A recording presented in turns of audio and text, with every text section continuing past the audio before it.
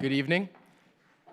I call this meeting of the Iowa State University Student Government Senate to order at 6:20 p.m.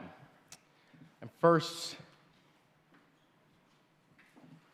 going to begin with an announcement. So I have a brief, unscheduled announcement. After a thorough internal review with executive leadership and Senate leadership regarding our performance this year, specifically our collective failure to secure a homecoming comedian, we have come to a difficult decision and a difficult realization. We have concluded that this legislative body is fundamentally broken and incapable of fulfilling its mandate to students. Therefore, effective immediately, the Iowa State University Student Government Senate is indefinitely suspended. All current legislation is void. You'll be removed from the teams at the top of the hour. Furthermore, this is the important part. Furthermore, this was a decision made jointly. The entirety of our remaining budget has already been liquidated and reallocated towards purchasing an excessive amount of birdseed for Sci and constructing a second, slightly smaller campanile purely for aesthetic and executive purposes. With that, we ask that you leave your placards on your desks, take your laptops, and clear the room peacefully.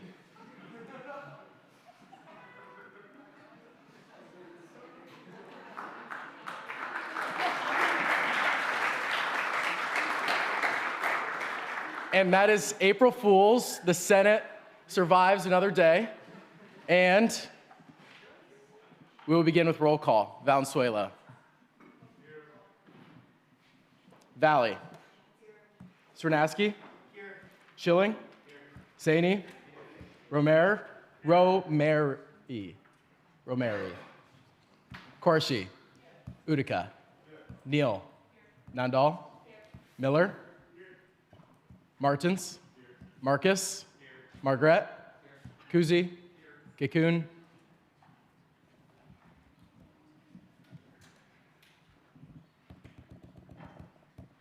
Kabir, Jones, Howbuff, Graybill, Grafe, Gardy, Fliggy, Einwalter, Dahmen, Carr, Bernal, Lima Barbosa, Bailey,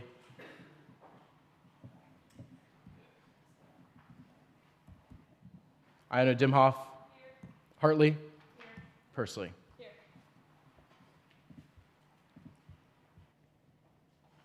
We'll now move to the Pledge of Allegiance led by our Sergeant at Arms.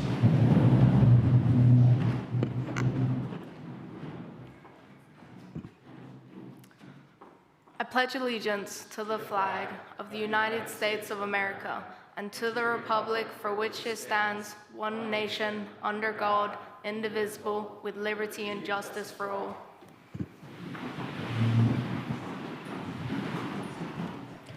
Seeing no program, we'll move to open forum. Open forum is an opportunity to discuss issues relevant to the student body. If you're up for open forum, I invite you to the lectern at this time.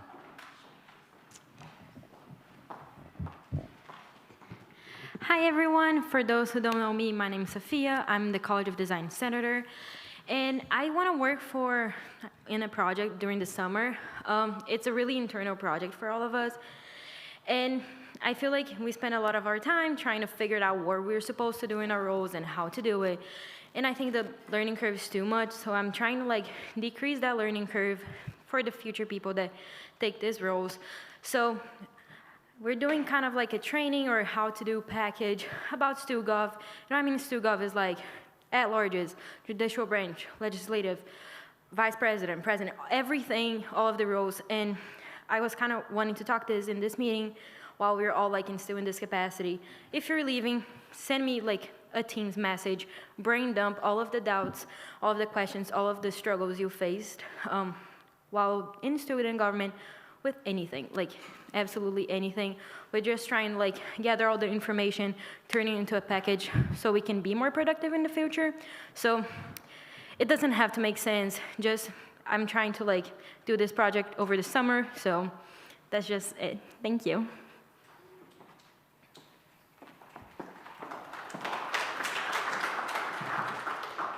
Okay, hi guys. Sorry, I'm reading off of my tiny phone screen, so bear with me. But good evening, Senate. First of all, I just want to say a huge thank you to everyone who's been with me on my journey in student government this past 3 years. If you don't know, my sophomore year, I was an at-large for the Sustainability Committee, and then these past 2 years, I've been co-director. I want to give a huge shout out to Lauren. She's talked me down off of so many ledges for Sustainability Committee, so thank you for that. But that's not the reason I'm talking to you today. As a cabinet member, I tend to not be able to voice my thoughts and opinions on bills during Senate. So here I am at Open Forum as a concerned student and somebody who's finishing up as in student government. I would like to say that one of the biggest reasons that I transitioned from an at-large to a co-director was not only because I wanted to be more involved in sustainability, but also because I felt heard by student government as an at-large. Being able to vote helped me understand that, yes, my voice does matter and encouraged me to continue to be involved. It's frustrating when, as a co-director, that now I'm being told that my input for sustainability-related matters in the bylaws are being dismissed by Rules Committee, and that at-larges are not going to be allowed to vote, or the senior-most members will be the ones with voting privileges. My committee, Lauren and I, have worked so incredibly hard and have proven positive impacts consistently throughout this year, as seen in things like the Daily article, published literally a couple days ago, about water bottle filling stations. After talking to some at-larges, I can confirm it's not just me who feels that voting encouraged them to continue to be engaged with the committee and get so much done. Student government is supposed to be about the students. About our committee, how our committee works is that we have passionate people working on projects to help issues that they have identified, that they have come to us during their application process and said, hey, we want to see change in this. They have been the ones that have come up with the projects, and Lauren and I have been able to help guide them with them. We've had over 40 applications this year, and similar to last year, we also had 40 applications with unique issues on what students wanted during those interview processes. Is that not proof that students want to be involved? To me, it feels hypocritical to continue to express wanting people to join student government, but then limiting their voice. I urge you all to take a minute and consider if you truly want to have more people able to use their voice for the betterment of student body, or if you're just saying that. Thank you.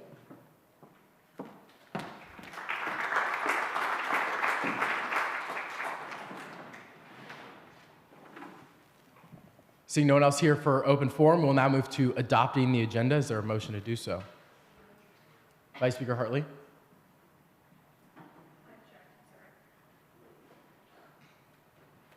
I motion to waive first read on 2026-3-034, should be 5F, and move it to the bottom of external matters. This was something that was discussed in chief officers a while back and was forgotten and dropped to a couple of bottom of people's emails, and we would still like to be able to sponsor part of Size Final Frenzy, so I just would like to be able to get that through tonight. There's been a motion to waive first read on 2026-3-034F, funding for pizza and prizes for Size Finals Frenzy. Is there a second? Are there any objections? Without objection, we're back on the main bill, or the agenda. There's been a motion to approve the agenda. It's been seconded. Are there any objections? We'll now move to the approval of minutes. Is there a motion to approve them? It's been moved and seconded. Are there any objections? Without objections, we'll move to committee reports, starting with rules. Hello, everyone. Rules had our last meeting last night at 6:30. We created our transition document for the next Rules Committee, and then our yearly bylaws update, that's part of the bylaws, or is required by the bylaws, will be seen tonight. Finance.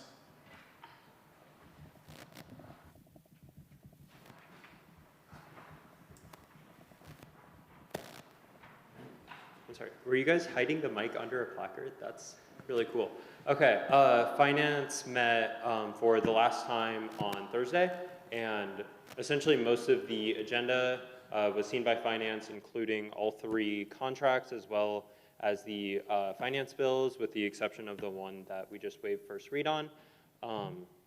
And I believe, and correct me, any of our senators, everything was passed favorably with the exception of the student legal contract, which was sent with no bias. Then we sent the student engagement line item transfer with no bias additionally. So if you have any questions, please let me know. I will also be at the podium for the big picture bill. So, PR. Hey everyone, PR committee will meet for the last time this Friday. Just a couple of updates for y'all until then.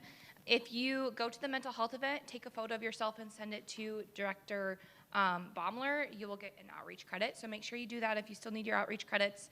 And then the photos that we just took, they'll get sent to you via a Skybox link. So everything has got moved to a Skybox. So that way we did max out the storage on the SharePoint. So you'll get that link here in the next couple of days. Until then, make sure you're reposting content, and yeah, thank you. Idea. Hey everyone, the IDEA Committee had its entrepreneurship event this week, Monday, and everything went smoothly and we had a great turnout. As for the IDEA Town Hall, we thought of rebranding it a bit, and we were thinking of taking a survey instead of hosting a town hall, as we think that it might not be the best outcome. So that's all there is for me to say today. Thank you. Events. Hey everyone, so the only update from us is that we will see you Monday night for inauguration at 6 p.m. and then the program will be to follow at 7:15. Local affairs.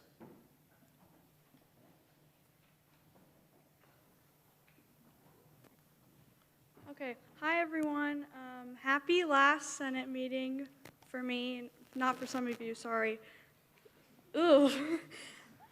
Yesterday I was able to tour the new Fitch Family Indoor Aquatic Center with the City Council and meet with some of the donors who helped fund that project. I'm really sorry that you guys haven't been able to see it yet because it looks super awesome, and I feel a little bad telling you that when you can't go yet, but it'll be open this spring. Additionally, I'm here to help you with anything you guys need, side or city-wise. I promise not to delete Teams off my phone until probably like 7 p.m. on May 17th when I graduate. Also, finally, I just want to thank you guys for allowing me to represent you at City Council meetings for the past 2 years. It's been one of the greatest experiences that I've had in college, and it's really been an honor. I also want to recognize our seniors in local affairs, Kennedy, Raul, Delaney, and then my excellent Vice President of SciRide and Vice Chair of Local Affairs, Lauren, and then finally, one of my best friends and one of my roommates, Ella. Thank you to the rest of the committee for all the hard work that you guys have done. I'm really proud of what we've accomplished this year, and I think it's been a great time.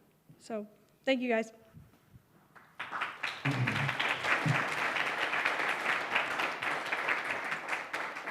Sustainability. Hey guys, so we also had our last meeting of the semester. It was right before this, and even though we will not be meeting again for a while, we do have a lot of things coming up. So we are going to be helping out with an After Dark on April 10th. Pull up, please. As well as next week. Yes, or no. I'm lying, sorry. On Earth Day, we're going to be doing a tabling event in UDCC from 11 to 1. You should also show up. It'll be super cool. As well as, I believe Delaney would love me to say there's going to be a tree planting on April 15th and also a prairie burn, 18th? 19th, April 19th. I'm so sorry. And then there's also going to be a prairie burning next week, so if you're interested, please hit her up. That's also the first. There's also going to be a plant swap with the city on May 2nd, which is also the first day of the farmers market, so please get involved. And then we also are going to be potentially going to go help out on one of the student farms, so if you are interested in joining us for a planting day, please reach out and I can help coordinate times. Otherwise, yeah.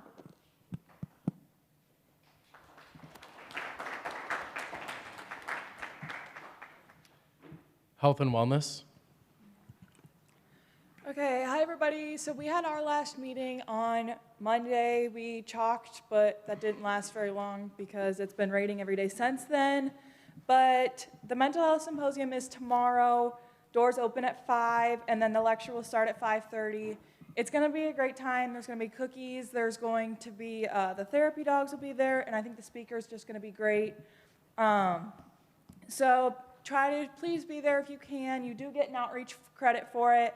And then the Out of the Darkness Walk is also coming up. It is April 25th. Anyone who wants to attend that is encouraged to register as soon as possible. And then there'll be door prizes, a coffee truck, and then the ISU Line Dancing Club will be there teaching line dances. So that's also going to be super fun. Excited to see everyone, though, on Thursday. Legislative ambassadors. Hello, everyone.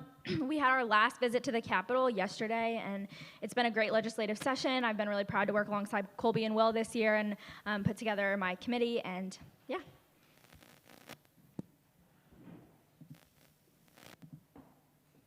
Academic affairs.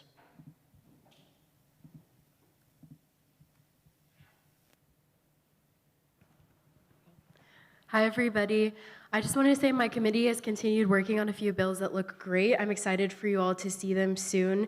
Thank you to all my committee for picking up the challenges and hard conversations I've thrown at them this short time we've had together. They were truly, truly my dream team, and I couldn't imagine it having went any better. Thank you for all of the great moments over the last year and 2/3 or so serving as the Academic Affairs Director. I've loved serving as the Faculty Senate representative and going to all the different meetings I've been able to go to. It's crazy that it's over, and I'm really excited to see where you take the new Academic Affairs Committee in the coming years. Comments from the judicial branch?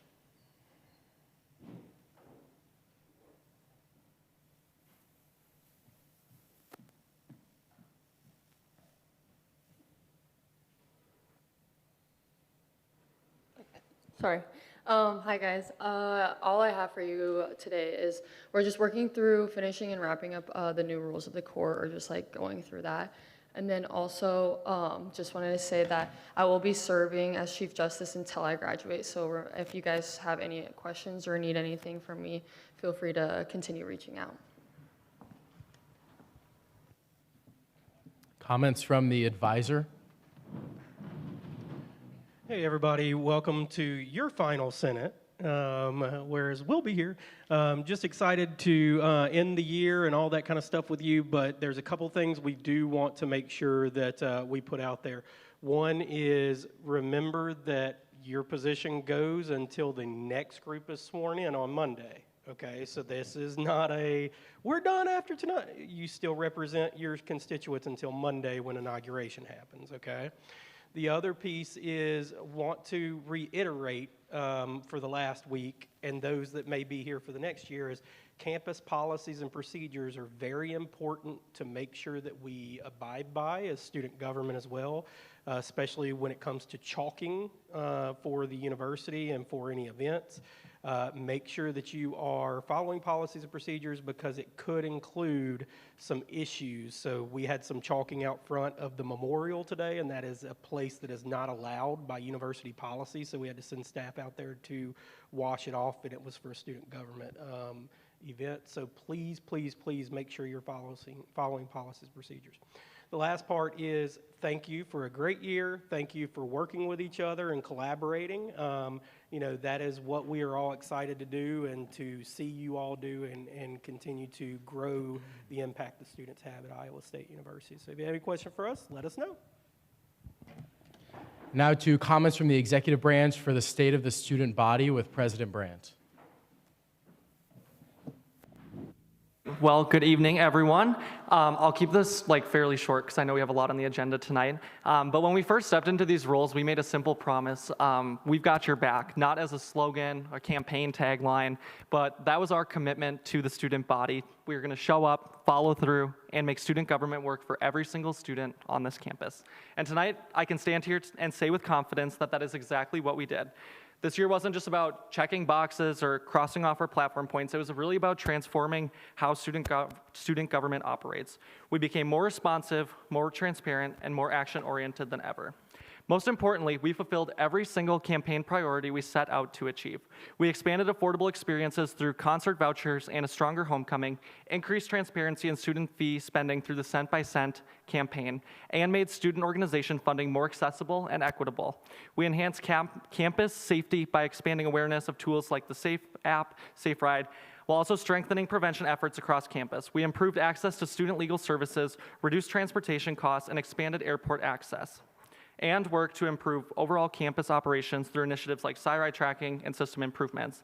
At the same time, we prioritized building a stronger campus culture rooted in accountability, safety, and support for all students. And we did this with a team where more than half had never been involved in student government before. That proves you don't need experience to make change. You just need commitment and a willingness to show up for others. None of this would have been possible without our dedicated cabinet, whose leadership, long hours, and commitments to students drove this work forward every single day. And because of that, because of the students in this room and organizations across campus and the partnerships we've built, I'm happy to report that the state of the student body is strong. None of this happened alone. It was built through partnerships with campus leaders, departments, and most importantly, with the student body. Serving as the 73rd student body president has been an honor. This role is not always easy, and it was far from glamorous, but it was meaningful. And what made it meaningful was our students. The students made this role worth it, and it's been an incredible honor to serve as your student body president. We'll have a full press release shared on Monday that will detail all of our accomplishments further in detail, shared with students and administrators. But as I close tonight, I just want to return back to where we started. We've got your back. This year, that wasn't just something we said, it was something we proved. Thank you.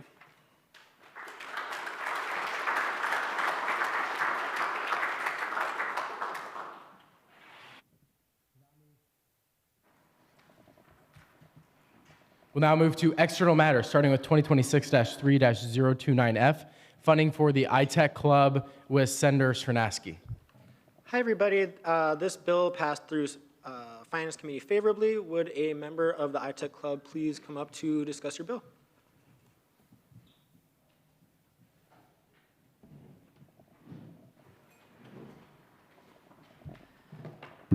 Hello, everybody. My name is Emerson Pratt, the president of the Industrial Technology Club. A little bit about the Industrial Technology Club. It's really just about connecting students with the industry of technology and applied engineering. So our club is requesting funding for our club to go down to New Orleans to the ATME conference, which is our accreditation association. So at the ATME conference, there's anything from workshops, seminars, and there's a lot of other things that the students have opportunities to do. So we met the other Wednesday, and that is why we are here.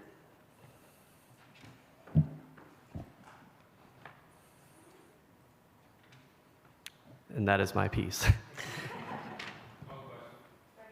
So I called the question and seconded. Are there any objections? Seeing no objections, closing comments. Any closing comments, Senator Srinaski? No, this bill looks great. I'm excited for you guys. All right.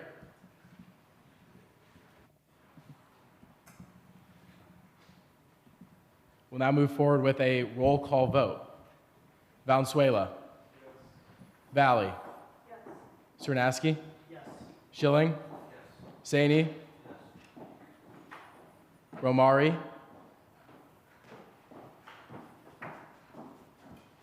Korshi. Yes. Utica. Yes. Neal. Yes. Nandal. Miller. Yes. Martins. Marcus? Yes. Margaret? Yes. Kuzi? Yes. Kabir? Yes. Jones? Graybill? Yes. Grafe? Yes. Gardy? Yes. Fliggy? Yes. Einwalter? Yes. Dahman? Yes. Carr? Yes. Bernal? Yes. Lima Barbosa? Yes. Ionu Dimhoff? Yes. Hartley? Yes. Pursley?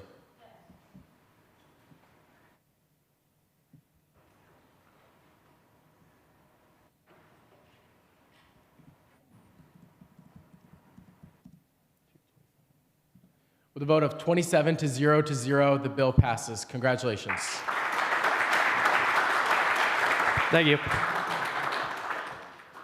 We'll now move to 2026-3-030F, Funding Car Club Spring Show with Senator Marcus. Yeah, so this bill was sent favorably by Finance. This will be for their spring show, which I will let them explain to you. Hi, so my name's Justin. I'm the president of Car Club for this year. So our spring show is a show we host every single year. It's a lot of, we're into cars obviously, so it's a show where we are in Lot 10 above Town Engineering Building, and it is more of an outreach event to all the people around Ames. We get people from Des Moines, we get high school students from Ames and around the area, and just connecting with our current members. It's just a really chill show to just kind of hang out and build connections with our existing members and future current members. It's just a outreach event with that, and it's a good time for all of us involved. Speaker Pursley. Do either of you have cars that you show? Yes, both do. What are they? I have a 2001 Honda Prelude. If you've seen it, it's blue with the cherry blossoms on it. If you've seen it, you've seen me. And I just got a red Tesla Model 3, so, yep.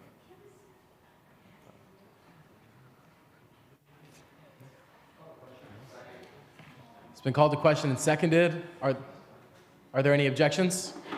Closing comments? Senator Marcus, no closing comments? Vice Speaker Hartley? Motion to remove Senator Nandal and Senator Romari from the roll. Second. There's been a motion to remove Senator Nandal and Senator Romari from the roll. It's been seconded. Are there any objections?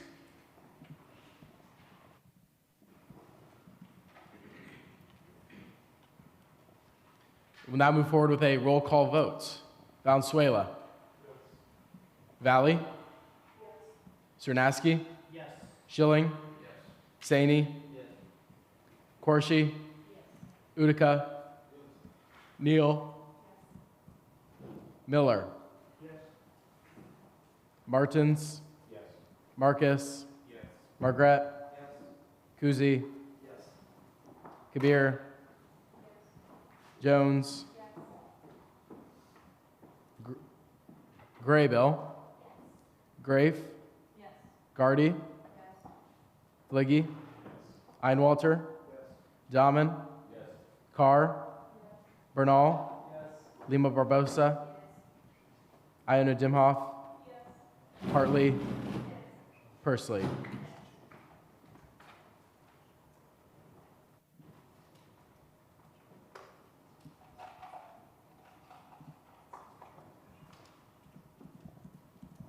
The vote of 27 to 0 to 0, the bill passes. Congratulations. Thank you.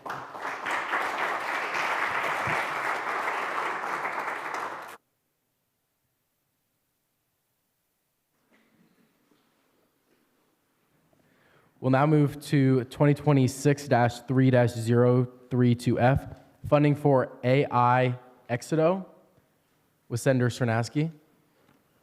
This bill passed through Finance Committee favorably. Could a member of Al Exito please come up and talk about your bill?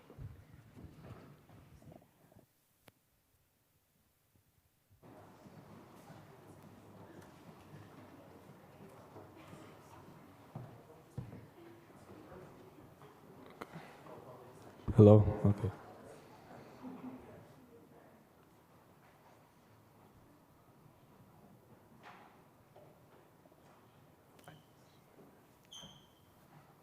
You're good to begin?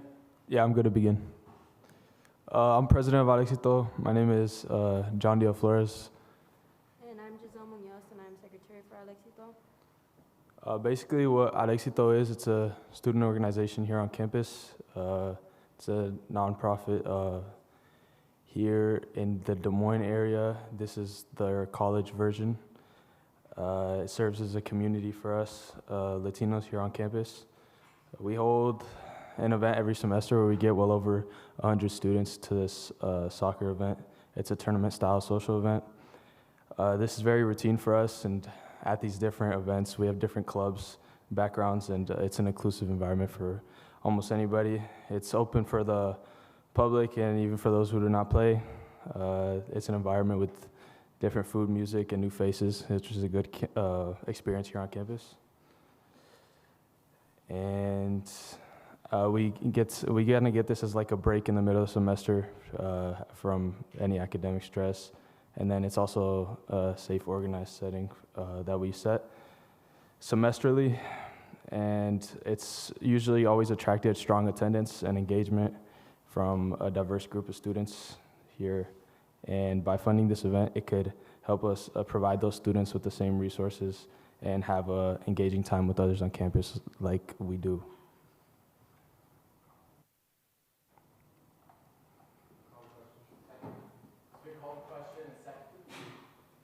It's been called to question and seconded. Are there any objections? Seeing no objections, are there closing comments? Seeing no closing comments, we will move forward with a roll call vote. Senator Valenzuela. Yes. Valley. Yes. Cernaski? Yes. Schilling? Yes. Saini? Yes. Corshi? Yes. Utica? No. Neal? Yes. Miller? Yes. Martins? Yes. Marcus? Yes. Margaret? Yes. Kuzi? Yes. Kabir? Yes. Jones? Graybill, Grafe, Gardy, Fliggy, Einwalter, Dahman, Carr, Bernal, Lima Barbosa, Iona Dimhoff, Hartley, Pursley. The vote of 27 to 0, the bill passes. Congratulations.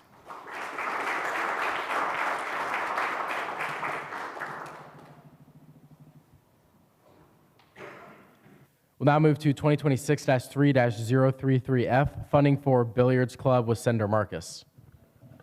Yeah, so I believe we have somebody from Billiards Club.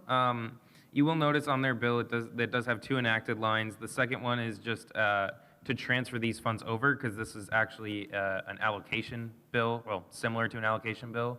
These funds will be for their year worth of pool table rentals next year for FY 27. Do we have someone from? Hello, everyone. My name is Ethan Stravers. I'm the president of the Billiards Club, and we are requesting $1,000 for pool table rentals for the next academic year. Thank you.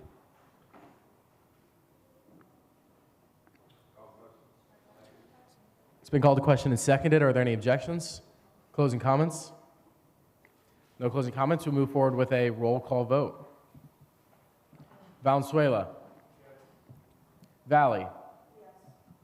Cernaski. Yes. Schilling. Yes. Saini. Yes. Corshi. Yes. Utica. Neal. Yes. Miller. Yes. Martins. Yes. Marcus. Yes. Margaret. Yes. Kuzi. Yes. Kabir. Yes. Jones. Graybill, yes. Grafe, yes. Gardy, yes. Fliggy, yes. Einwalter, yes. Dahman, yes.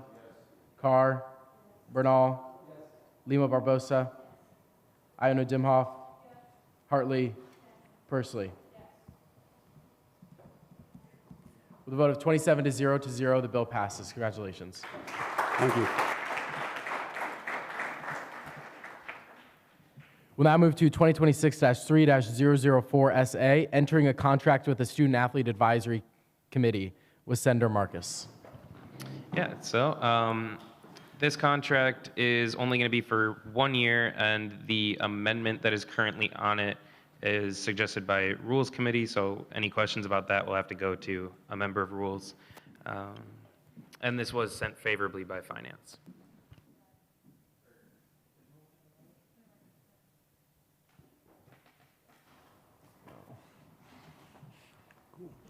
My name's Xavier. I'm the treasurer on our Student Athlete Advisory Committee. We advocate on behalf of all student athletes here at Iowa State University, and we're looking to start a composting program at our dining facility next to Jack Trice Stadium. Currently, we don't compost any of the food there. When we ran a simulation, we could be composting up to 450 pounds of food per week, so yeah.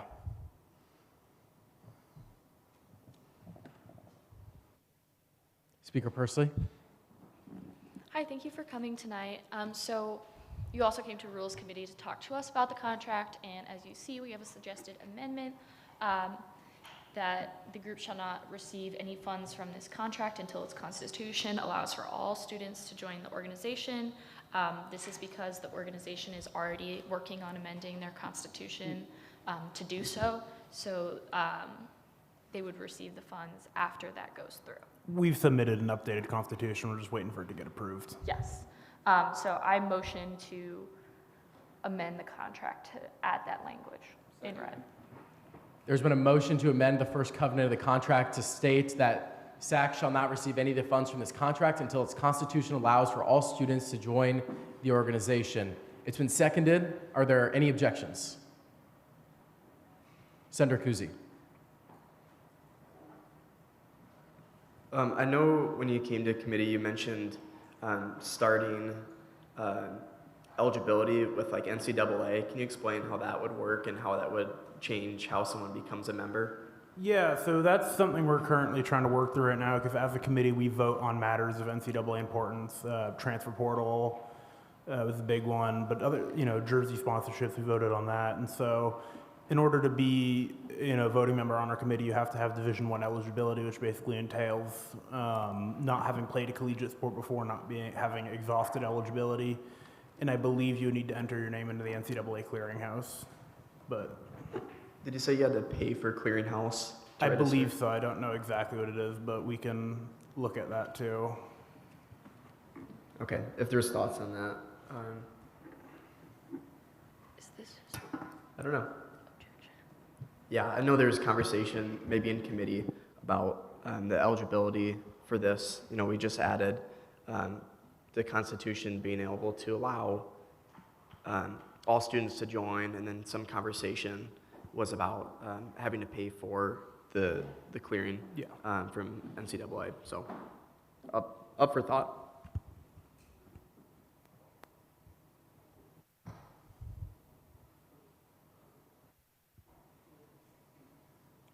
Senator Lima Barbosa. So, just a quick comment to everyone. I don't think the student organization, is being benefited financially somehow through this contract. They came to sustainability and they came to finance to try to do something sustainable and responsible. So this is not like we're giving money to the organization that just some students are gonna be using. This is funding almost a sustainability project because, and again, they came to us looking a way to improve this. So again, this is not voting for the organization to receive any sort of money. This is voting to a sustainability project, kind of. Senator Jones. Okay. We reviewed this in finance, and I am all in favor for this contract. It does such wonderful things. I mean, they're starting composting at the dining hall, which isn't that awesome. When it pertains to this specific clause, I don't know if we need to have this clause in it because funding a contract and funding the club are kind of two different things. You can fund the contract because the contract doesn't directly impact the club. The club is doing great things, but they're not linked. Does that make sense? Does everyone understand? Right, okay. So while my feelings of, having membership in the club and buying the NCAA thing is different, I can understand that this contract is wonderful and it does wonderful things for dining halls, or for the dining hall, and it does wonderful things for sustainability versus, okay, does everyone understand where I'm coming from there? Okay. And we have a separate budget allocation that we're working with NOAA and Finance they put our main budget allocation on the contingent of us opening up to everybody. So that's something we're working with them on right now as well for our broader budget.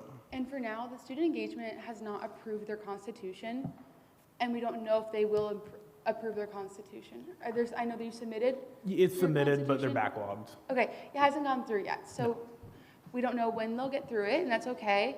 But having this clause in there might deter them from being able to receive funding until they're. You see what I'm saying? Yeah. Speaker Persley. Okay, my question is for any senator in sustainability. I'm just curious if this was a sustainability-related project, why was it not funded by the Green Initiatives Fund? So when I said sustainability, I kind of meant like the word sustainability, not the sustainability committee. And I remember having like a reason about it. I think it's because it's a student organization. Yeah, so I worked with Lauren on this. We actually went to her first, and the reasoning that we came to is that it would be better served as a contract since the money is all going towards FP&M pickups, which is a weekly expense. I don't know if you could explain that better, but.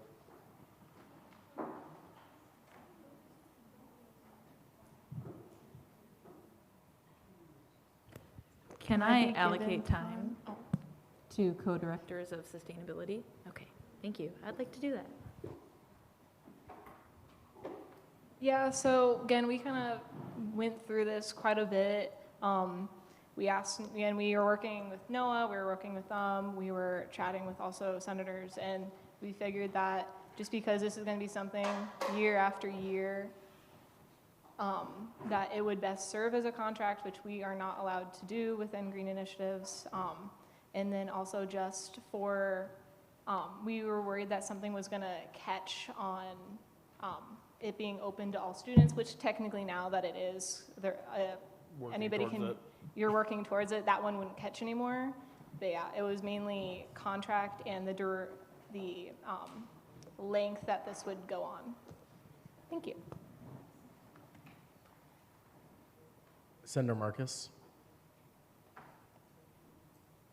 Yeah, I just wanted to quickly voice my agreeance with Senator Jones.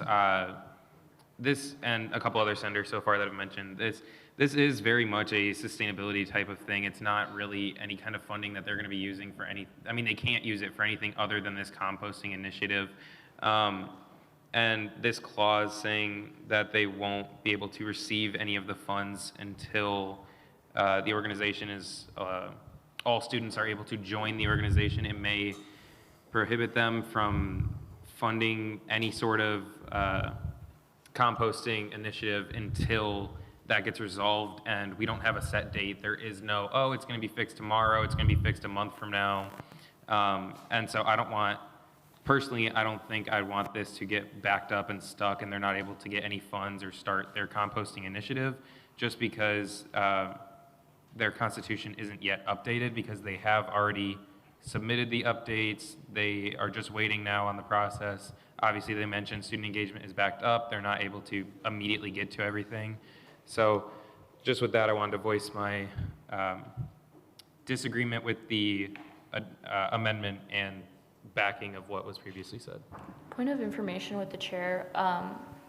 Was this amendment adopted, or yes, are we on? Without objection. Okay. Yeah. We're on normal debate of the bill. The amendment was adopted without objection.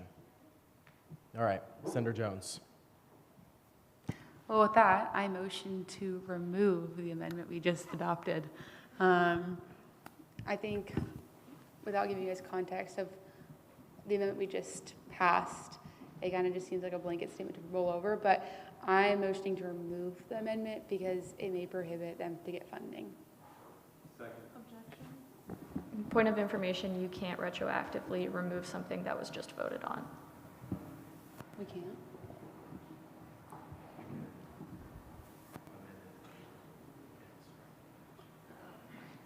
Okay, so I amend. You can motion to strike the language. I am motion to amend to strike the language that we just adopted in the bill. Senator Jones motioned to amend the previously adopted agenda by striking the language added in under the first covenant. Is there a second? Are there any objections? Object. Senator Iona Dimhoff.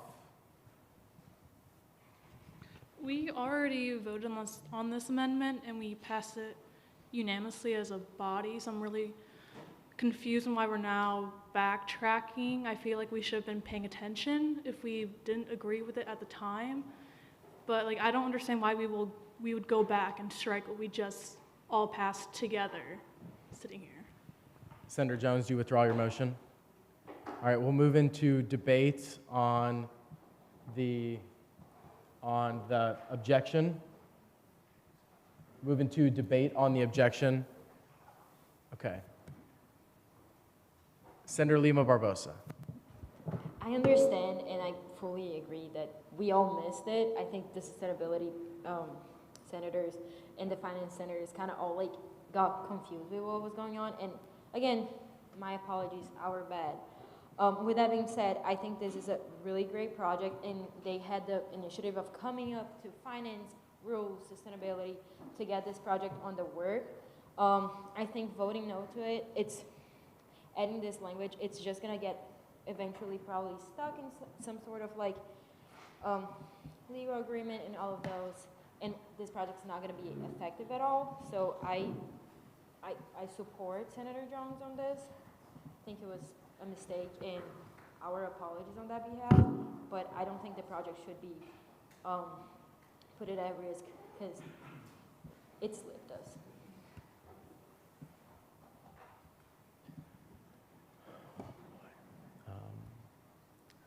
Senator Grafe. Yeah, I just also want to voice my support for striking the language.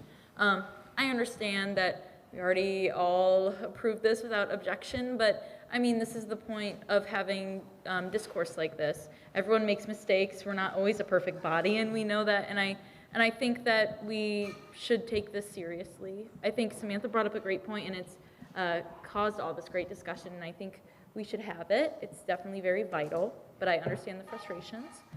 I also want to talk about it from a sustainability point.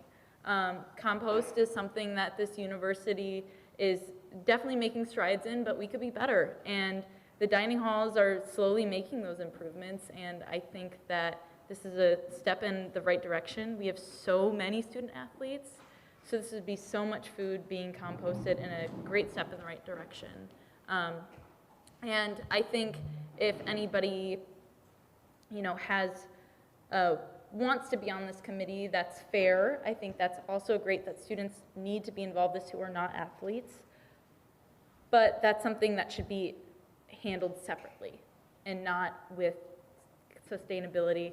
That's going to benefit everybody, not just the people in this university. So that's all I have to say. Senator Jones. Okay, you've already heard my opinion on this. I want to give you more further clarification. The reason where this is coming from is because we have funding tiers, and this stems from being able to fund different organizations at different tiers, and that's where the original discourse comes from of, are they funding eligible, are they sponsored, are they partnered? You already know my standpoint that I would love to pass this bill, and we made a mistake. I apologize. I completely missed the amendment. I apologize. I want to show you my support for this bill with that motion stricken, I don't know the words, and I think it's so beneficial. So you know my opinion. There we go.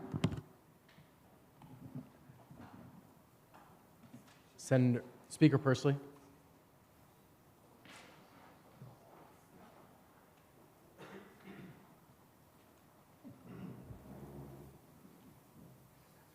Senator Neal.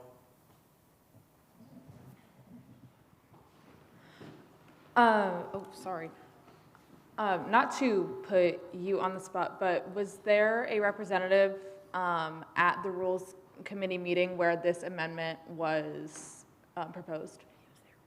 Yeah. And then did you have an issue with that amendment when it was proposed? I was not there, no, when it was proposed. I told them I would be there. They started early. Yeah, I wasn't there. I got there right as they were wrapping up. I guess then from a club perspective, do you think that this amendment would actively hinder your ability to get this program off the ground in, looks like July? By July, probably. It's tough to say because we're really at the mercy of student organizations at this point.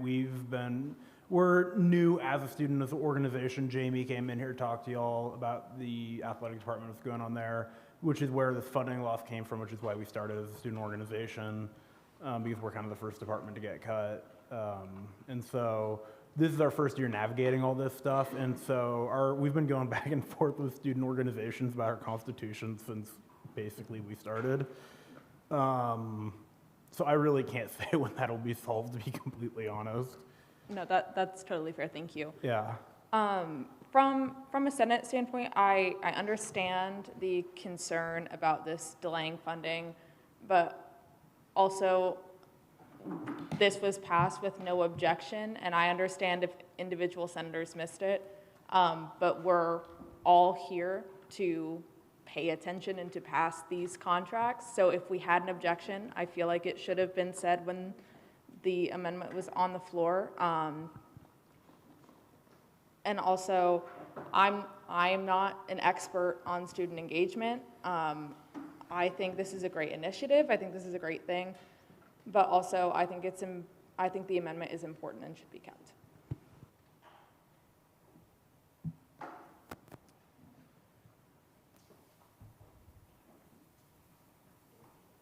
Speaker Pursley. Okay, for some more clarification, I'm pretty sure you were there when we passed this amendment because I remember discussing it with you. I don't know if we can get someone else from the Rules Committee. I got there right at the tail end. Like, y'all were getting up ready to leave. Riker actually had to fill me in on the hallway about what y'all talked about. Did we talk to him about the amendment? I explained the amendment to him after he got there, right after it was passed by rules as an amendment you wanted to send it with to finance. He got there like right as you were voting on sending it to finance committee. Okay. Sorry about that.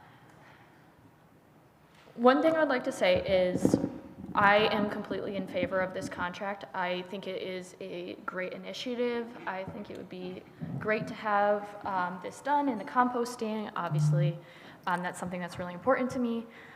So the contract as a whole, I think is great. I do think it's important that we include that line, especially because I just proposed it and there was no objection. That just because I want to include that, Rules Committee wants to include that line does not mean that we don't think that this is a good contract or that we would vote no on it.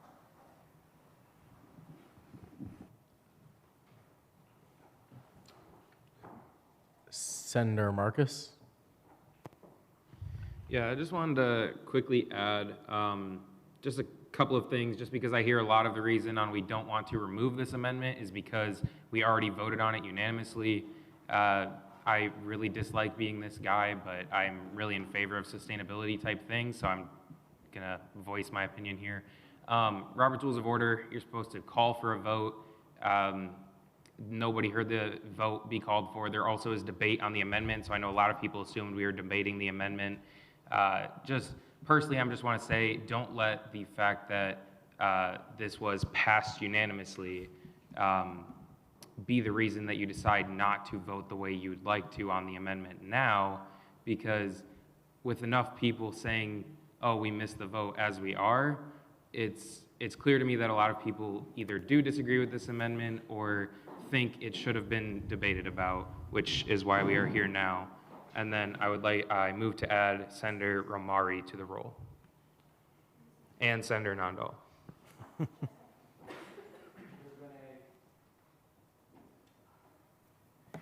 There's been a motion to add Senator Romare to the roll and Senator Nandal.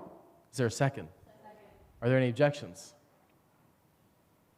Senator Lima Barbosa. So, one more time, again, I apologize under everyone that missed it, and it should not have missed it. With that, I just want to talk a bit about funding this organization overall. It's been a big back and forth in finance.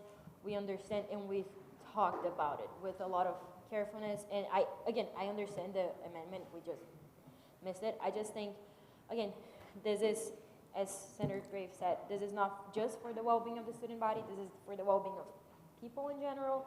So despite I understand, and again, it was our bad, I think if we don't vote in this, if we vote with how it's written right now, we're not prioritizing the well-being of the students that can be brought with this contract.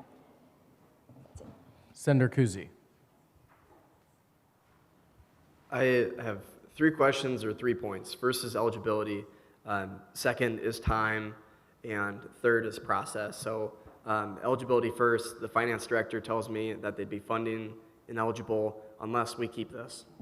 So I can yield to the finance director to confirm that. So Brody, real quick before we do that, since we have them here, can I yield to, sorry to put you on the spot, Mara, but I think it'd be super beneficial if you could talk about how constitutions work a little bit. Is that okay? I just think that that would be beneficial for the body. Yeah, if you have a specific question, I would be happy to answer it. Just how do constitutions work is a really big question. So I submit a constitution. It's not approved yet. Which one is valid? Is the old one? If you have one that is currently updated as per policy, so updated sometime in the last 4 years, that is the current constitution. I know that to be true right now for your organization.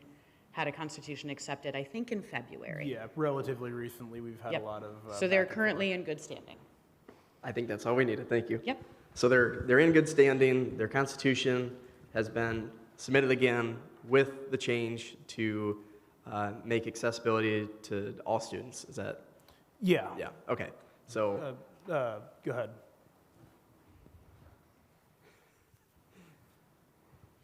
Their current constitution does not have their most recent amendment to accept all students as members. Yes, the current constitution has been submitted but not accepted. The new one has been, you know what I'm saying. The one with their suggested amendment has not yet been reviewed and accepted.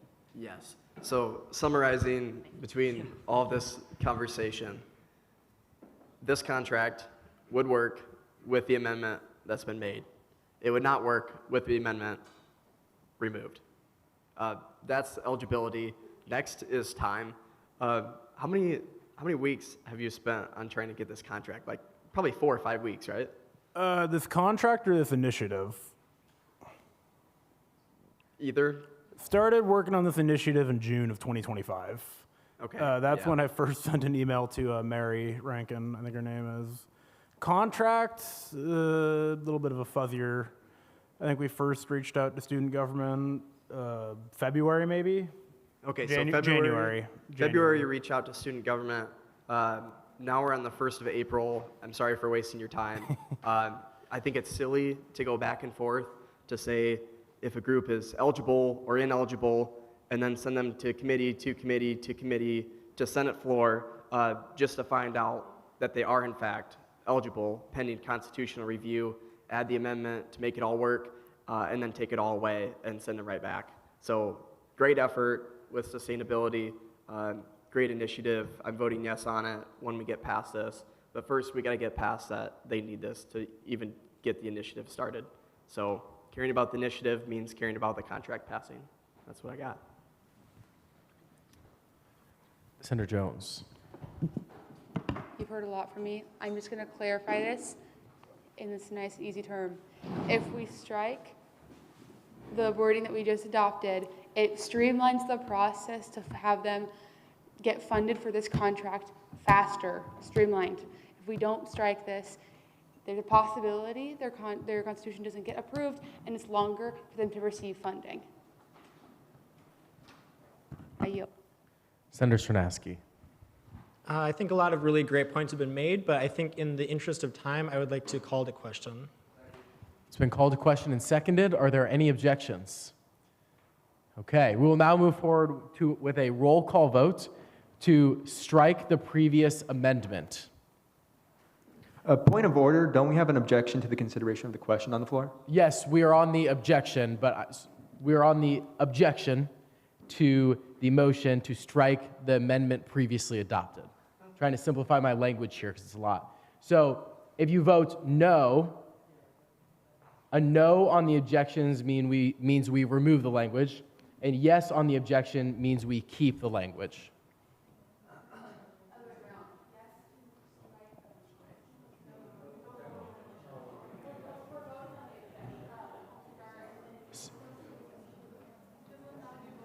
Yes. So what we're going to do is we're going to vote on the objection first, and then we're going to see if there are any more objections, and then we're going to vote on the proposed amendment, which is the striking of the language. So a no means you would like to remove the language. A yes means you would like to keep the language. Does this make sense? Very good. Okay. Roll call vote has been called for. Valenzuela. Valley. Srinaski. Schilling. Saini. Romeri. Corsi. Utica. Neal. Nandal. Miller. Martins. Marcus. Margaret. Kuzi. Kabir. Jones. Graybill. Grafe. Gardy. Fliggy. Einwalter. Dahmen. Carr. So a no means you would like to remove the language. A yes means you would like to keep the language or the amendment. Bernal. Yes. Lima Barbosa. No. Iona Dimhoff. Yes. Hartley. Yes. Persley. Yes. Valenzuela. No. Romeri. No. Nandal.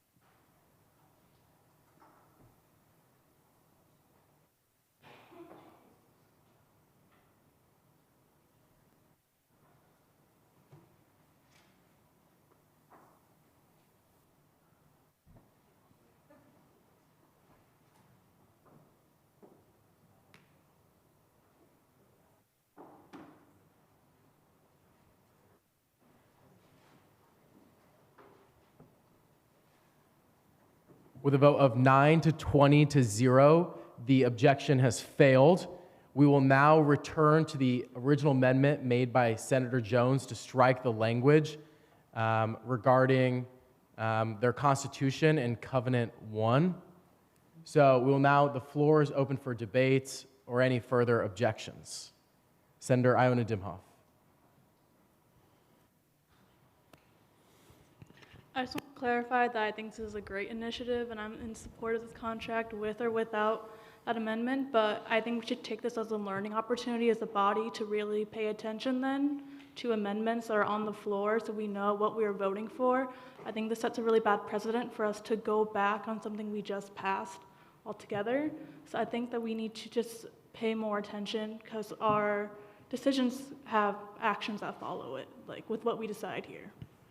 If I may, I really don't want to be made an example out of. No, I think this is great. I just want to clarify for everyone.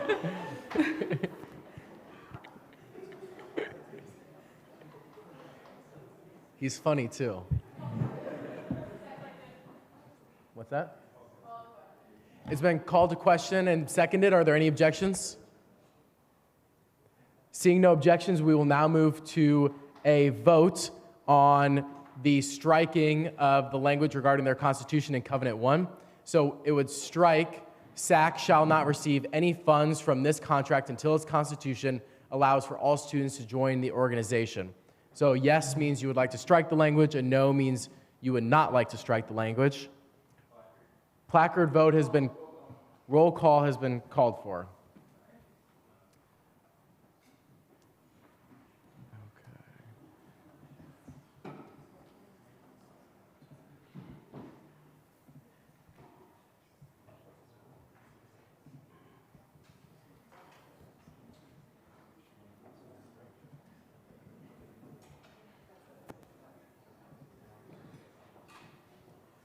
All right, we will now move forward with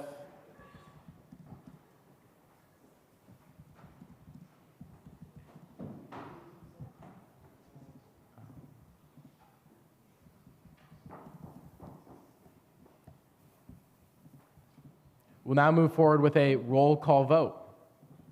Valenzuela. Yes. Valley. Yes. Cernaski. Yes. Schilling. Yes. Saney. Romeri. Yes. Quarshi. Yes.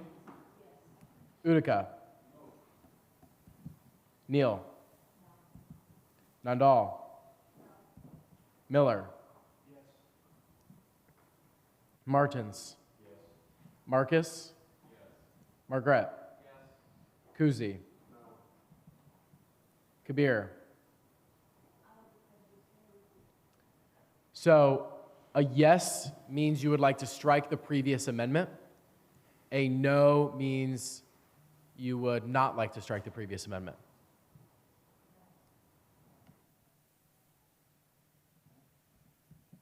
Jones. Yes. Graybill. Yes. Grafe. Yes. Gardy. Yes. Fliggy. Yes. Einwalter. Yes. Dahmen. Carr? No. Bernal? No. Lima Barbosa? Yes. Iona Dimhoff? No. Hartley? No. Pursley?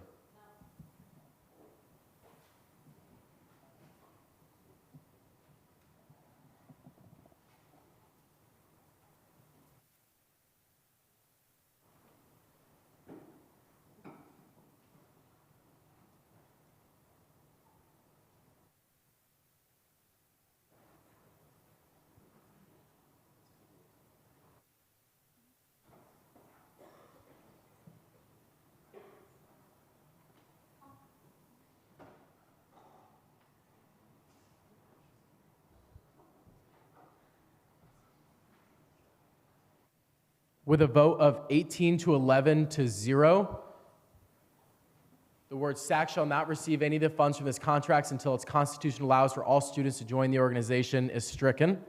We will now move back to debate on the full bill and contract. It's been called to question and seconded. Are there any objections? Closing comments?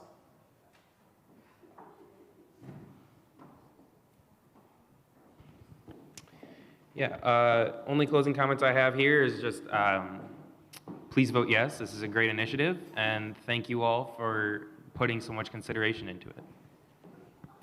We'll now move forward with a roll call vote. Valenzuela. Yes. Valley. Yes. Cernaski. Yes. Schilling. Yes. Saney. Yes. Romeri. Yes. Quarshi. Yes. Utica. Yes. Neal. Yes. Nandal. Yes. Miller. Martins? Yes. Marcus? Yes. Margaret? Yes. Kuzi? Yes. Kabir? Yes. Jones? Yes. Graybell? Yes. Grafe? Yes. Gardy? Yes. Fliggy? Yes. Einwalter? Yes. Dahmen? Yes. Carr? Yes. Bernal? Yes. Lima Barbosa? Iona Dimhoff? Yes. Hartley? Yes. Pursley?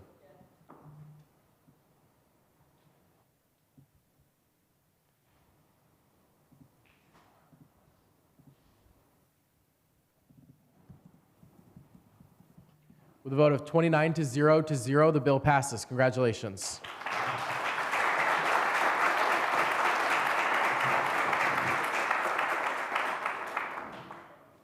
That was thunderous. We'll now move to 2026-3-005 SA, Men's Basketball Club Debt Contract with Sender Saini. The men's basketball club, they defaulted some payments a few years ago, but we were not able to fund them just because of these default payments. And now they've agreed to enter into a debt contract with student government. This is a bit different from every other debt contract you all see because of the payment terms a little bit. Well, the number of total years remains the same, but the amount per semester for the first half or the first year has changed a little bit because from the request from basketball club, they wanted to pay $200 in the first semester and then skip one semester and then pay the rest of the fee at a minimum price of $100 per semester for in total of 5 years. And if there are any questions concerning to the contract, either me or Director Canmeyer can answer them.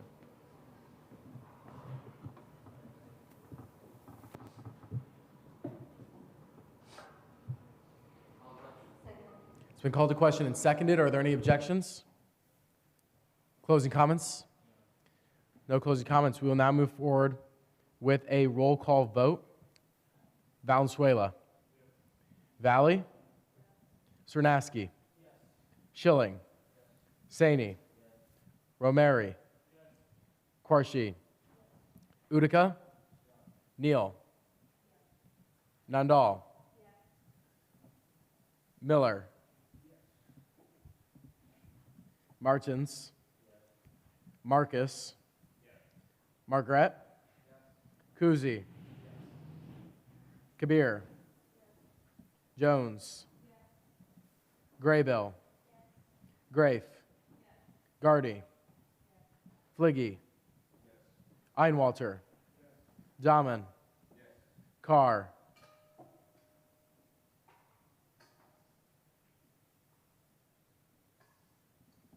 Bernal?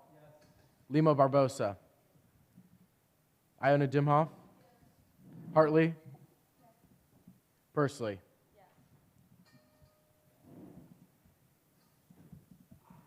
With a vote of 28 to 0, the bill passes.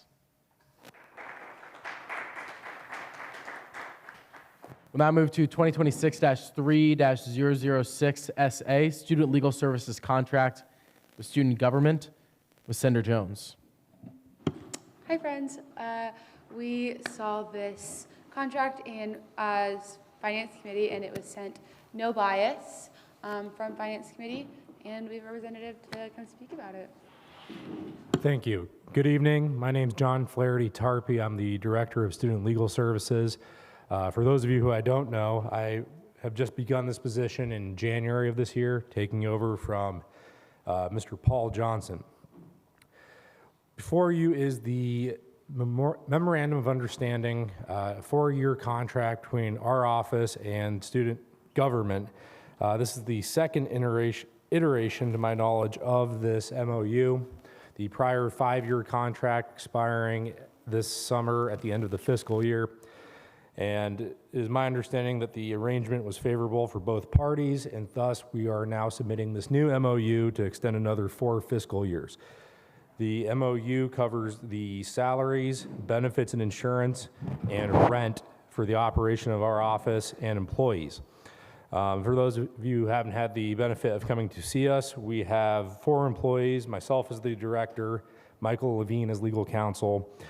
We've recently hired Katie Brandenburg as student legal advisor, and our secretary, Joy Troger, all of whom are, as always, respectful of your attention to this matter and happy to serve the student body.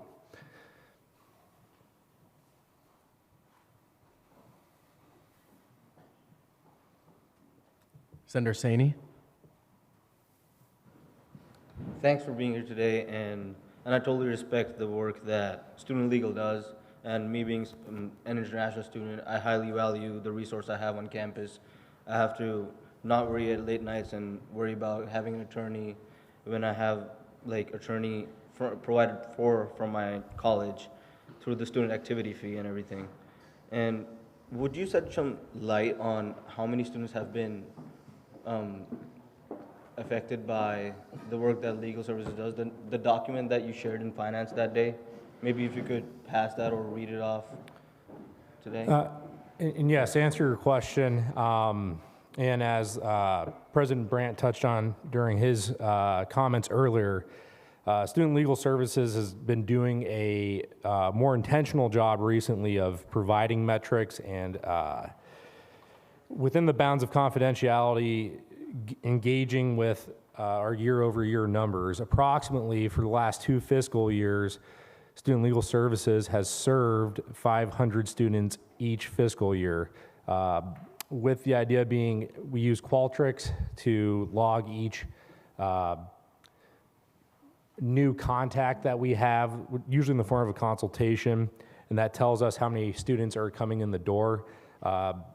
Qualtrics alone does not give us more information on what we represent those students on necessarily, other than the survey questions involved. So that's how we can speak to 109 of those cases in the most recent fiscal year being immigration-related cases. Further than that, and again, we are somewhat constrained by confidentiality requirements about what we can provide information from on each case. But broadly speaking, the numbers that we have are that of those 500 odd cases each year, 35% are from graduate students, 43% from non-citizen students, i.e. immigration, and overall, about 85% of those are off-campus residents, and typically that's an indicator of sophomore or later in the education process.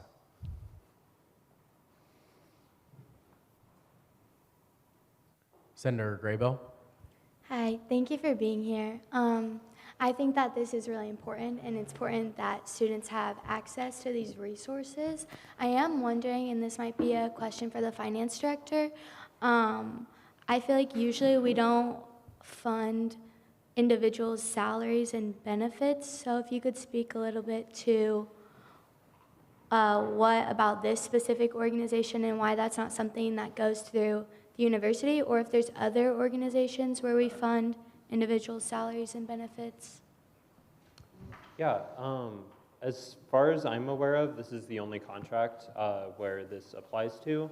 I mean, we do pay for our own administrative assistant as an example of like a salary. But other than that, that's, this is the only contract where that applies. I'm not entirely sure on the history of that. But we do fund, you might have seen it in the annual allocations bill from last week, we do fund other expenses for student legal services. We just do it on a year-by-year basis, whereas salaries, you have to be more consistent in having a contract, if that makes sense. Thank you. And then do you know, have you guys gone to the university before, or do you usually come? How long have you been sponsored by student government? Yeah, so the office approximately has a 35-year history. Previously, the 2 attorneys that originated that office until recently both still worked here. And so we're able to speak to this with personal experience, but to my understanding, this has been the arrangement where student government has funded the salaries and benefits of the individual attorneys and the legal assistant throughout the history of the office. Previously, student legal services existed purely under student government and thus did not have the eligibility, to my understanding, of being funded through the university. In recent years, we are under the umbrella of the Dean of Students office, but that was more of an administrative change, and for the prior approximate 35 years, year over year, the salaries have always been funded by student government with Student Legal Services being a partner organization. I think is the term they applied to the office as the only one that does pay salaries. But beyond that, I can't really speak to why at the inception of the office that was the choice that was made. Thank you. Senator Bernal. Okay, this is going to be directed towards the finance director. So I understand like through today, we're possibly spending a lot of money. So my question is, what might be the state of like our potential, finances, like in terms of maybe a potential deficit or or close to, I just want to see what the state of our finances may be. Hypothetically, if we either pass it, everything here or close to passing, will we be in a deficit? Will we be close to break even, or like will we have a surplus? Yeah. Okay, I could go many ways with this. So if we just outright like didn't pass it, which I wouldn't recommend, it would probably be around even, probably a slight deficit. But regardless, because of annual, we'll get more into this with the big picture bill, but because of annual allocations and then the plan considering our reserves, we will regardless be headed into a deficit. And considering the amount of money that we had from surplus of previous years, this was the long-term plan. Now, how much of a deficit is really up to the Senate. Right now, we're probably looking at something, and this depends on how much is spent and unspent in annual allocations, and that varies year by year, but probably something around 500 to 600,000 if the contract is passed as is. A quick follow-up question: what's the amount of money we have in like the reserve account, which we? Right now in the. So I'll quickly clarify. So this will come out of the recurring debt and obligations account, which is our contracts account. Currently in reserves, we have a little over $2 million. So you can see why, and that money sits there, it doesn't incur interest, things like that. And as a result, you can see why we would want to spend that, because it doesn't really have much value sitting there. I yield. Senator Speaker Persley. Yeah, thank you for being here tonight. My question is, how much of an increase is this new contract versus the previous one? It's under my understanding that we'll be paying for a fourth attorney versus just 3, which is what it previously was, or a third attorney versus 2 previous, right? Yes, the latter. We're going from, and just more on that, we have traditionally had 2 positions as legal counsel, and with being part of the Dean of Students office, my position as director is one that we must have, as in every office within the Dean of Students office has a nominated director, which is myself, and I'm also a licensed and practicing attorney, and I represent the students. There's the other legal counsel position, just because from the inception of the office, there was 2 attorneys working. And then recently we have hired a position titled Student Legal Advisor through the Dean of Students office. That is a licensed attorney. However, they're meant to serve more of a dual role in being both a litigator to represent the students, but also the other portion of their work duties is to engage with the students and increase the foot traffic and the number of students that we have through the office each year. That being the recent initiative of the office. Given that our sense is there is a great demand for our services, but the student body as a whole could be better informed about the availability of the services and their free nature. And so with the idea of attempting to increase that engagement with our office, that is the intent behind this recent job creation. And of course, like I said, we'll be continuing to monitor the metrics that we have for student engagement, with also with the ideal of increasing the amount of student engagement and having that be a consequence of this new role. But more specifically to your question, the last MOU ended in this most recent will be ending in this fiscal year, June 30th, 2026. And under the prior MOU, fiscal year 26 had a total allocation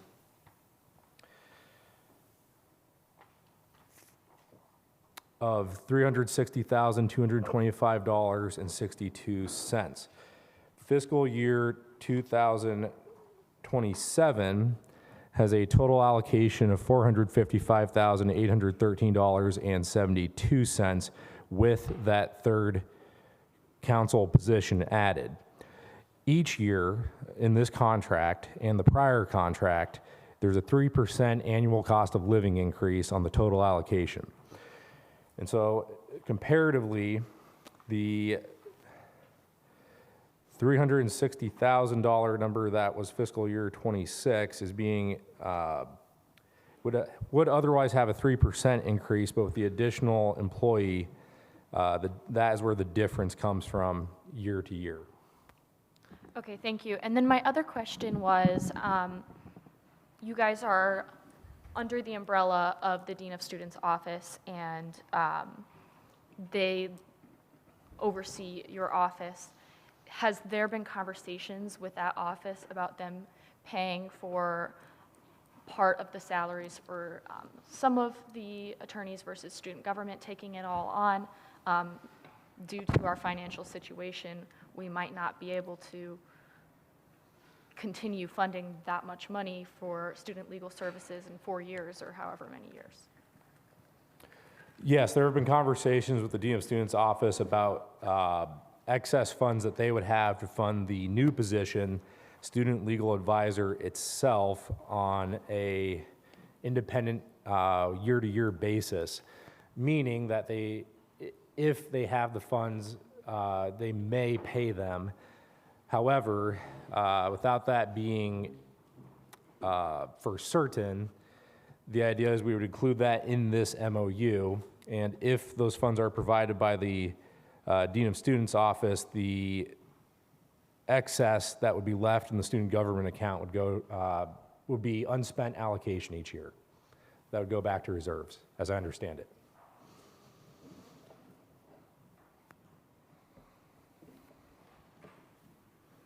Senator Nundal.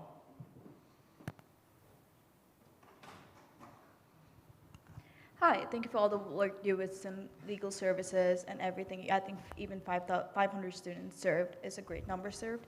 My question is to the finance director.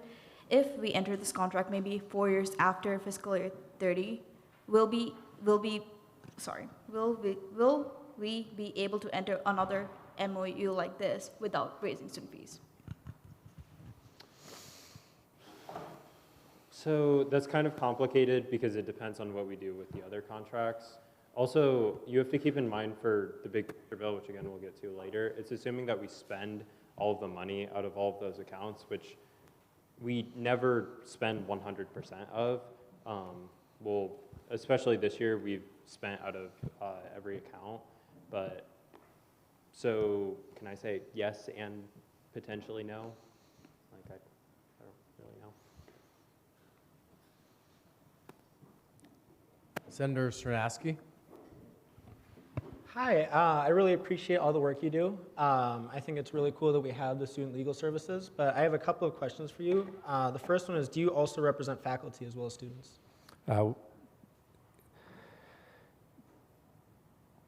answer to that's potentially, but not to my knowledge. It depends on whether the individual in question has paid the student activity fee for the semester in which they're contacting us. Okay. And that's really the barrier to entry, more so than other labels, and whether it's a faculty or staff that might also be a student or pursuing a degree with the college. It's just whether they've paid the fee or not. Okay. And then my second question for you is the same one that I asked in Finance Committee the other day, where I know that we've been throwing around the 500 student number. I was, again, wondering how many you guys get legally involved with or interact with, I would say, on average, more than 2 times, like more than just a question or 2. Okay. And that figure I do not have because we do not quantify it, meaning that when the students engage with us with the Qualtrics system that we use to monitor how many intakes we're doing, we currently don't have a means of recording that. Part of the recent improvements that Student Legal Services have made would be to have electronic file management as opposed to the prior method of all paper or physical files. So that is something we should be able to begin quantifying, but currently don't have a means to.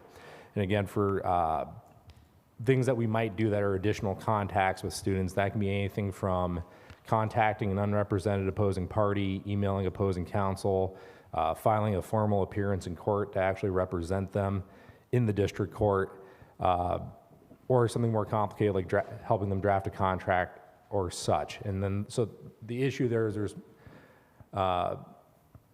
multiple different ways that can happen, and for that to be comprehensive and then to be recorded by everyone in the office is going to take some very intentional work on our part. So I do understand the concern though, and that would be a good quality analysis to have the work that we're doing, but it has not been previously recorded, and this is something we would have to begin in the next fiscal year and then monitor it fiscal year to fiscal year after that. Thank you. And then I have just one more question. What would happen if we theoretically didn't pass the bill? So would you guys be able to get funding from somewhere else, or what would happen to student legal? No, we would not be able to get funding from some other source. As far as, like I said, the Dean of Students office is cognizant that this is a partnership between student government and themselves, and so they've wanted to find a way to help with the cost of this new additional employee. But as far as the rent, my salary and benefits, and Mr. Levine's salary and benefits, there wouldn't be a separate source than that. We're funded purely through student government. So in theory, I suppose if this bill wasn't passed, it would depend on what exactly does get passed, and we'd have to adjust from there or not. Sounds good. Thank you for answering my questions. Of course. Vice Speaker Hartley. Okay, I'm not sure how feasible this is, and it's a little bit, I think student legal services is great. I think it's a lovely addition or part of what Iowa State has. I just am curious, like, how willing your office would be to start, like, an opportunity for Iowa State pre-law students to, like, intern for you guys. I feel like that would really help with your outreach, as well as just any organizational things that need to be done. And there's not much for pre-law students at Iowa State to do. And I feel like that would be a really great segue into those law schools and other opportunities like that. And if you guys have already thought of that and ruled it out, maybe you have, but if you haven't, I think that'd be a really great idea for you guys. Yes, I'm very much in favor of that idea. I don't know, again, this comes from my being new to the position, but I don't know what has been done in years past. I know that the university has a pre-law advisor. Mm-hmm. However, our office has not, to my understanding, had student employees, but I'm not aware of any reason why not, and something I'm in favor of, that yes, even though this college or this university does not have a law school, any help that I can provide to people looking to be pre-law or go into law school, I'm more than happy to provide, because it's a, speaking from personal experience, it's a rigorous few years at a very high cost. So any help we can provide, certainly willing to do so. Yes, and I also think a good way to reach students is with students, so. Senator Valley. Hello, thank you for being here. I know that me and a few of my own constituents would rather prefer our own family's lawyers rather than going through the school. However, do you feel that your office receives enough student appointments within a day, within a year, to justify a third lawyer? Well, I mean, we have to. Can we justify a third? Yes, we can. And something to keep in mind is that on the whole, there's only about 180, approximately 9 months of business days within the 9 months that school's in session. Now we're open year round, like any other university office, excepting holidays. And so that number really depends on the students being here.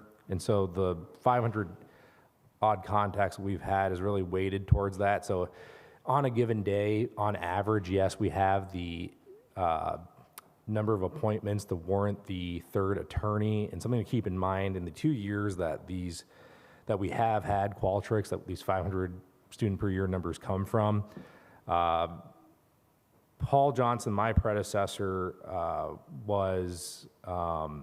he retired, he's elderly, and so he was out for a great deal of time in the last fiscal year. I think he retired in May of 2026, and then it took them until December to locate and hire myself. So part of that number is also cognizant that there's only one attorney in the office to act for most of this last fiscal year to take appointments. And so now that we're back up to full strength, so to speak, I imagine the numbers will increase.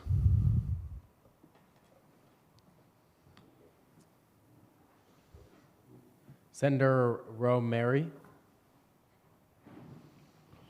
So just out of curiosity, if I were to schedule a consultation with your office today, how long out are you guys? Like, how long would that take me to actually hear from you? We are not at capacity, so I'd fit you in tomorrow. And meaning that most of our consultations are half hour, unless I'm in court or otherwise engaged. Myself or one of the other 2 attorneys can make the time for a 30-minute appointment. Okay, then I have another question. So do you guys also help out with like criminal cases like MIPs or DUIs or stuff like that, I guess? That's correct. Okay, thank you. Senator Kuzi.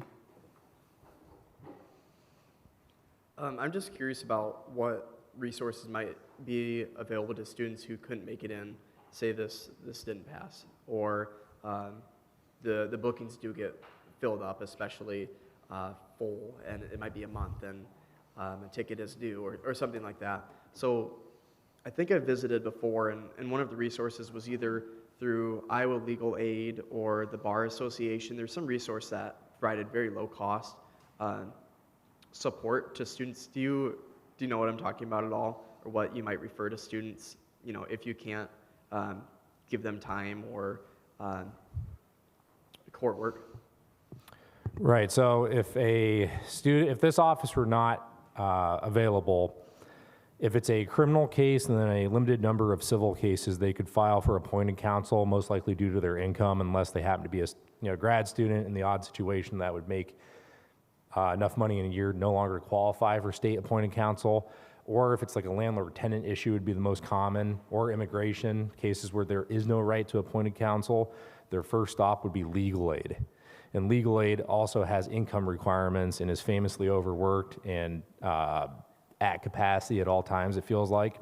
They do have, via the Iowa Judicial Branch and legal aid, some online do-it-yourself resources that are helpful and informative to the extent that they can be. But without student legal services, the options in either case are pretty limited. The Public Defender's Office does the work that they can, and they certainly are available to criminal defendants that need their services, but on like landlord-tenant issues or immigration, certainly, without student legal services, there's not a very available or very helpful resource for students. And that's, just to get on my soapbox here, those are 2 particular areas where this office helps a lot, and even on a student-by-student basis compared to the number of students we have engaged with us each year to the cost. The standard legal retainer for a civil case is about $5,000. In Des Moines and the surrounding areas, you might do a little bit better if it was a smaller town, but immigration be much more expensive than that just because of the man hours the cases take. So in that regard, no, there's not a comparatively low cost civil lawyer resource that students could have other than, and I think in most cases they'd either have to appeal to their parents or simply do without. Okay, and then some of my other thoughts were going back to the last MOU that you talked about that covers through end of FY26. So some of the different requirements or agreements rather that were listed were one pertaining to the Dean of Students Office. Each fiscal year, they're supposed to provide the expected salaries and benefits of SLS to Student Government Advisor, President, and Finance Director. Below that, in each fiscal year, Student Legal Services will provide metrics to the Student Government President, Advisor, Finance Director on services provided to the community. And then following that, SLS also has to provide a presentation to the student body via a Senate meeting each fiscal year, and that's coordinated through the speaker and is required to include services provided, usability statistics, and other relevant topics. So I guess I'm curious with each of those. So Dean of Students providing salary and benefits information, metrics to executives and advisors, and then also metrics to the Senate. You know, do you know if those 3 things happened this fiscal year? To my knowledge, they did, and that it was the it's either of the legal counsels that had the position prior to myself are in the habit of doing that year over year. I don't know the precise date or which Senate meeting, but that is something the office does keep up with, and to my knowledge has done year over year. And certainly going forward, we would continue to do so under this agreement. That's not going to be a boilerplate term, so to speak. That's something we will follow through with. Yeah, I just asked for improvement on statistics and usability. You know, like it says, services provided, usability statistics, and other relevant topics. I know we talked to that. What is provided is immigration, criminal, civil cases, right? Some of those things, but numbers of each or tracked hours, I think would be really beneficial, especially at this huge amount comparatively to what we operate on. Also, longevity, speaking to those numbers, helps associate usage to cost and then determine the value and if we want to continue or change these things like the MOU allows. Thank you. Thank you, Senator. Senator Margaret. Well, as has been said, thank you for being here. I am immensely supportive of the work that Student Legal does for our student population. I would just very briefly move the Rules Committee amendments in red as to reflect a contract length of 4 years. Is it just in that one spot? There has been a motion to strike every mention and corresponding dollar amount of fiscal year 2031 from the contract. Is there a second? Are there any objections? Without objection.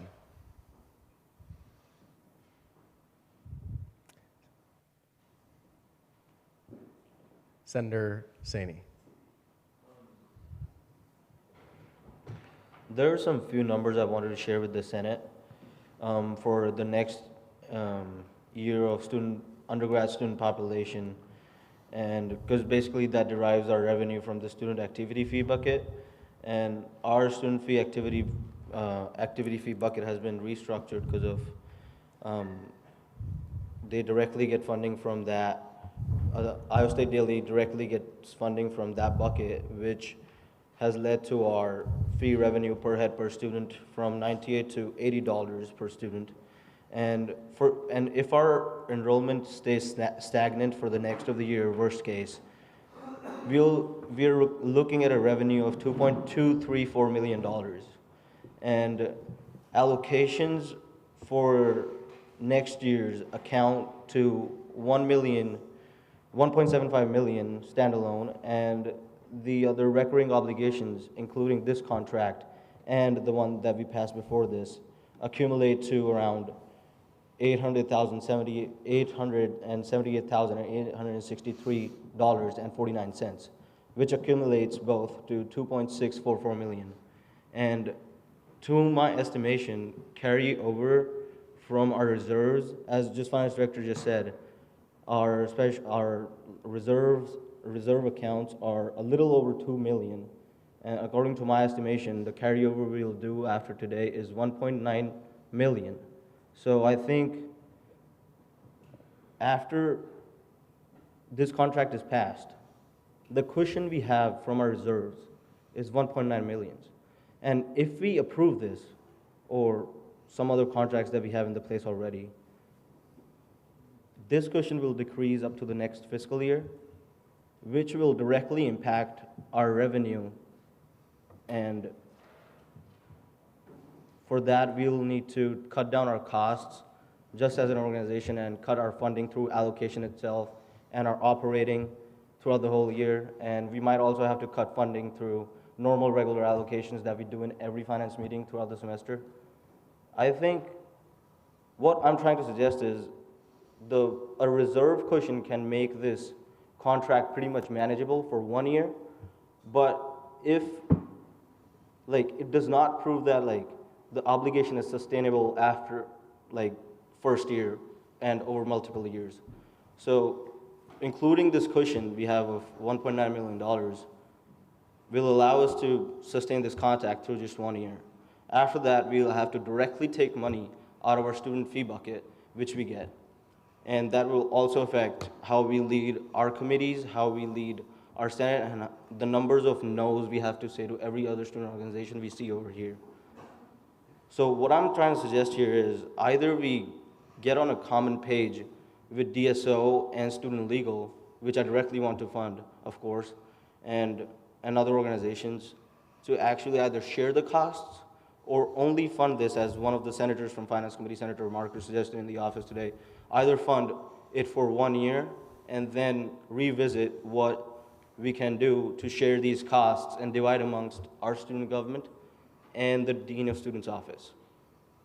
And I just wanted to think in that way, and if there are any numbers, I think Finance Director can speak up to that, and I think my numbers are pretty accurate. Thank you. I yield. Speaker Pursley. Yeah, I agree with Senator Saney. I think after everything we've heard about our finances, it's pretty unsustainable to continue taking from our reserves continually through multiple contracts when these are people's salaries that we'd be paying for. You know, these are obligations that we'd have to pay for through contract. And if we default on the contract, that would not be great. The contract that we're currently in, not the contract that we're voting with Student Legal Services, ends on June 30th. We still have 4 more weeks of student government with the next session. Personally, I think we should either table or vote no on this bill and go back to working out the costs with the Dean of Students Office and have real conversations with them specifically about how we can feasibly make this contract. I don't think it's very responsible for us to enter into contracts that we don't have the funds to sustain.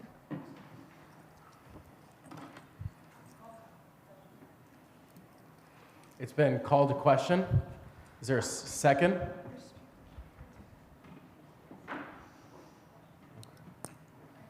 I really just quickly wanted to make a motion to fix the 5-year in the original bill to reflect 4 years in the second whereas clause. That motion has already been made and adopted. It just hasn't been reflected on the bill.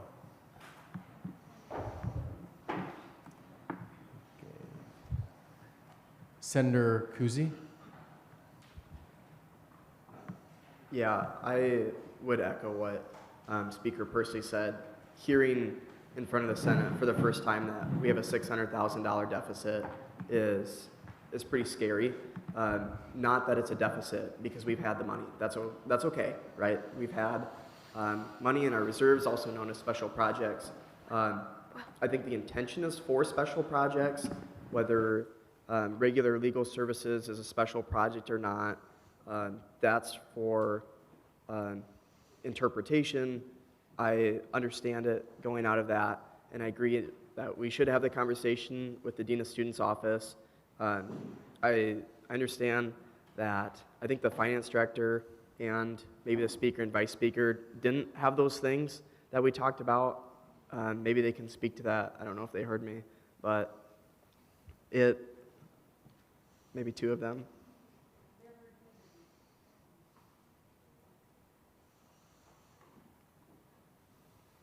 Maybe the speaker and finance director can speak to that if they had come in and done the things in the past MOU. Maybe that's irrelevant, but hearing that we have a $600,000 deficit for the first time in front of our Senate, again, that's scary. That it was the first time, and it is the last meeting of the term. So that would be my comment. Sustainability, whether it's for SAC, whether it's a committee, whether it's in our finances, I think it all matters. So those thoughts in mind. I want to think about the future, and the future for our students and what their U-bill looks like. You know, the pause after the question, will we have to increase the student activity fee? That was a scary pause. I don't know that we have a number or a forecast or a guess, and I think those things should be worked out so that we can properly talk about this. If it's a 60% chance that we'll have to increase the student activity fee, or 70%, or 40%, or whatever that looks like, whatever forecasts and numbers we can look at instead of saying, well, maybe, or I'm unsure. those things are going to be important for this group today and, in FY 30 when this will come back. Those are my thoughts.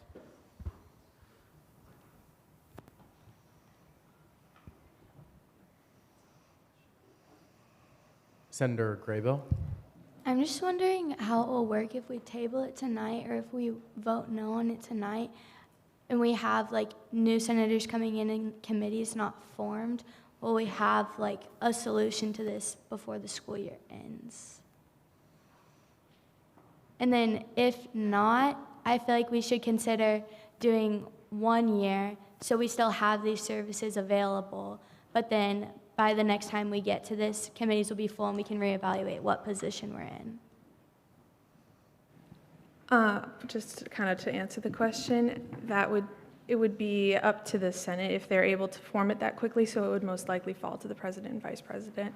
And if they're able to, the seating of the finance director and then whoever else they're able to seat. And if committees are formed by that time, then they would be able to help. But if it's tabled, the bill dies because it would be the next term. So then it would have to be created again.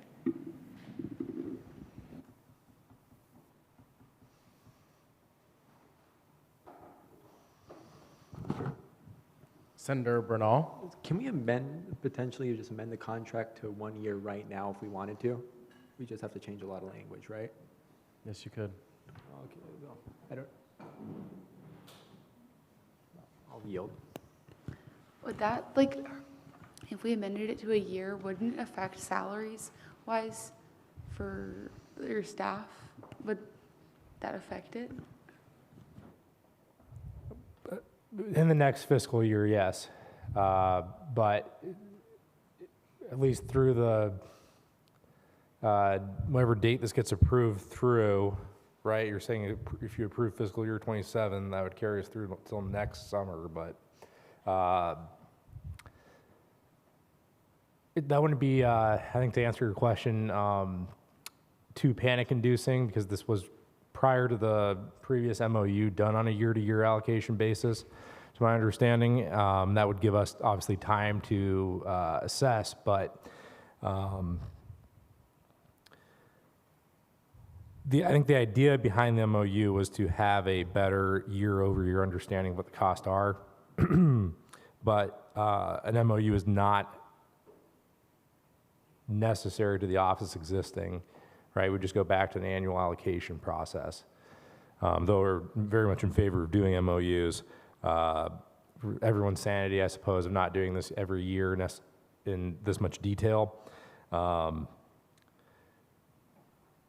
So if the approved amount was funded through any of the fiscal years, we wouldn't have to necessarily reassess salaries and staff. But obviously, if without the approval, that would be something we would have to do.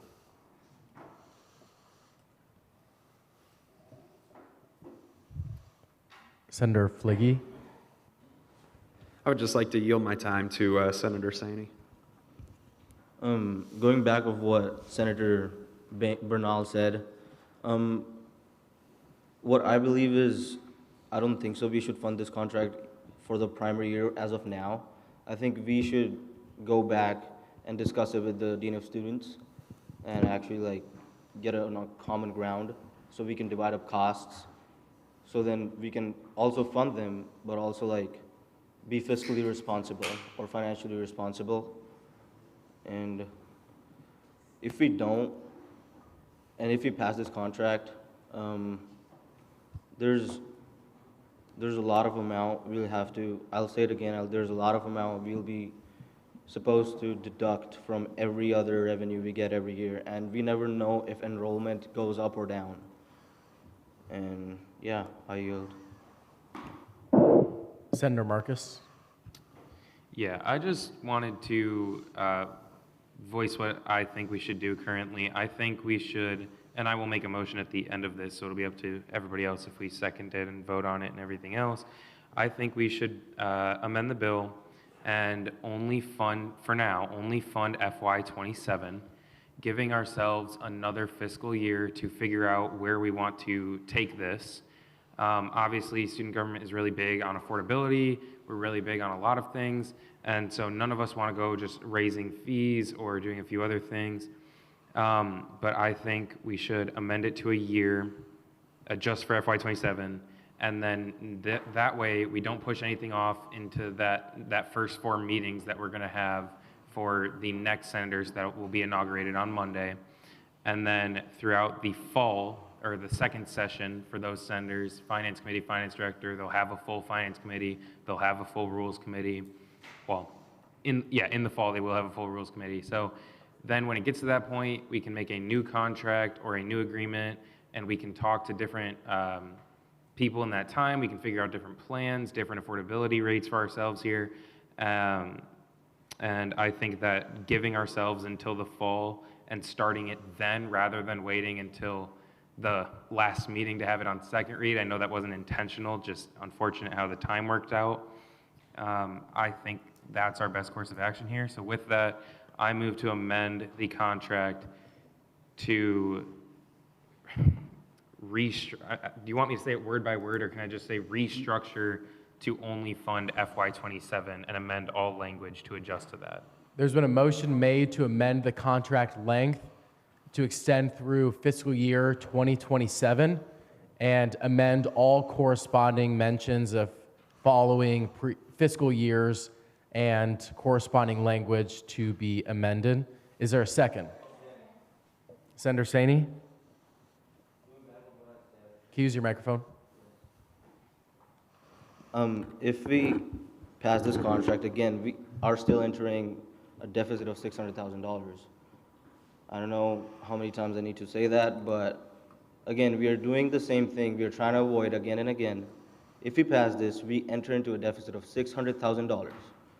For that, we need to cover that cost from our revenue. And if we cut that from our revenue, we cut our operating expenses, we cut our allocations. Basically, the budget for the next year would be less than what we have allocated this year, which is $1.75 million. So we'll only have like 1.5 million or 1 to 8 million to play around with a whole year. And I do not think we should fund this contract for a year right now. I think we should go talk to, or we can have people from student government, like our advisors or president, vice president, or finance director, and achieve a common goal and spread the cost between DSO and student government. All right. So there's been a motion made, there's been an objection to the motion to amend the contract length through fiscal year 27. The floor is open for debate. Point of order, you can't debate on an objection. Say it one more time. A point of order, you can't debate on an objection to the consideration of the question. Okay, so we'll move forward with who made the original motion? Would you like to withdraw your motion? Okay. We'll vote on the objection on the motion to amend the bill to 1 year. So,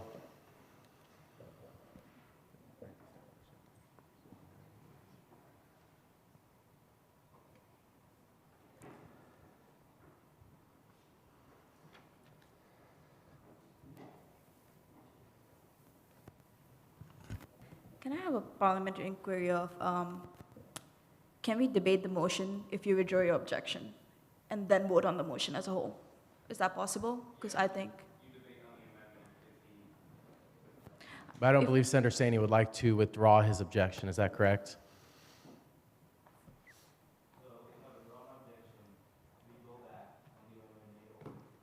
And we just amend, and we. Yes, we'll debate again on the amendment, the actual amendment itself. Instead, now we'll be moving to, so withdraw your objection. Okay, so now we're back to debate on the amendment. And Senator Grafe? I would like to give some time to Senator Graybill. I think it's what. Point of information, the speaking privilege is reset. Sorry. That's all right. Sorry. Okay. I understand that 1 year will still put us in a deficit. It really worries me that in the 4 to 5 weeks we have left, there would be the potential to not reach a new contract. And I think the threat of students not having legal services through June is the current contract, right? Yeah, that's when Yeah. the funding would go through. So within the fiscal year, more or less, yes, to your question. So I think 1 year of a deficit is more manageable than students potentially not having access to our legal resources. And I think that's something we should consider with this 1 year amendment.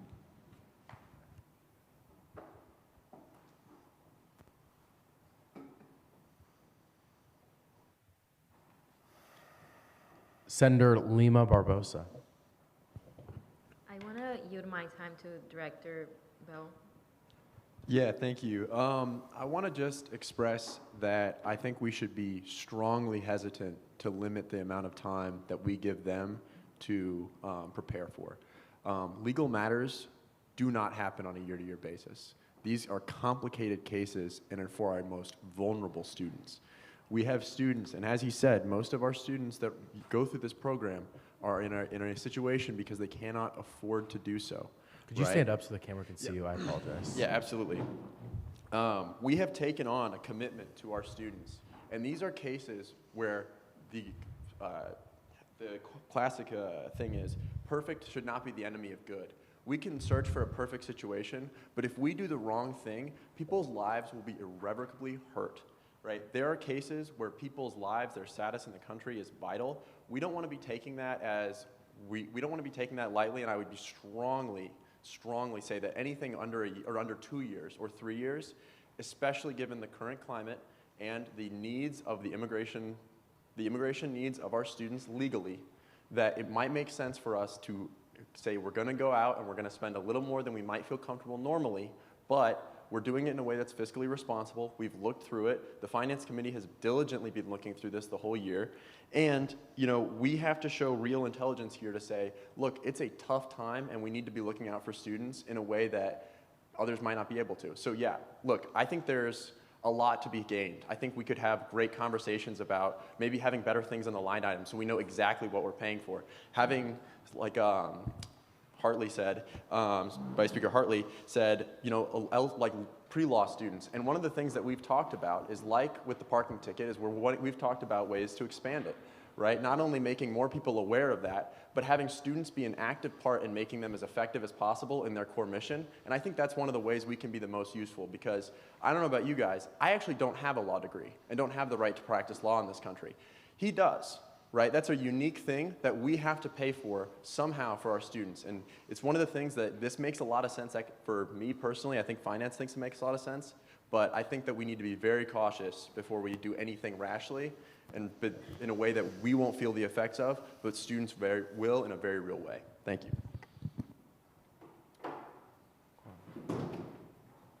Senator Kuzi. I would say that I think this is a really complicated matter, and people who have seen both deficit and surplus in student governments are our advising team. So each of the 3 advisors, if you'd like to speak about long-term financial planning, what that's looked like in your experience, what benefits or pros or cons that brings for our group or the next group, I think those are a really pivotal piece of information tonight and in the future. Yeah, I think when it comes down to it, you always, each year, student government, and this is important to understand, you always budget in a deficit, okay? Because you don't know exactly, like Noah and everybody's saying, you don't know what you're going to get back in that fall. Now we have year to year what is typically a running pullback in the fall semester, and that's been kind of consistent over the last few years, but you have to remember that we were coming out of COVID, and not a lot of people were working and doing a lot of events at that time, right? So I tell you that to say that your pullback may start coming back a little bit less year to year. But typically, you typically see, I believe it's about 100 to anywhere, sometimes it's up to like 200,000 that comes back in some of that pullback. You've got when you're looking at what's going forward, yeah, you'll have the 2 million next year. Right now you've got 1.6 in there, okay? But that's not counting the pullback that'll happen this summer, okay? So when you do this, you're going to deplete that account.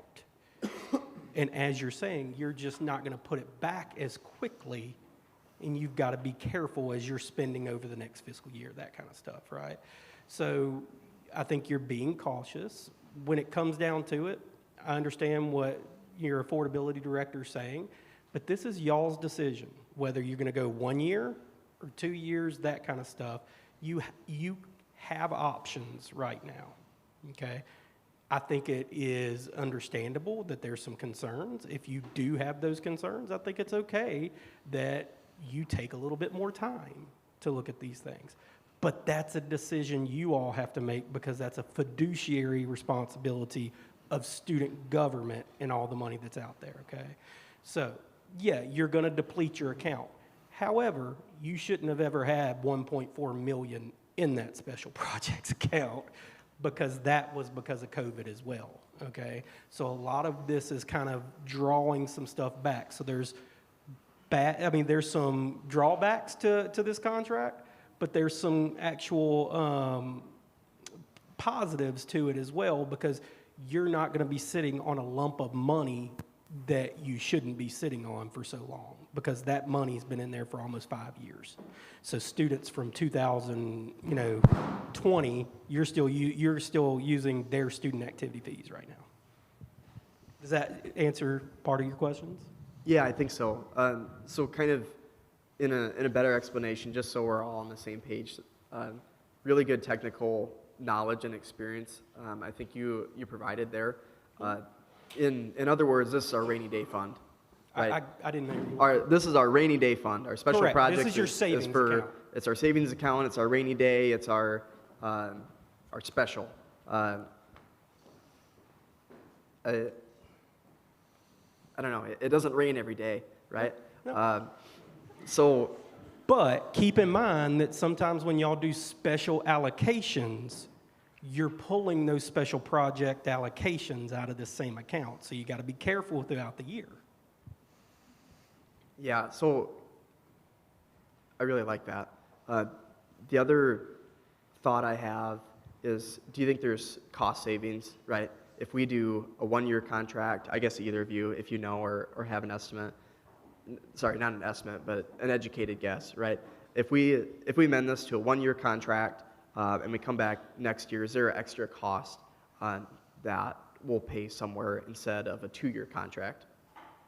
Does that make sense? Like, if I go to Jimmy John's, like the unit price for an extra long sandwich is better than the unit price for a regular sandwich, right? Jonathan, do you want to go? On our end, no, there won't be an additional cost.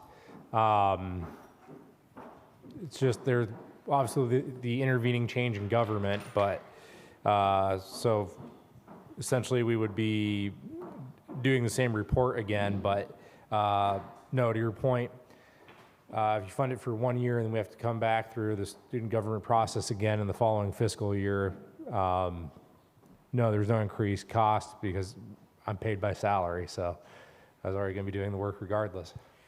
And my answer to you from your advisor standpoint is exactly what Jonathan would say. Is he said it earlier during his speech, is this used to be a year to year where they had to come to annual allocations. Then it went into the contract piece to try and provide a little bit more for them.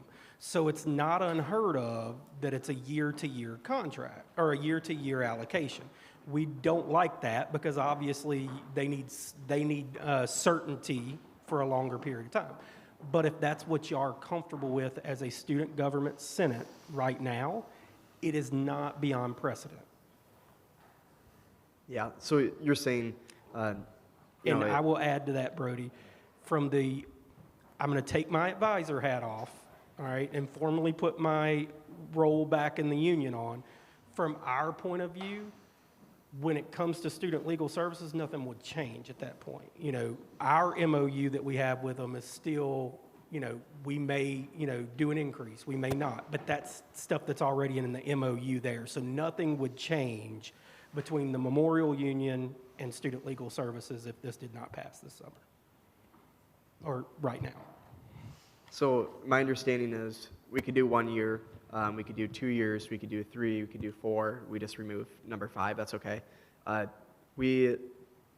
Anything we can do that's in the middle of the comfortable and uncomfortable zones, maybe it's 2 years, could be helpful to Student Legal Services and meet both areas where we don't know what's ahead, but we know what's here today. So if that makes sense, maybe 2 years makes a little more sense. That gives time to figure out the next 2 years, or maybe the next group decides to go to a year-to-year, or maybe they decide to do a 5-year or 8-year contract, whatever that changes.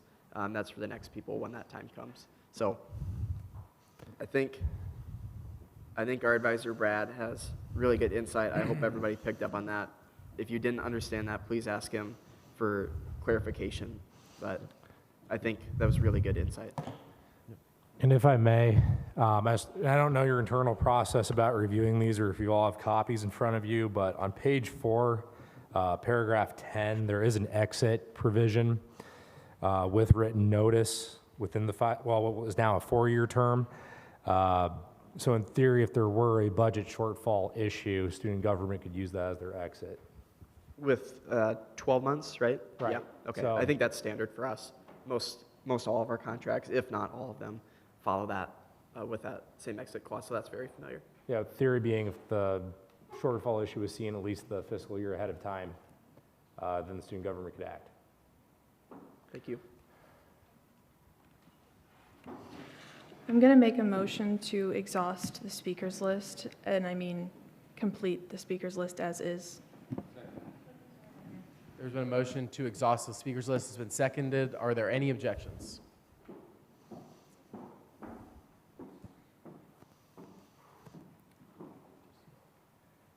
Senator Bernal. I guess this probably isn't as applicable, but I was going to wonder about time. Like, I know this has gone on for a long time. 1 hour. So 1 hour? Right now. Or 1 hour and 2 minutes. 1 hour and 2 minutes, does that include the amendment? Does that mean in 2 minutes we are no longer allowed to, well, unless we extend debate? That's how long since the gentleman up here began speaking? But I know we have allotted time to. Yes, we have 15 minutes for the amendment. And right now we are. 15. When did we start the amendment process, though? We started the amendment at 8:15, so we are actually at time on the amendment, and we'll move to vote on the amendment unless there is a motion to extend debate on the amendment. Seeing no motion to extend debate on the amendment, we will move forward with a placard vote, roll call vote. This roll call vote is on the motion to amend the bill to only include fiscal year 2027 and strike all other language about any further fiscal years and amend the contract as such. Valenzuela. Valley. Cernaski. Schilling. Saney. Romeri. Quarshi. Utica. Neal. Nandal. Miller. Martins. Marcus. Margaret. Kuzi. Kabir. Jones. Graybill. Grafe. Gardy. Fliggy. Einwalter. Dahman. Carr. Bernal. Lima Barbosa. Iona Dimoff. Hartley. Pursley. Valenzuela. Valley. Saney.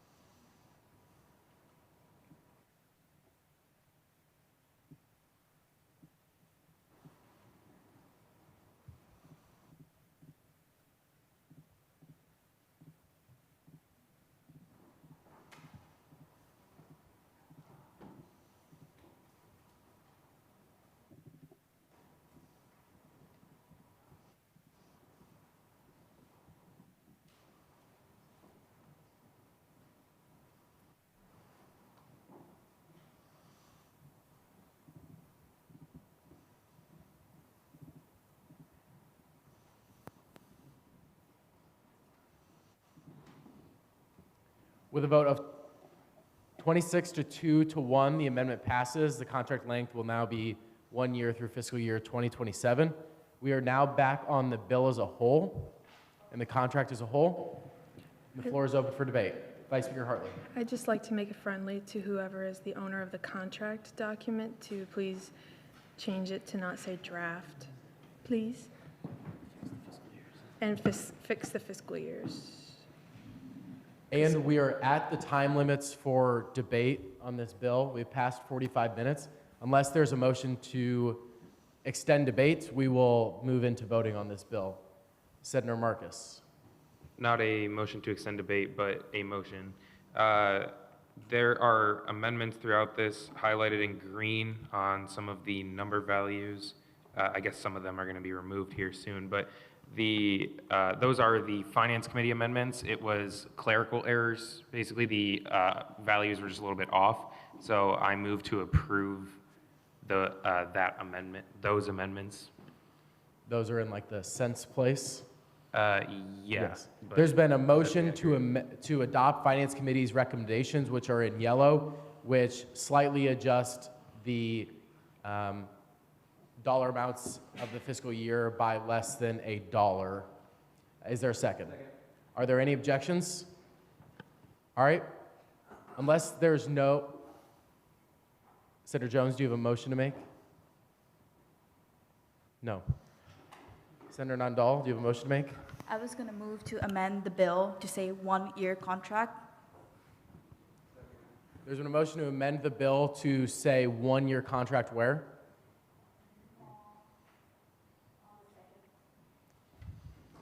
On the second whereas clause, I see it was changed, but I think we should formally move to amend it. There's been a motion to amend the bill in the second whereas clause. Oh, looks like it's gone.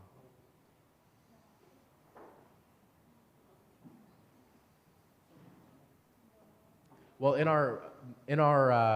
the amendment that was made would suggest that it would reflect that 1 year contract throughout the entire billing contract.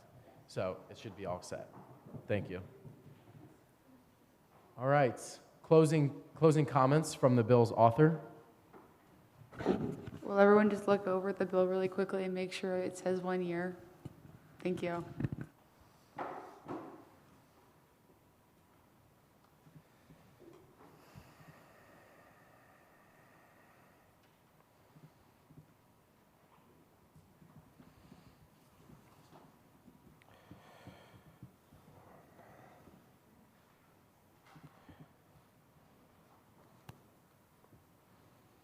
Good. We'll now move forward with a roll call vote. Valenzuela. What? So one more time? Sorry, I didn't mean that to go so aggressive. I just didn't hear you. Valley. Cernaski. Schilling. Saney. Romeri. Quarshi. Utica. Neal. Nandal. Miller. Martins. Marcus. Margaret. Kuzi. Kabir. Jones. Graybell. Grafe. Gardy. Bliggy. Einwalter. Dahman. Carr. Bernal. Lima Barbosa. Iona Dimhoff. Hartley. Pursley. Valley.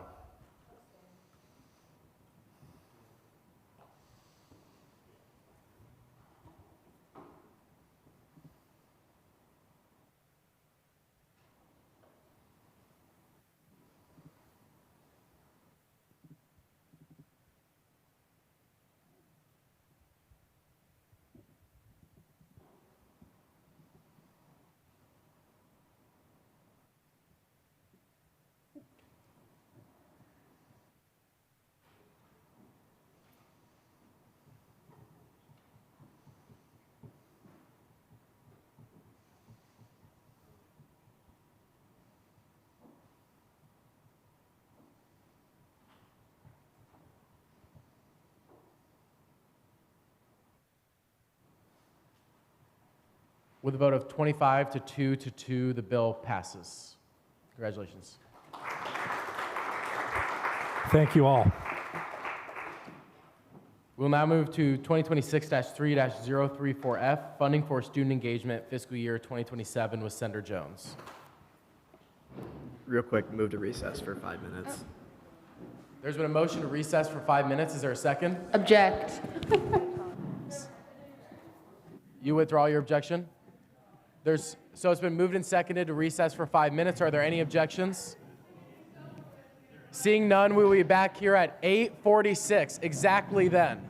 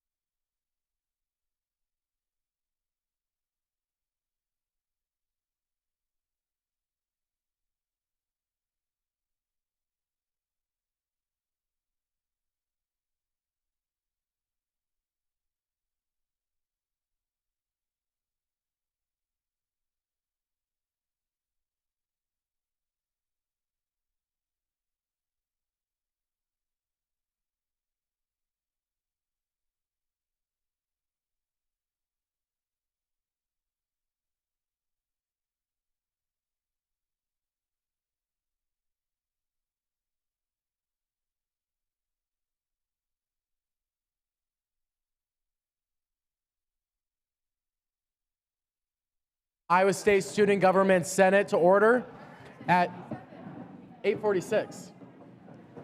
At 8:46 p.m.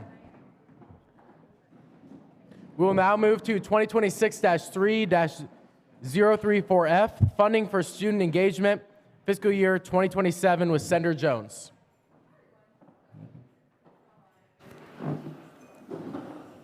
Hi everyone, perfect.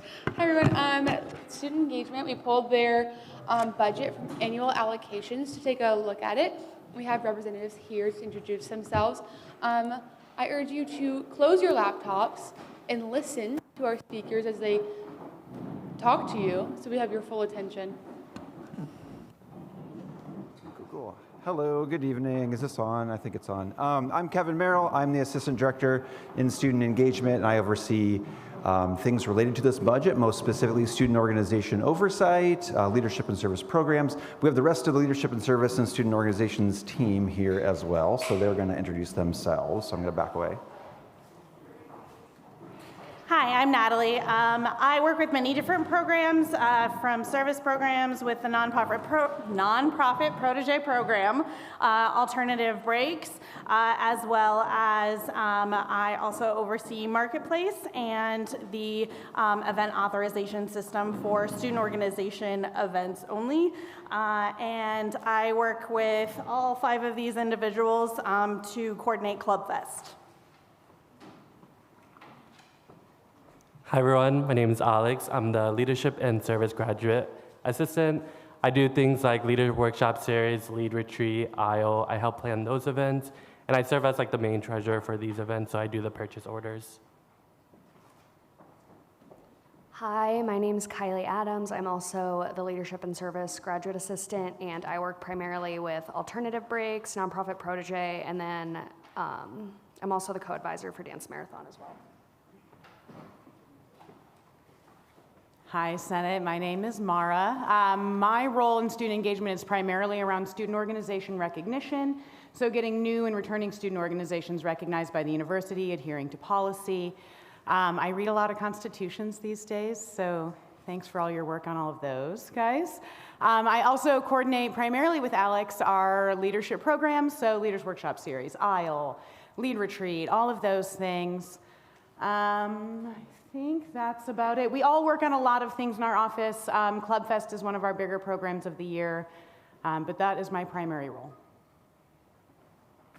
Cool. So yeah, I appreciate your time.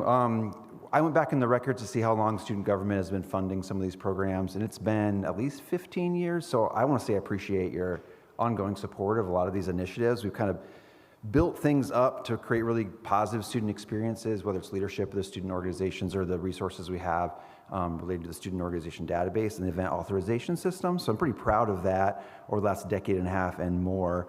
So thank you. We in student engagement have a broad impact across campus. We do that in a variety of ways. One of the biggest ways is through our student organization systems. So we know with that alone, we're impacting many students. So all the student organization information system, that's housed in our office, and we administer that. We do 15 approximately leadership programs a year, conference workshops, things like that, the Iowa Student Leadership Experience, those sorts of things. We do 5 service trips typically. We do Club Fest twice a year. We have our nonprofit protege program, which Natalie mentioned. I mentioned the student organization database. We also have the marketplace as well, student organization marketplace. So student organizations have a method to take credit card payments for dues and event registrations and things like that, which was built in part with student government funding over the years.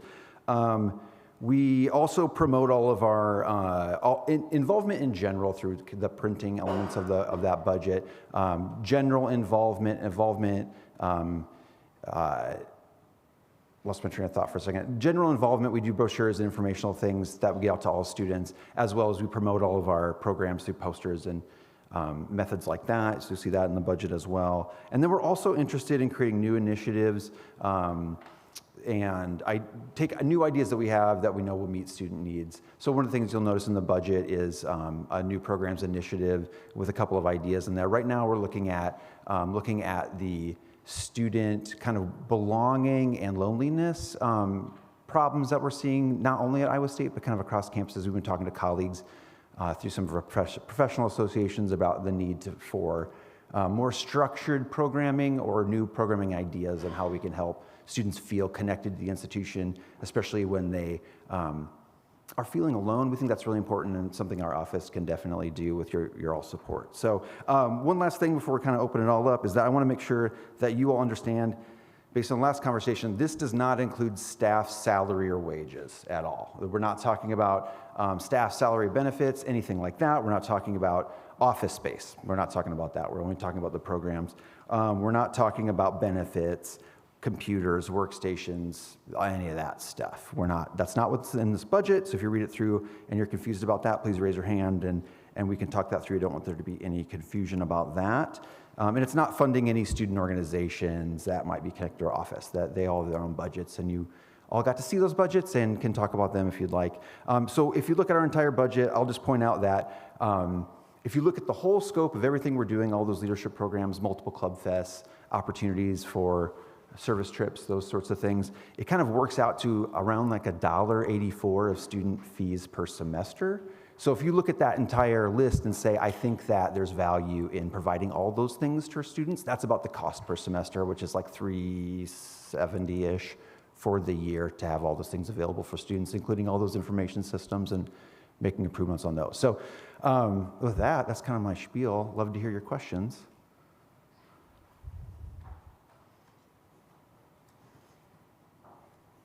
Senator Grafe.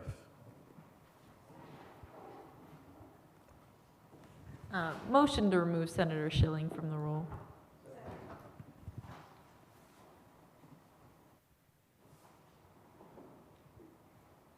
There's been a motion to remove Senator Schilling from the roll. Is there a second? Are there any objections? Senator Iona Dimhoff. Just want to say thank you all for coming and introducing yourselves today and staying for this very long meeting we've had so far. So thank you for taking the time out of your nights to be here. Senator Margaret.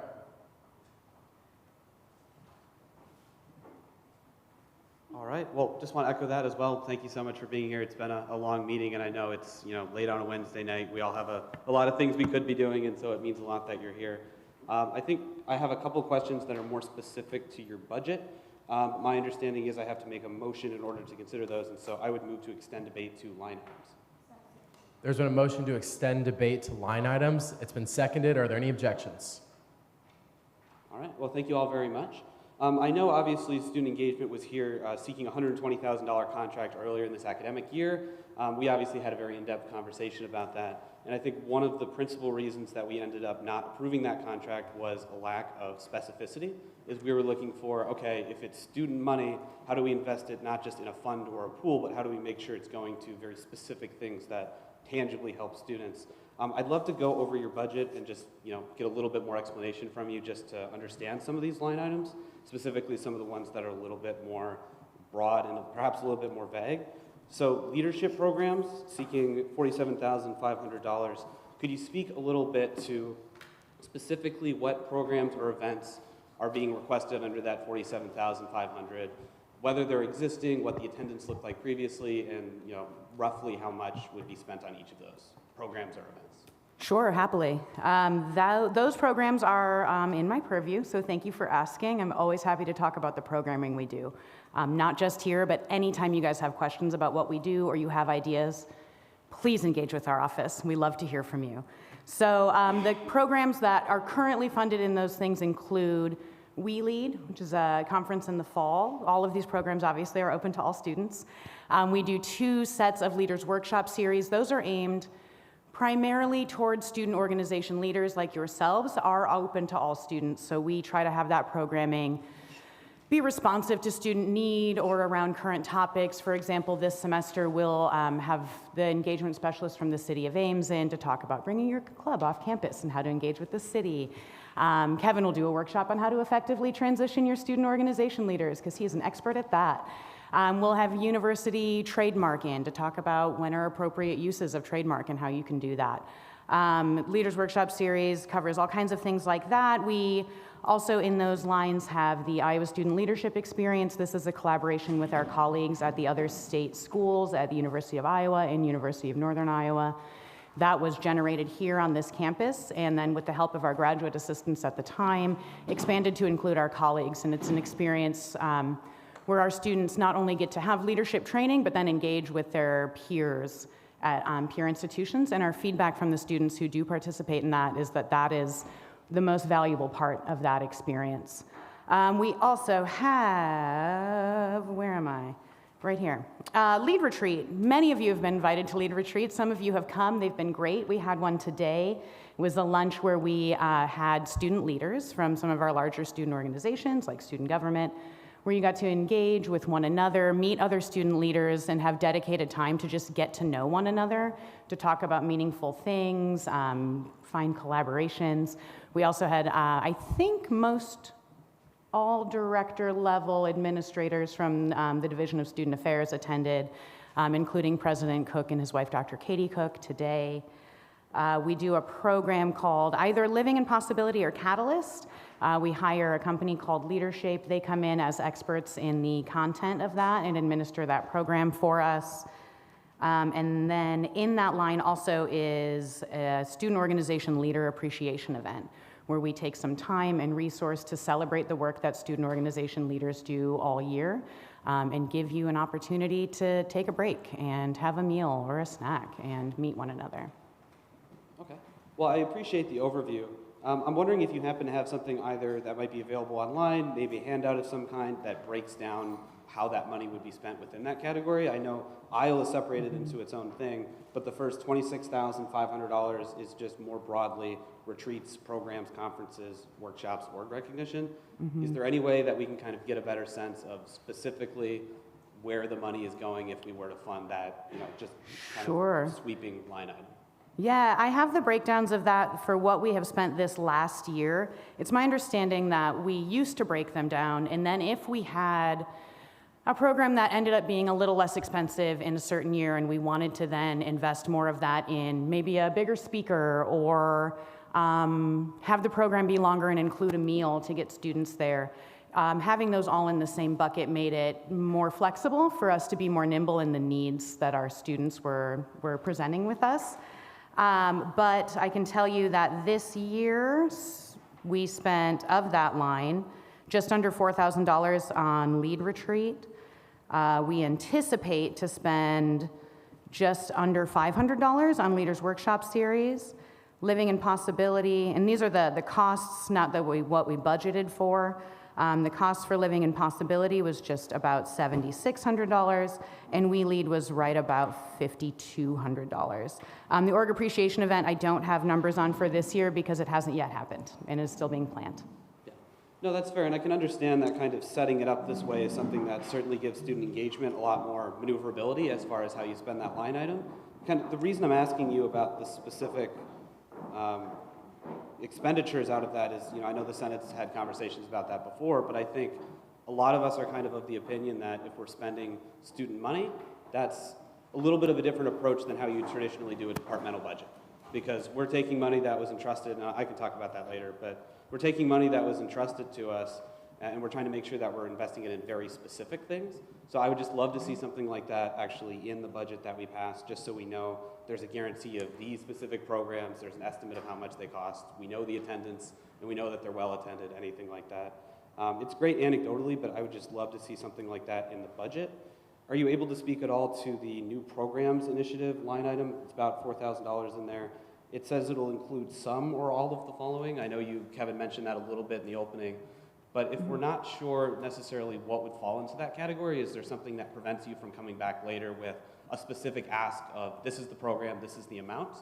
Because, from a student dollar perspective, that one kind of also seems like sure, yeah, Kevin would like to talk on that. Bucket. Yeah, happy to answer that question. To go back to your previous point, our goal is not only to create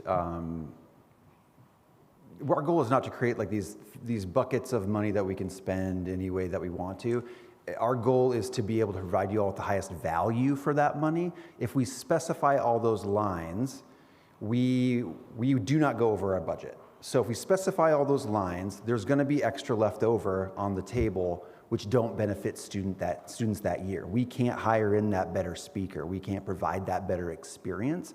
So actually with previous student government senators, individuals, finance committees, they said if we push some of those together, would that help you? We said yes. So we continued to do that. So if the direction, we had a conversation during the contract conversation, and then there was no other conversation about that to which direction exactly to go. And when we met with Finance Committee, we were ready to have conversations about that, made our explanation and move forward. So if we would like that, that's great. We want to support students the best way we know how. The best way we know how is try to squeeze every dollar out for students. So back to that, that's the value there. As far as the new programs initiative,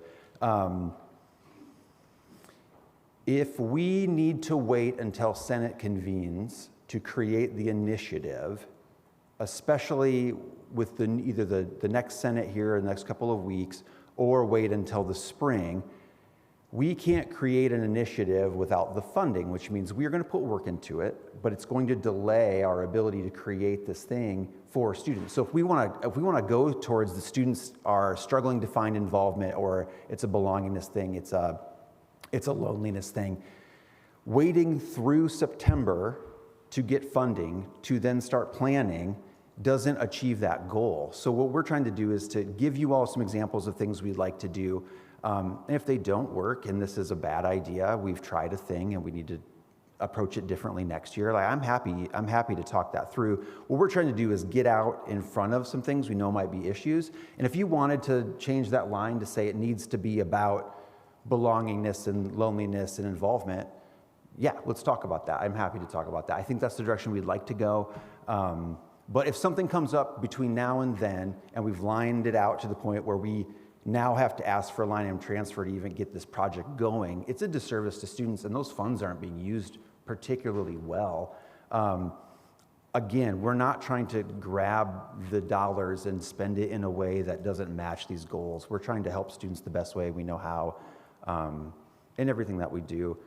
And sometimes we plan a thing and it doesn't exactly latch that we want to, but we want to be able to pivot then at that point. So that's kind of why, that's the direction we're going. During the contract conversation, there was sort of like a new programs initiative that we had in that. And if I recall, there was direction to say that wasn't enough detail, we'd like more detail. So this was our attempt at providing you with topics that we would like to cover with those dollars, and we also, I think, reduce those dollars back a little bit as well. So I think we're hearing you. We're trying to do that. So if we've missed the mark, cool.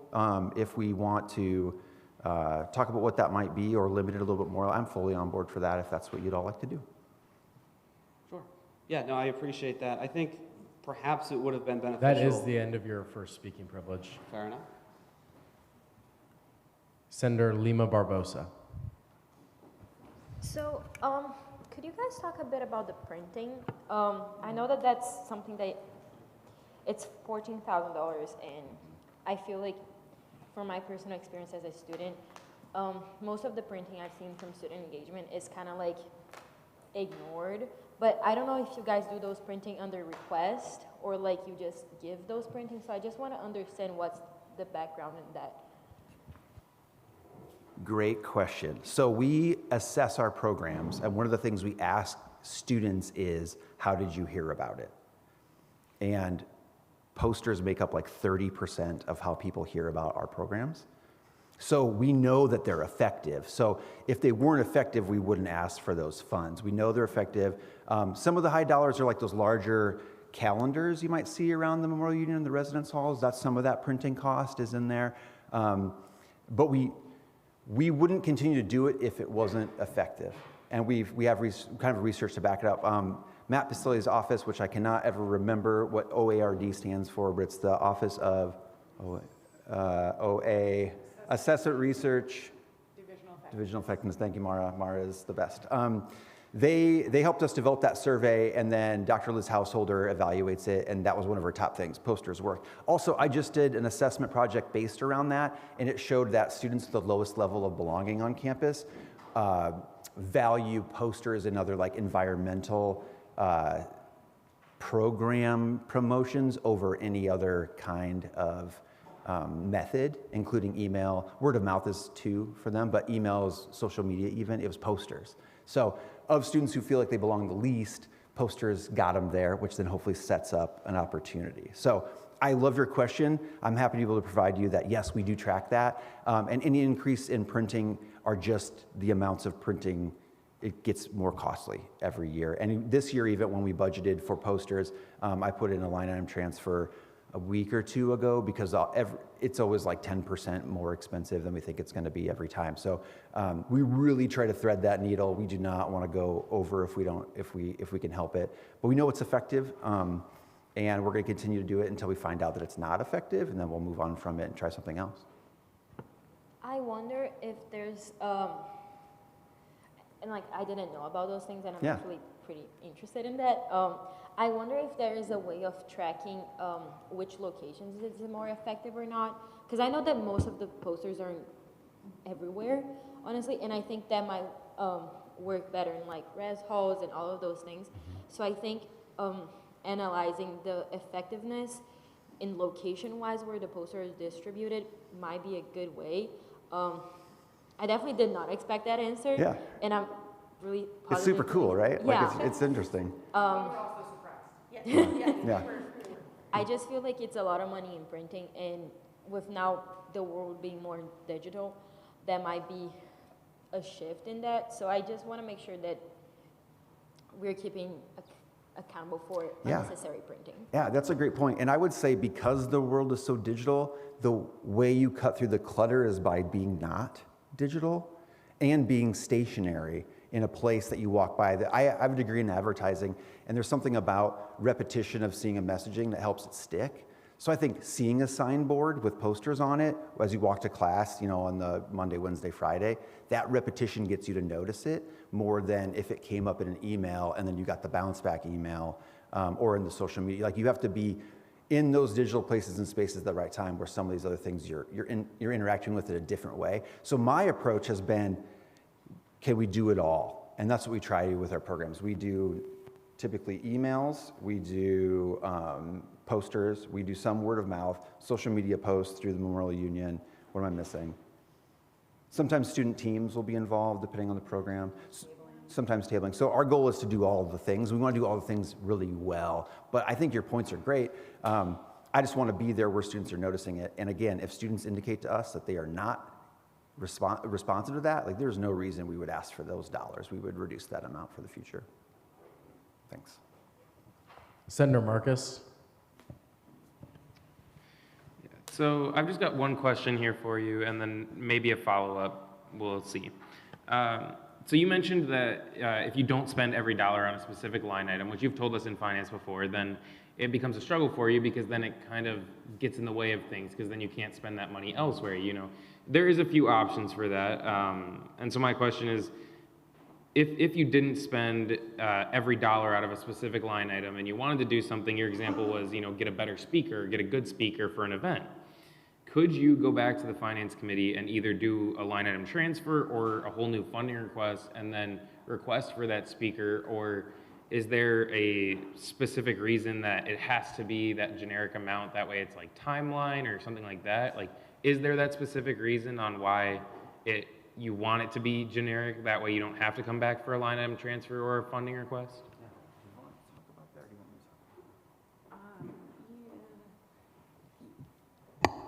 Partly for the nimbleness, right? Like Kevin talked about in one of his previous responses, sometimes having to wait means we miss opportunity. And the uncertainty of being able to move forward makes us less effective at being able to complete our programming or do our planning. Talk about like a speaker in the timeline. Oh, sure, yeah, and hiring speakers takes a long time. You all have done that. You can't just call them and be like, can you come next week? They don't work that way. Like they have contracts to execute, they have busy schedules. So when we're looking to book a speaker, for example, for the Iowa Student Leadership Experience in February, we're starting that now, knowing that we will hopefully have funding to do that. We're starting conversations with our colleagues about how we want to theme our program.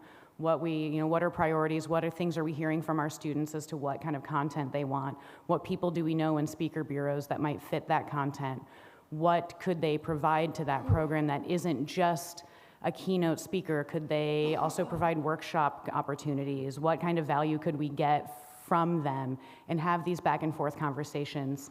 And knowing that we have dedicated funding for that allows us to have those conversations productively.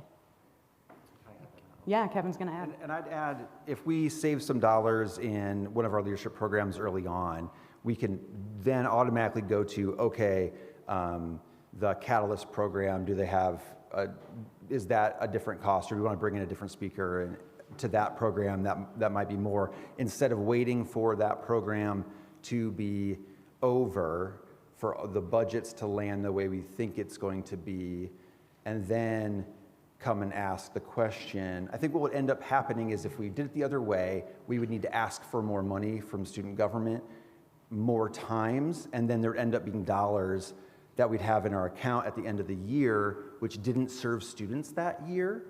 They just sat because we couldn't move them around to try to do something for students today with their funds today. They'd end up rolling back into your accounts, and they'd be in special projects the next year, I think, is how that works, which then, that's great. They're not lost. We didn't hold them, but they weren't good for those students.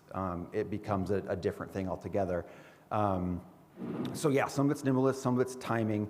A bill takes 2 weeks typically to pass unless something else happens. You all also don't meet all the times that we're planning. So we are stuck operating within the timelines by which Senate operates and is accepting and passing bills. So if something were to come up with a week or so left in the fall that we wanted to try to implement early in January, right now with a little bit of flexibility, we can say like, okay, for this next program, if we do this way and that way, we can make this thing happen today. But if we go to the other route where we need to ask student government for that specific thing, it ends up not, we won't do it because we don't have enough time to hope that it is going to work out. We're going to focus on what we know we can deliver for students because that's our primary goal, and why the allocations process has been pretty good for us mostly, because once we know the budget, it's really helpful for us to be able to plan as much as we can for the next year over the summer, during breaks, things like that. And so not having student government Senate meet is difficult for us to operate well. Sorry, I'm taking a lot of time. I talk lots of words, sorry. You're good. So just really quickly, because I kind of heard two differing opinions there, and it might be a little bit of both, so I just want to clarify. You need it kind of generic, that way it's through the allocations process, it's generic enough, that way if you're trying to plan, you said you're planning an event currently, like you're starting to talk about it for an event that's going to happen February of, I'm guessing, next February? Yeah, I mean, we're kind of always working on all the things all the time. So Yeah. yes, that's accurate. And so then, but then you also mentioned that it's kind of because of like student government's short time frame. Like obviously we're all students. We don't meet during prep week. We don't meet during finals week because all of us have a lot going on, just like all the other students on campus during those times. So if you had an event you were talking about over prep week for us, then we wouldn't be able to see you until after, if it's at the end of the fall, we wouldn't be able to see you till late January or depending when we get back from break, you know, that first week back from break. So it's a little bit of, you need the longer amount of time, that way you can schedule these things so far out, as well as if something changes, you can't have a tight enough turnaround always. Yeah, okay, so then my only follow-up question for you is going to be like, that event in February, you plan on having a speaker of some sort at it, right? Like you don't know who yet, or at what point do you think you would start reaching out to speakers and trying to make contracts and come to an agreement on, you know, payment or them showing up, those kinds of things? Great question. Sometime mid-late summer, we would be putting names on a list with our colleagues across the state, and then contacting either them or their speaker bureaus to get pricing. And then when would you, I'm assuming you pay them after they arrive, or do you pay them, like do some of them make you pay before, just so that way they know they're, okay, no. I have figured it was after, but wanted to make sure. So then, just my question to you would be is, do you think it would affect, like really affect the events you have if you were to submit a funding request for something like that or a line item transfer rather than just have the generic allocations? Like, what do you think the effect would be on those events? It would change our process. I can't predict all effects that it would have. I think it would take some of our capacity from creating a solid event that we felt great about into trying to make sure we have funding for it during that time rather than starting our fiscal year knowing what we have funding for. And that makes sense. Thank you guys for answering all of my questions. Yep. My last thing before I yield here will be just to the Senate, an idea for anyone that is looking for a way to think of how we could go about this. If we decide that it is very important to us to have those line items and lined out, rather than obviously just getting rid of it completely, you know, not funding these events because they aren't lined out, I wouldn't be against temporarily zero funding it and then letting them come back. I would just like to know, because I feel like a lot of you are aware of that and you have considered that idea. Some of their events, I'm sure, happen fairly early in the fall, if I remember right, like even in August. And so Club Fest will be September 9th. Yeah, and so there's a few events in there that happen, you know, right at the beginning of September or even the end of September. And so just to put it out there, if they do not get that funding now, it definitely will affect their planning for those original events. But it also could be a note for next year if we didn't do that, and a note in like the transition document for the finance director, just saying like, hey, during allocations, we'd like everything to be lined out. And with that, I yield. Can I make a really quick thing? Really quick point. If we delay until September to seek funding and then start planning, we've wasted a lot of time in the summer to have it ready for you. So the annual allocations, I love your idea of putting it in transition notes to the next finance director and try to flesh that out. I think the best time to flesh that out is during the allocations process, kind of up to now. That's great, but I would caution the effectiveness of those dollars goes down if we don't know we even have them until September.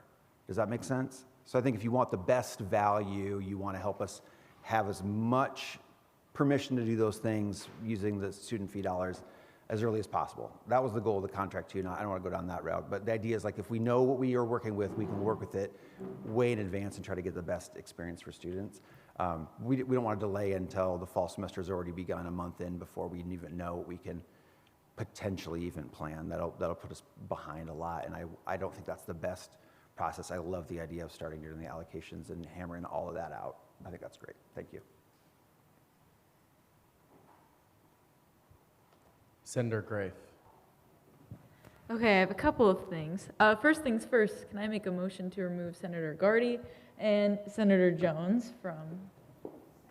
There's been a motion to remove Senator Gardy and Senator Jones from the roll. It's been seconded. Are there any objections?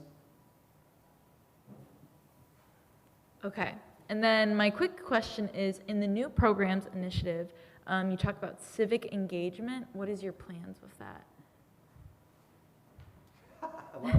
Great question. Yeah, a lot of me tonight. You guys are welcome.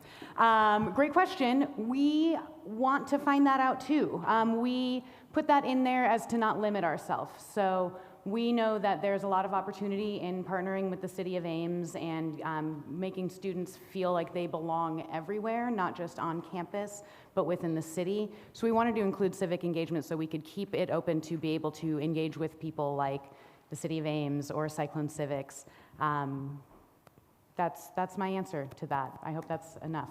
Yeah, I work for the Center for Cyclone Civics, so Right. I was just going Love to to hear it. strongly imply partnering, because we could definitely help with costs, especially with that, and we're open to ideas. We're so new, so yeah. I did partner with them for We Lead in the fall, and it was a wonderful experience. So thank you for your work there. Hey, no problem. And then my next thing is I would like to make a motion to exhaust the speaker list. There's been a motion to exhaust the speaker list. It's been seconded. Are there any objections? Senator Neal. Not a question. I just wanted to start by saying thank you for coming here and answering all of our numerous questions. looking at the budget and hearing your answers so far, I would just like to say to my fellow senators, I appreciate that we're taking a detailed look at this. I think it's really important to know where this funding is going. I would strongly urge against zero funding student engagement. Student engagement does wonderful things for the student body. I'm sure most people in this room have been to some event put on by student engagement or related to it, and they depend, like they said, on our funding and rely on us being able to help them out. So think about what you would be affecting and what we could potentially be taking away from students if we don't fund this. Thank you.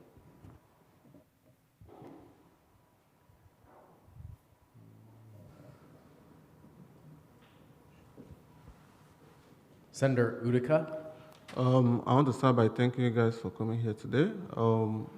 And you people mentioned a lot of programs you people do. So out of curiosity, I want to know how that has affected the graduate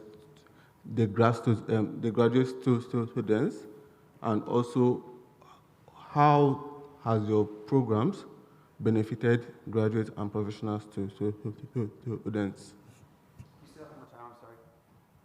How has your programs affected and benefited the graduate and professional students? Do you want me to do this one? Or you want to do this one? Okay. Graduate professional students, we've seen, especially since COVID, a number, more than we saw before COVID, of graduate professional students attending, especially our leadership programs. I think alternative breaks programs as well. Now they could jump in on that. So we've seen graduate and professional students participate in our programs. And I don't have any data specifically about the specific benefits to those students, but we do know that students who engage with programs from student engagement in general have higher persistence rates and graduation rates over time. So we know our programs to be effective generally. We see, I don't know if do you want to talk about specific leadership and service and how you've interacted with graduate and professional students? That might be the best way. I'm doing generalities and they have specifics, so, or talk your experiences a little bit. Yeah, so for the alternative breaks programs, they're open to everybody, and so graduate students, undergraduates, and we've had several graduate students come, and we've had several students who are not originally from the United States come as well and participate in those alternative breaks programs, and they get to experience different parts of the U.S. as well as like also seeing the struggles that different nonprofits have within the U.S. as well. So I think our most impactful trip that we take is Moab. It's very different from Iowa, and they get to see lots of really cool things as well as learn about more environmental issues that are occurring in Moab. But in addition to that, like nonprofit protege program, we've heard from, we just had a group meeting with them, and we've heard that this program was so impactful to them that they've actually changed their major to be more pursuing of a job within the nonprofit world. So that is also impactful that way. Yeah, I can echo what my colleagues have said about graduate students participating in our programs, especially ISLE and our Saturday, like day-long programs. We see a lot of graduate students attend those, and they find a lot of value in going to other campuses and interacting with their peers there. And then in our systems, so for like the student org database, which I administer, and then the event authorization system and marketplace, which Natalie manages, those systems serve all student organizations. So all graduate student organizations, from the Black Graduate Student Association to SAVMA, all of those clubs all have a presence there and all supported by those systems that we manage.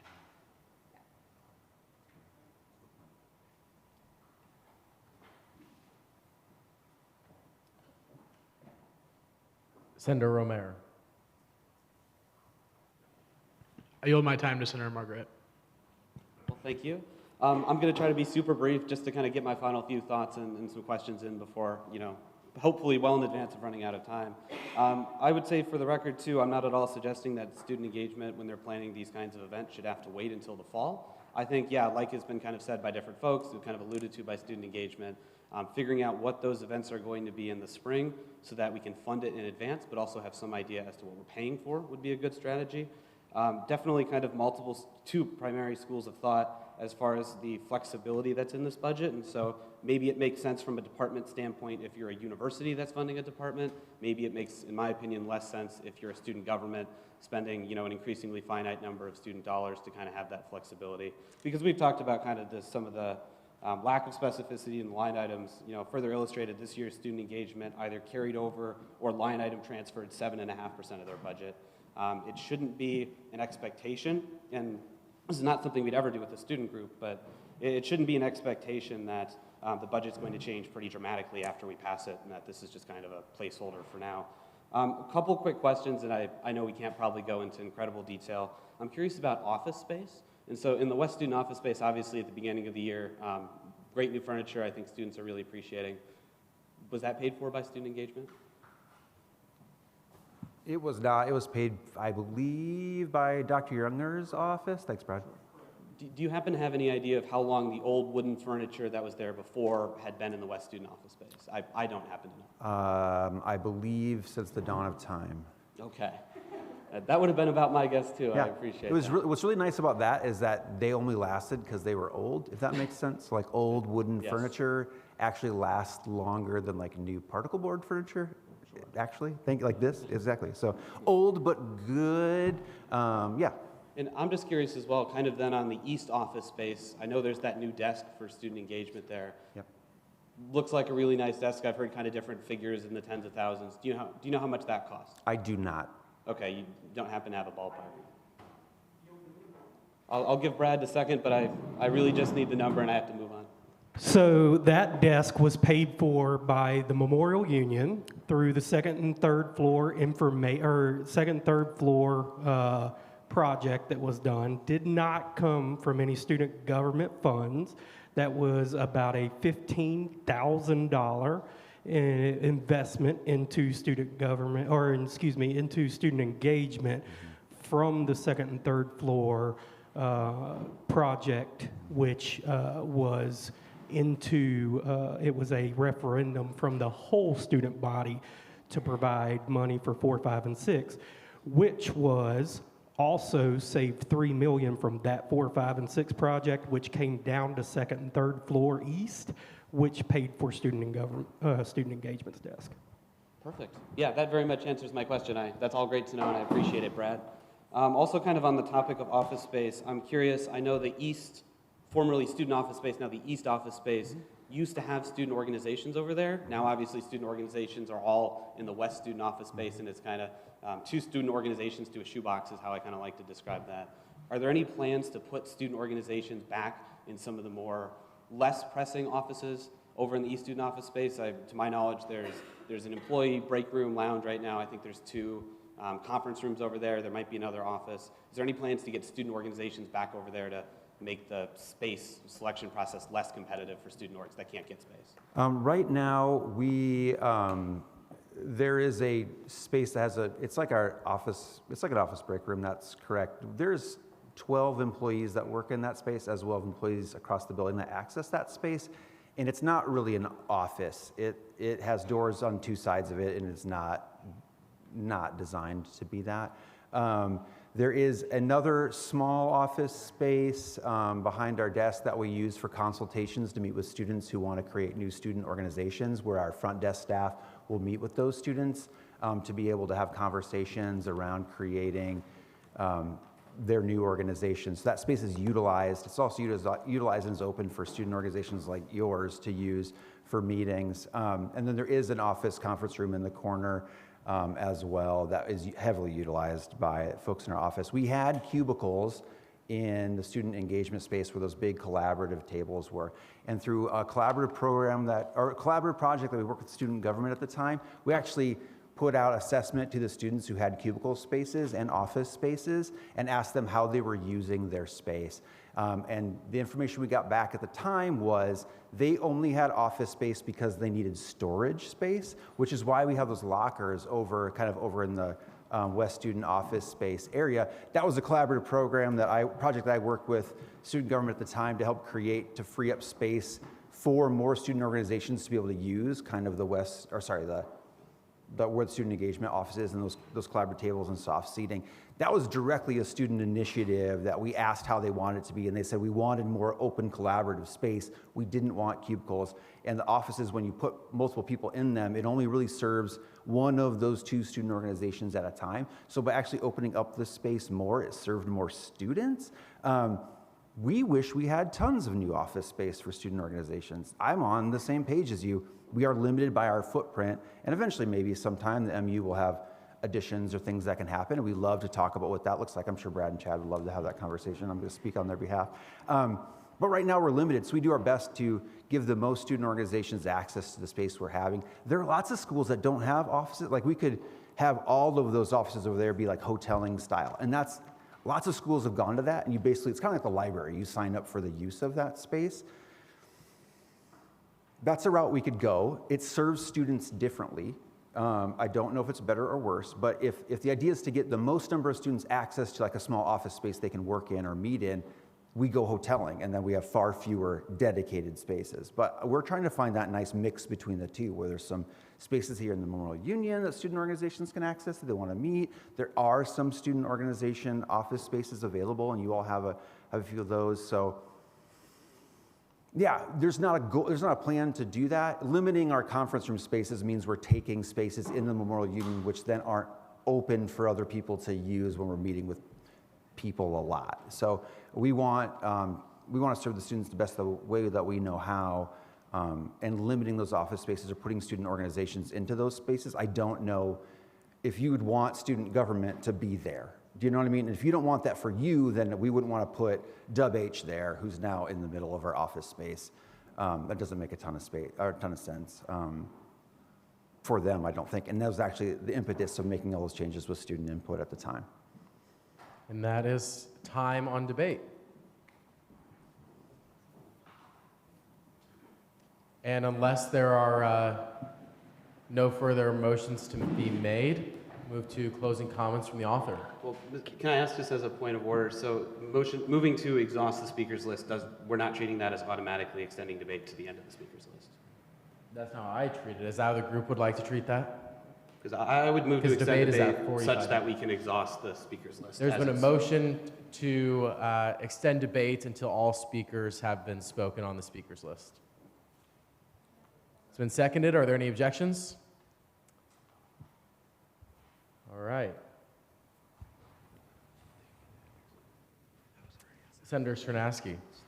I know you touched on this really quickly. I just wanted to see if you could go through a summary really quick for the $17,700 for student organization systems and office space. I noticed that was pretty vague in what it was saying the funding would go towards. I was wondering if you had any specific plans or anything, or if that would just be more of a reserve. Yep, right here is the plans. So the student organization systems in the past has been around $12,000. I don't want to misquote myself here. One moment, sorry. Let's see here, student organization systems. Yes. It was around, I think last year was around like $14,000.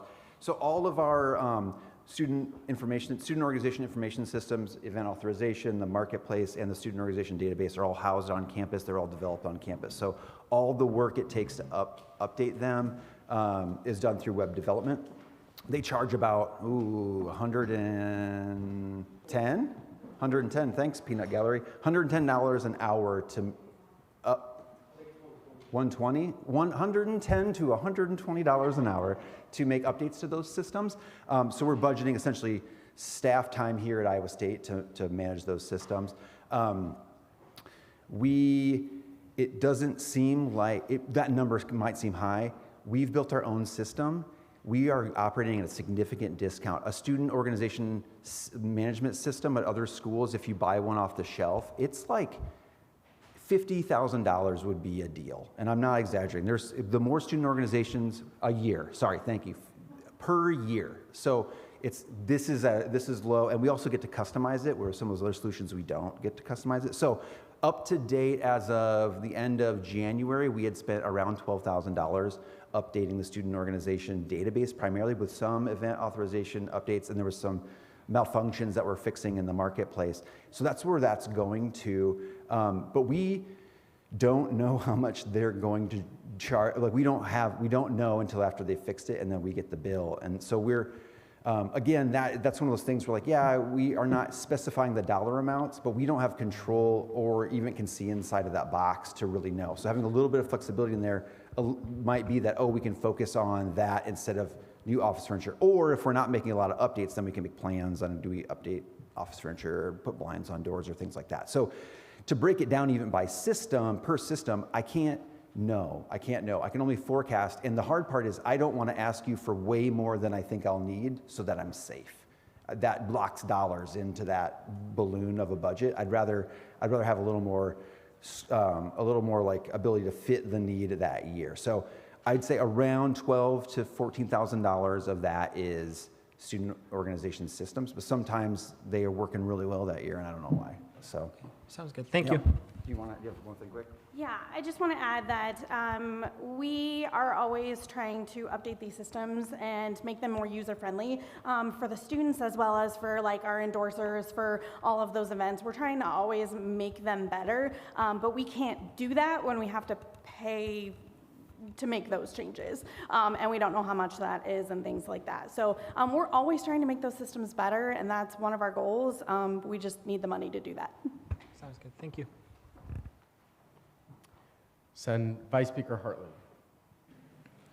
Hi, I think student engagement does a great job with the programs that it puts on, and I just have a friendly for this bill to add the signature things to the bottom of it, and then also to rename it the bill code number. I know that Senator Jones is not here, and I believe she's the owner, so maybe we'll have to have her do that at another time. But I just wanted to make sure everybody was aware that that needed to happen. Thank you.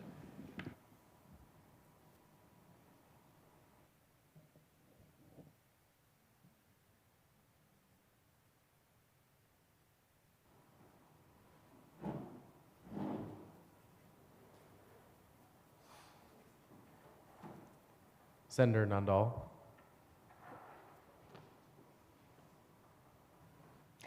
Hi, I had a question about the event authorization process, especially since I have had personal experience for certain government events having an event be approved the day of the event. So what are some dates you might be working on with that project especially?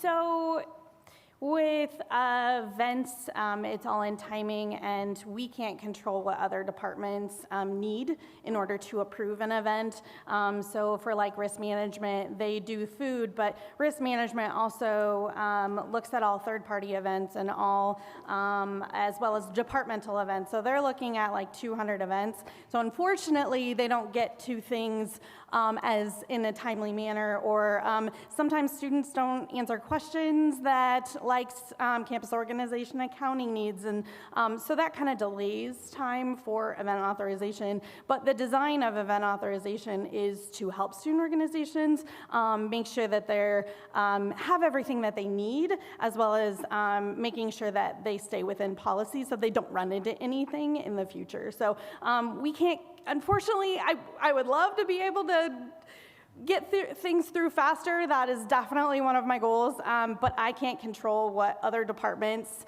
when they look at things and endorse them. So we're kind of reliant on that. And really quick, Natalie quite literally goes in every day and sends teams to those other teams to say, can you look and endorse this? Like Natalie is behind the scenes advocating for you, even if you don't see that happening. So I just want to make sure you all know that. One update we are making, we're trying to make it so that student organizations can be co-collaborators on an event, because sometimes more than one group is working on a thing. We want to be able to reflect that so that if student government's partnering with, I, for the life of me, can't think of a single other student organization after dark. It's been a day, that you could both be listed so you both know what the other person is saying about that event and you could all endorse it. So that's one example of a thing we're trying to make better for students. Yeah, I think that's great. And adding to that, the uncertainty that you guys face, the student organization also face if their events are not approved until the day of, and maybe that push could be done better. I think that should be, Senator Donovan. I agree with that, totally. I work towards that on a regular basis, so yeah. All right, I just had two questions. First, so you were talking about how it could be difficult to bring speakers to campus. Is there a reason you couldn't like partner with lectures, like on lectures or something like that, to bring those speakers to campus? Yeah, sure, absolutely. I don't know enough about lectures selection process for that. I'm trying to think. I know in the past different elements of student engagement, not just our team but broader, have worked with lectures to bring in some people.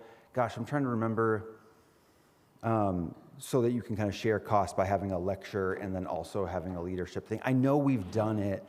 I cannot, for the life of me, remember who that person was. So it's possible. But again, lectures wants to know what kind of skin in the game we have. So it's still going to be the same thing as like, what can we contribute to help make that happen? But we're open with all sorts of partnerships. We actually meet with lecturers twice a year to plan out long-term events. So our events line up, that makes the most sense to do those sorts of things. But we certainly can. We just haven't really gone that route that I can recall, like in the last 2 years, let's say.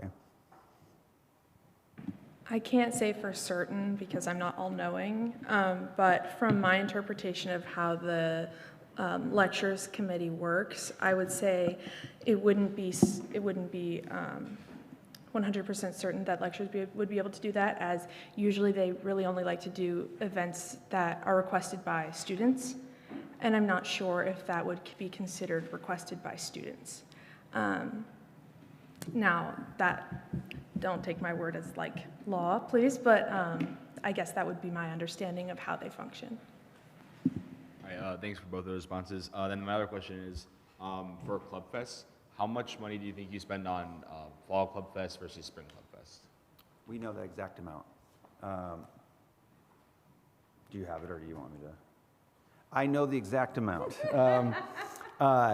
For the vast majority of those funds are for outdoor Club Fest. We use the West Loop and we put tents on there. Almost all, I would say 85% of that is to pay for those additional spaces, tents, and also reserve the space, A-frames and things like that in that space. And what's great about the outdoor portion of that Club Fest is it increases the number of student organizations that can participate by like 120 to 140, depending on their needs. So by having that additional space out there, it makes the Fall Club Fest not quite, but like 40% more student organizations can get face time in front of students at the time they're looking to join clubs primarily. And we know, what's the number of people that come through Club Fest that we've tracked? Do you have that? I know For fall or spring? For fall. So just the beep-ins, not the people that come through and don't beep, right? So basically the inside portion only. Yeah, so last fall, just the ones that beeped in were 5,950, so about 6,000 students compared to in the spring was 2,433. Yeah. But we don't we're working on ways to track the students that are outside because they can come from any direction. So we actually had people with counters at either side of Morrill Road, and they were counting the people as they were passing them. And so we actually had an additional 4,800 outside that is an estimate. So I mean, just Fall Club Fest, because we're outside, it's more visible, it increased our numbers by quite a bit. And yeah, for Fall Club Fest, the majority of that budget that you see in front of you goes towards fall because that's where the tents and all of that stuff costs a lot more money to do.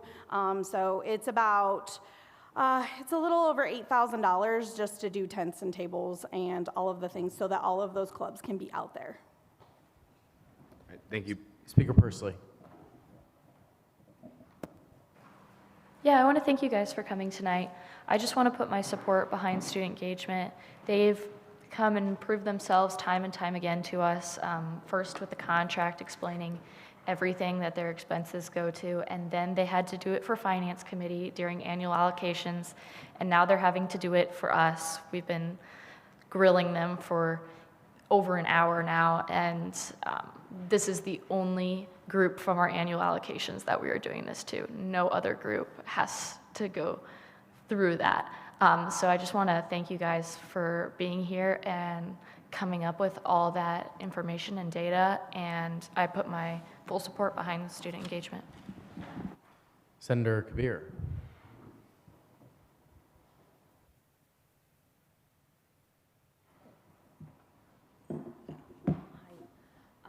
I want to ask you that, like, I've been to your some program like IELTS, so I know that those programs are reoccurring, like every year you guys have that. So those are, like, you can say pre-planned, or like those are your scheduled programs. So I'm just curious, was those programs, like, I know for students those are full free, so I also participated on that. So are those sponsored, or like how do you guys carry that? Throughout every year? I mean, that's my question. We come through the regular allocations process every year and ask for funding for the programs that we want to do. So if we know that a program is a failure, we will do our best to reassess and propose different programs. But the programs that you're seeing coming through every year, we continue to do because we know that they work, and we get feedback from students that they're effective. We survey all of our attendees, and then we also, through a larger survey for the Memorial Union, contact all of those students and ask questions like, how did you hear about us? They tell us posters, apparently. But the funding for that, we ask for every year. Thank you so much. Senator Kuzi. IEL is free, yeah, if that was the question. IEL is free. All of these programs are free for students. Wow, I'm loud. That's what I am. Wow. I would like to voice my support. Now quiet, now loud. Thank you, AV Tech. I actually appreciate you guys a lot. I'm sorry. It has been a long night. I think there's.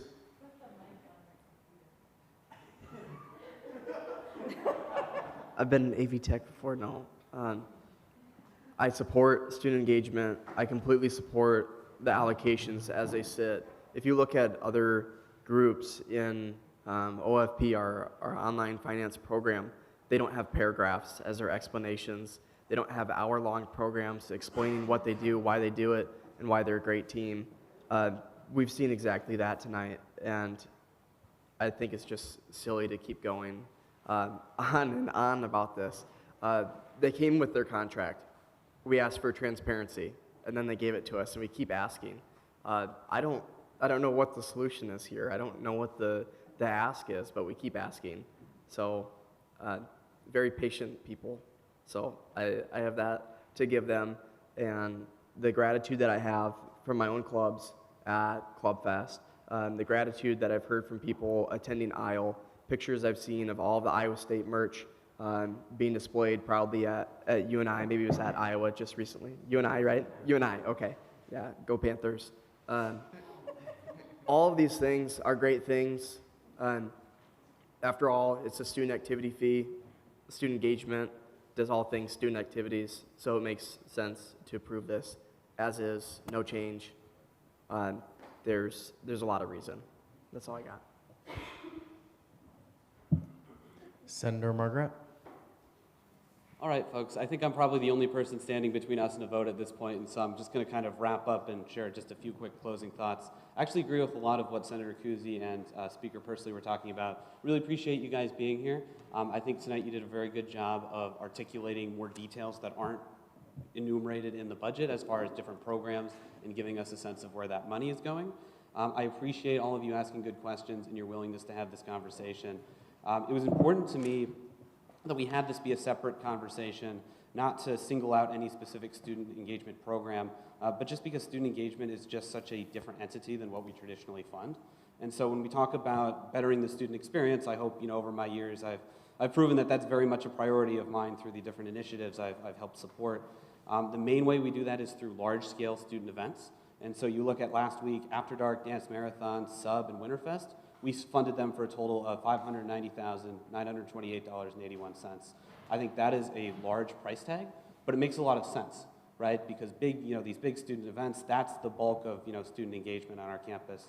I think student engagement as a department was worth having a separate conversation because kind of a difference in scale in the events that they plan, a little bit of a change in focus as far as them being more administrative, and a more fundamental question of how we should be spending student money, not whether or not student engagement has merit, but whether in terms of funding a department, if that's something that should be done with student money or if that's something that should be done from the MU or the Division of Student Affairs or the Dean of Students Office. We've talked a little bit about kind of our financial picture tonight. 31,105 students at this university pay us $80 a year as far as the student activity fee. And this is what's in front of us, $110,210 is not an insignificant amount of money, especially when we are facing a deficit. There's kind of been some different framing of that terminology. It doesn't mean we'll run out of money next year, but it does mean that we will spend significantly more than we will bring in. And so really scrutinizing how we spend every penny, just like we did with the other, I don't want to say the other, but just how we did with the contract earlier with student legal, I think is important. $110,000, that is 8,200 meal swipes that could go for a student. That's enough money to fund the parking ticket relief program for 35 years, based on what our expenditures were this academic year. I was kind of joking earlier, a more fun statistic, that is enough money for 37 2010 Toyota Corollas. That's how much money that is. And so I really just want you to think critically about this as we vote on it, not whether you think student engagement has merit to be funded, because I think the group consensus is that it does, but asking, do we want to spend money, A, in this way, and B, on a budget that, for Senator Kuzy's point, I think is long in that way of being descriptive, but it talks about, broad categories of things. It doesn't talk about specifics. And so I'm more approaching this not from a student engagement perspective, but from I really want to make sure that we're spending student money on specific things and making sure that we're not, I know we're not solely on the hook, but making sure that there are diverse revenue sources for student engagement beyond just student dollars, just like we ask with other groups, just like we ask with asset agencies and all of that as well. And so just based on all of these conversations we've had about our financial picture, I know we spent most of last week talking with President Cook about different scholarships and financial aid. Affordability at this university was a topic that came up repeatedly. I think we had 4 different questions where access to financial aid, scholarships, cheaper tuition were dominant answers on those things. And so I want to make sure that even though this is less than the contract that we just considered with student legal, that we're making sure that we're spending money in a way that is consistent with how we want to spend student money. Just as a closing, I'll make one quick motion for the Senate's consideration. I would move that we fund specifically the Alternative Breaks, Club Fest, and Nonprofit Protege line items, zero fund the other 4 with the expectation that student engagement comes back to provide a little bit more specifics about where that money is going, not with the long-term expectation of not funding them. So that's my motion. You're gonna have to repeat those back to me, so. Zero fund the line items except for alternate breaks, Club Fest, and Nonprofit Protege program. Again, with that expectation of them coming back, just with specifics to make sure we're doing our homework, crossing our T's and dotting our I's. There's been a motion to zero fund all line items except for alternative breaks, Club Fest, and nonprofit protege. Is there a second? It's been seconded. Are there any objections? Okay, who would like to go? Senator Graybill. Yeah, I see where you're coming from about the transparency, but I think every question we've asked them, they've been able to come up with an answer, and I think like even just like printing and publications, I don't think that you said that. That's a big thing, that's how they get the word out with all these events. So zero funding that is going to make these events less enriching for students, and I think they know their jobs, they know what they're doing. We've seen what they've done for the student body, and I think that we should pass the budget as it is.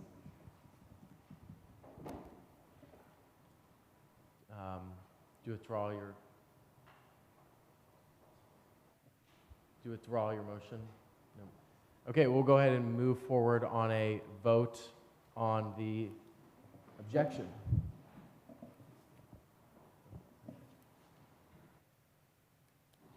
So a no on the objection means that we will zero fund all items except for alternative breaks, Club Fest, and nonprofit protege. A yes on the objections means that we that you would like that not to happen. You think we should keep the budget as is. If you wouldn't mind me asking, just for the sake of clarity, are we voting on the objection, then going back and voting on the motion? We're voting on the objection, then going back and voting on the motion. Senator Graybill, I totally respect your objection, and you can vote however you want. If you're willing to remove your objection, then we could just take one vote on the motion. You could vote against it. But just to get us on to the next item and get a definitive answer on this one. Do you withdraw your objection? Are there any further objections?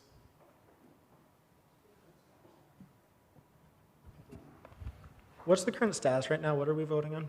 Now we are back to the amendment, the motion that was presented by Senator Margaret to only fund those 3 programs. So we are back to debate on that amendment. Okay. Does that clear things up? Yeah, so then the objection wouldn't do anything if we just say no to this anyways. So, yeah. Okay, thank you. So now the floor is open for debate. We have 15 minutes on this amendment. Senator Kuzi. Do you have dollar amounts? It seems that this is very well planned on your behalf. So I guess what are the dollar amounts that this total cut would be? I could add that up for you. I don't have the dollar amounts in front of me for what that would end up being. I'm just curious how that's responsible to not know what you're cutting when there's a paragraph that says, I think this is planned and strategic and I don't know why. I can answer that if you're asking me otherwise, fair enough. Sure. Okay, well, that's fair. Again, just would reiterate too that I made this motion just for the Senate's consideration. This is something that I had not planned ahead of time. I didn't come into this with this being my desired outcome. Kind of something that I thought about based on the way that the conversation had gone. That's why I don't have the numbers. I will say, again, made that motion with the expectation of them coming back for additional funding just in a more specific way. So same thing with student legal of, very much wanting to fund them the entire amount, but needing to take care of kind of our financial situation before we do that. Just looking for more details as, the next Senate votes on those additional line items. Not intended to be a permanent zero fund, meant to take an opportunity to fund the immediate things that need to be funded, and then hopefully get some more specifics, because I don't think length of description necessarily equates to specifics.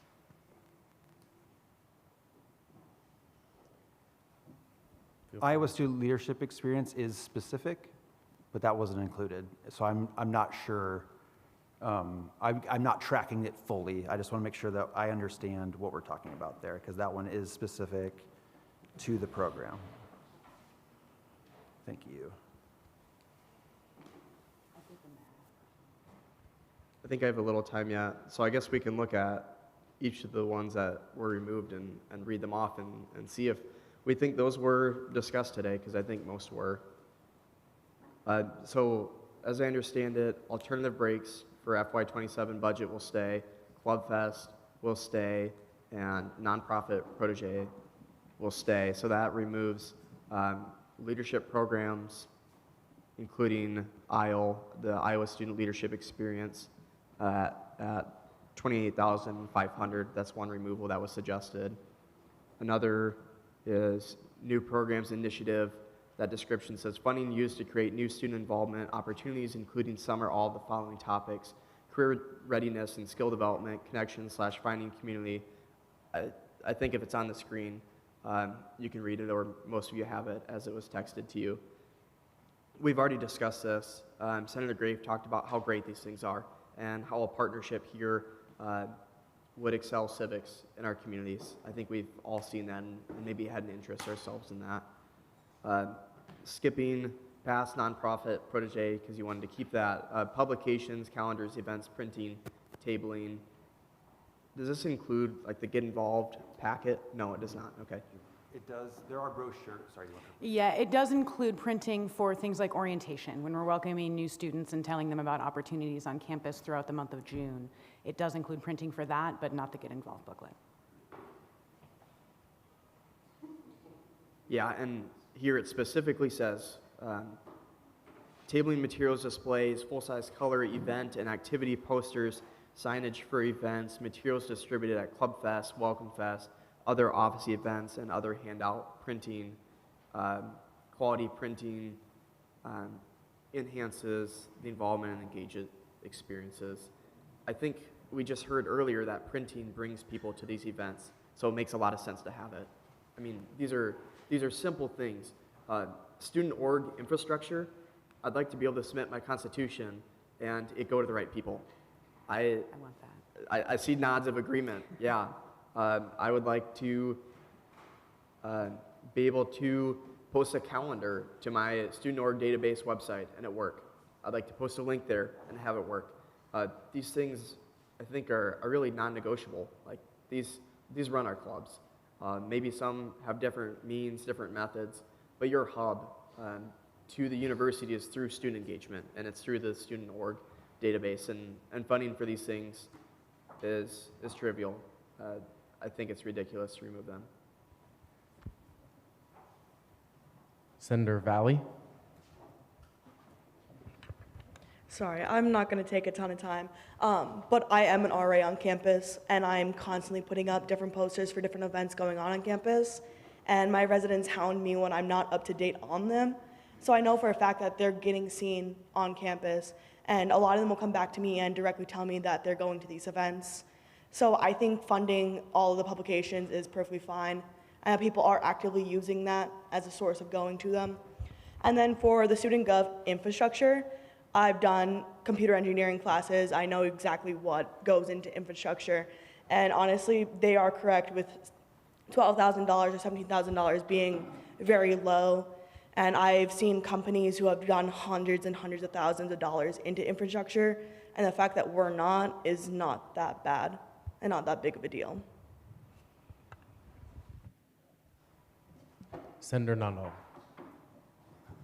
So I'm going to move to amend the motion to include aisle. And do you know how much money would that be around, estimately? Yeah, aisle is a $21,000 line in this FY25, Yeah. 27. So I move to amend the motion to fund that as well. And I would like to call the question. It's been moved and seconded to amend the motion to include aisle. It's been seconded. Are there any objections? Object. Can we? Withdrawn on the addition. This is just the addition. Let me clarify. Just the addition of aisle. Yes, and then we can vote on the motion. I withdraw that, my bad. Without objection, aisle is added. We will now move forward.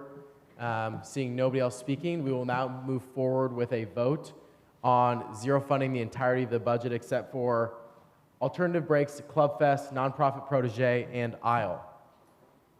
So a vote yes means that you support doing what I just said. A vote no means you do not support that and you would like to leave the bill as is. We move forward with a roll call vote. Valenzuela. Valley. No. Cernaski. No. Schilling. No. Saney. Romeri. Qureshi. Utica. Neal? Nandal? Miller? Martins? Marcus?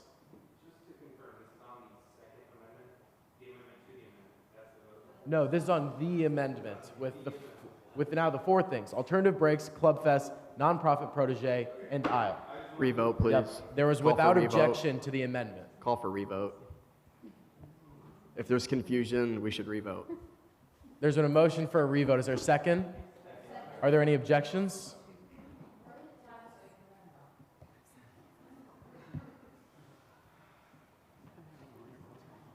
Okay, so I'm going to clarify this one more time, okay? And let me know if it doesn't make sense. So we are voting on an amendment to the bill. This amendment, if you vote yes, would zero fund every line item except for alternative breaks, Club Fest, nonprofit protege, and aisle. If you were to vote no on this, it would keep the bill as it is now. Are there any questions before we vote? Yes.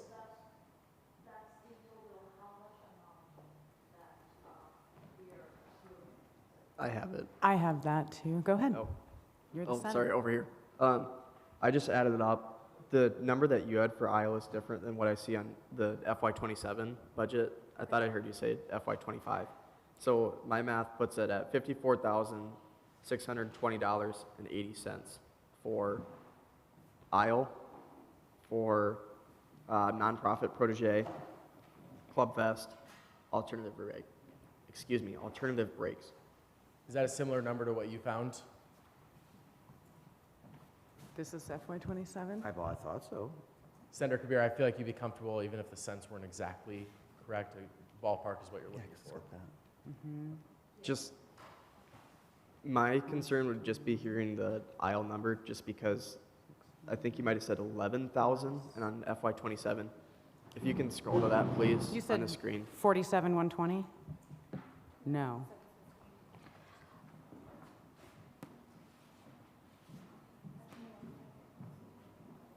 Because this is the amount, and then we have income. Sorry, I'm not talking. I see.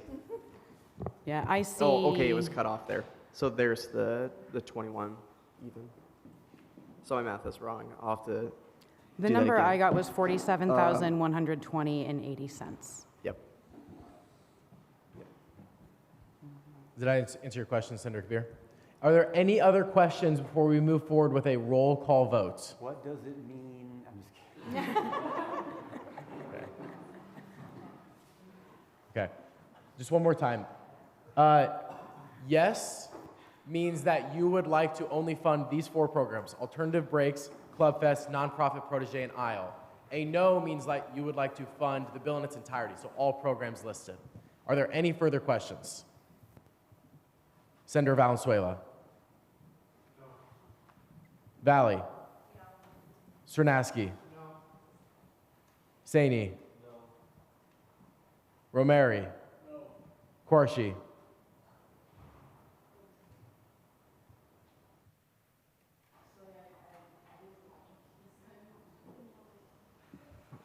So a yes means like you would like to fund only four programs listed: nonprofit protege, alternative breaks, Club Fest, and aisle. A yes means that you would like to fund all of the programs listed. The bills. No, it's the other way. Revote. There's been a motion for a revote. Is there a second? Second. Are there any objections? Okay, we're going. Yes, can you here, slide it over.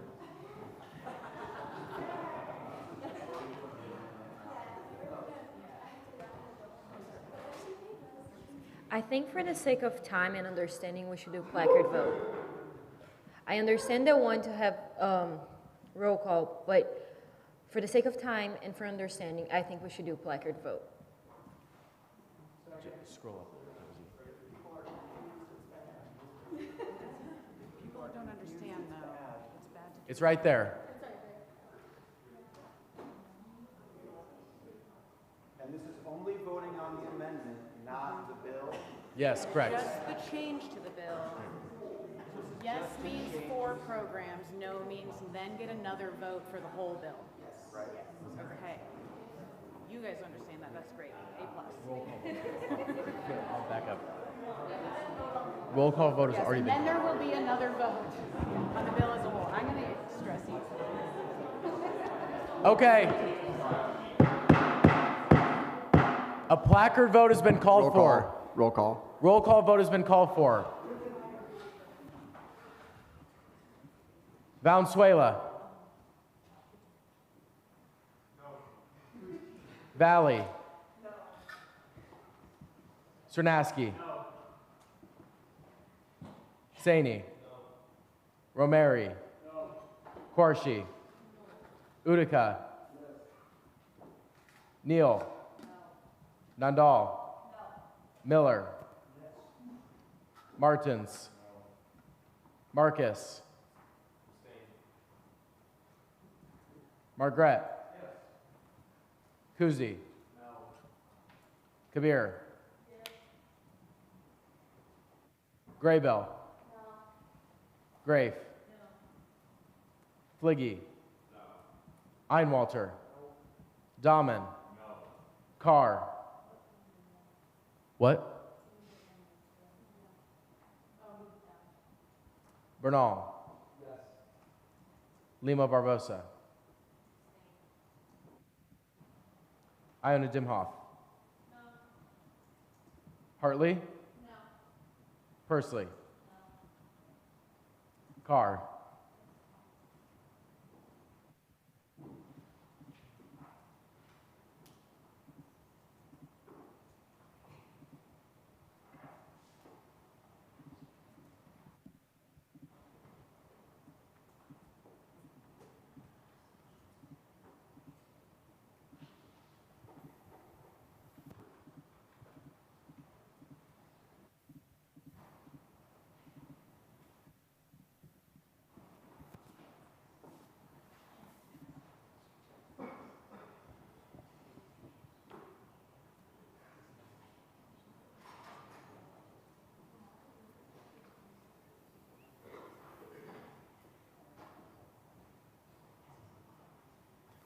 With a vote of 5 to 18 to 3, the amendment is not enacted.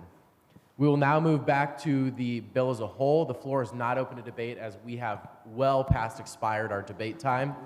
Unless there are no further motions, I'll extend closing comments to the author of the bill who's not here, so Speaker Pursley. No closing comments. We'll now move forward with a roll call vote on the bill as a whole. Valenzuela. Yes. Valley. Yes. Cernaski. Yes. Saney. Yes. Romeri. Yes. Quarshi. Yes. Utica. Yes. Neal. Yes. Nandal. Yes. Miller. Yes. Martins. Yes. Marcus. Yes. Margaret. Kuzi? Yes. Kabir? No. Graybell? Yes. Grafe? Yes. Fliggy? Yes. Einwalter? Yes. Dahman? Yes. Carr? Yes. Bernal? Yes. Lima Barbosa?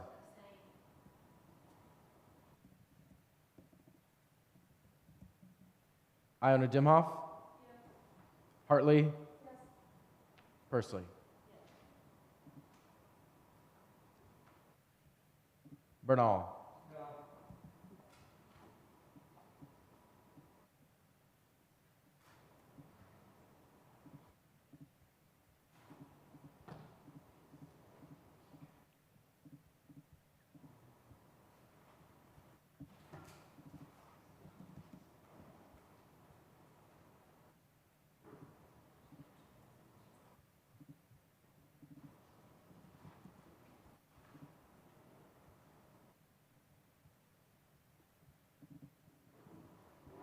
With a vote of 20 to 3, the bill passes. Congratulations.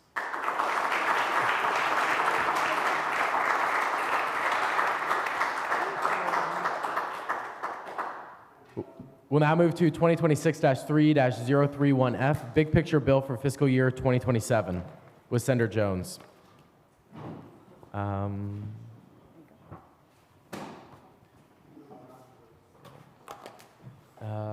Senator Saini. I mean, finance took a look at this bill last week and pretty much just, I think, finance director is up there to explain it, but if there are any questions, I can answer it too.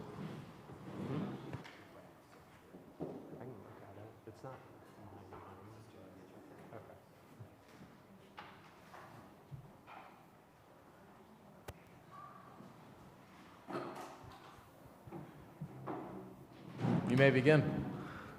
Oh, did you yield to me? Yes. Yes. Okay, awesome. This is going to be really unpopular, but we kind of have to table this until after the bylaw changes because there's changes in the amounts for the budgets.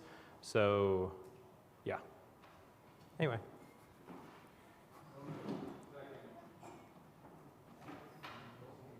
Senator Nandal.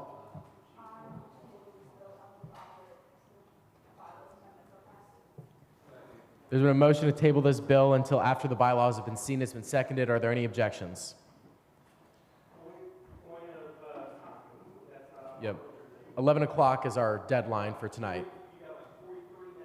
We need to be out of here at 11 o'clock for sure. We already got to stay an hour late. So we'll now move to 2025-3-034F, funding for pizza and prizes for size final frenzy with Vice Speaker Hartley. It should be 3-5. The bill. Sorry, I can't read it. There's so many. I don't have it. The file name is locked, but it should say 3-5. So that's a friendly to myself when I can unlock it somehow. But this was something that was talked about in chief officers and was unfortunately forgotten about and was brought to our attention yesterday as something that we still needed to fund. And I'm not trying to blame anybody, but I think that this is still something important that we should bring funds to. It's for size finals frenzies, and I think that it's a great thing for student government to sponsor and be a part of.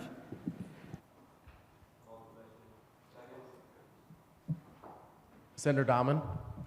Motion to remove Senator Kabir from the roll. There's been a motion to remove Senator Kabir from the roll. It's been seconded. Are there any objections? Great. That's awesome. Great. So this was called to question. It's been seconded. Are there any objections? Closing comments? No closing comments. We'll move forward with a roll call vote. Valenzuela? Yes. Valley? Yes. Cernaski? Saini? Romeri?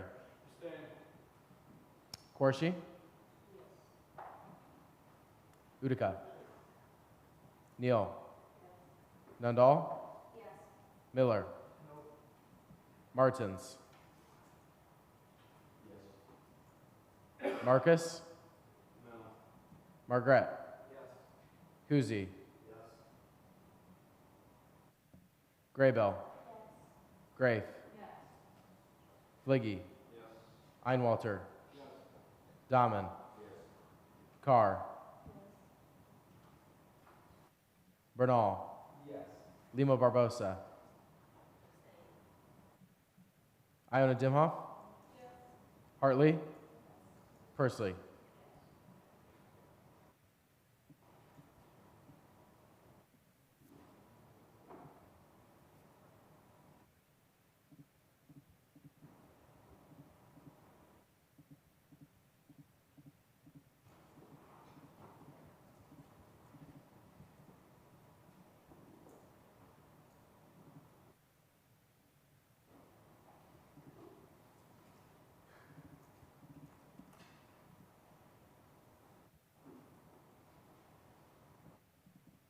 With a vote of 20 to 2 to 4, the bill passes.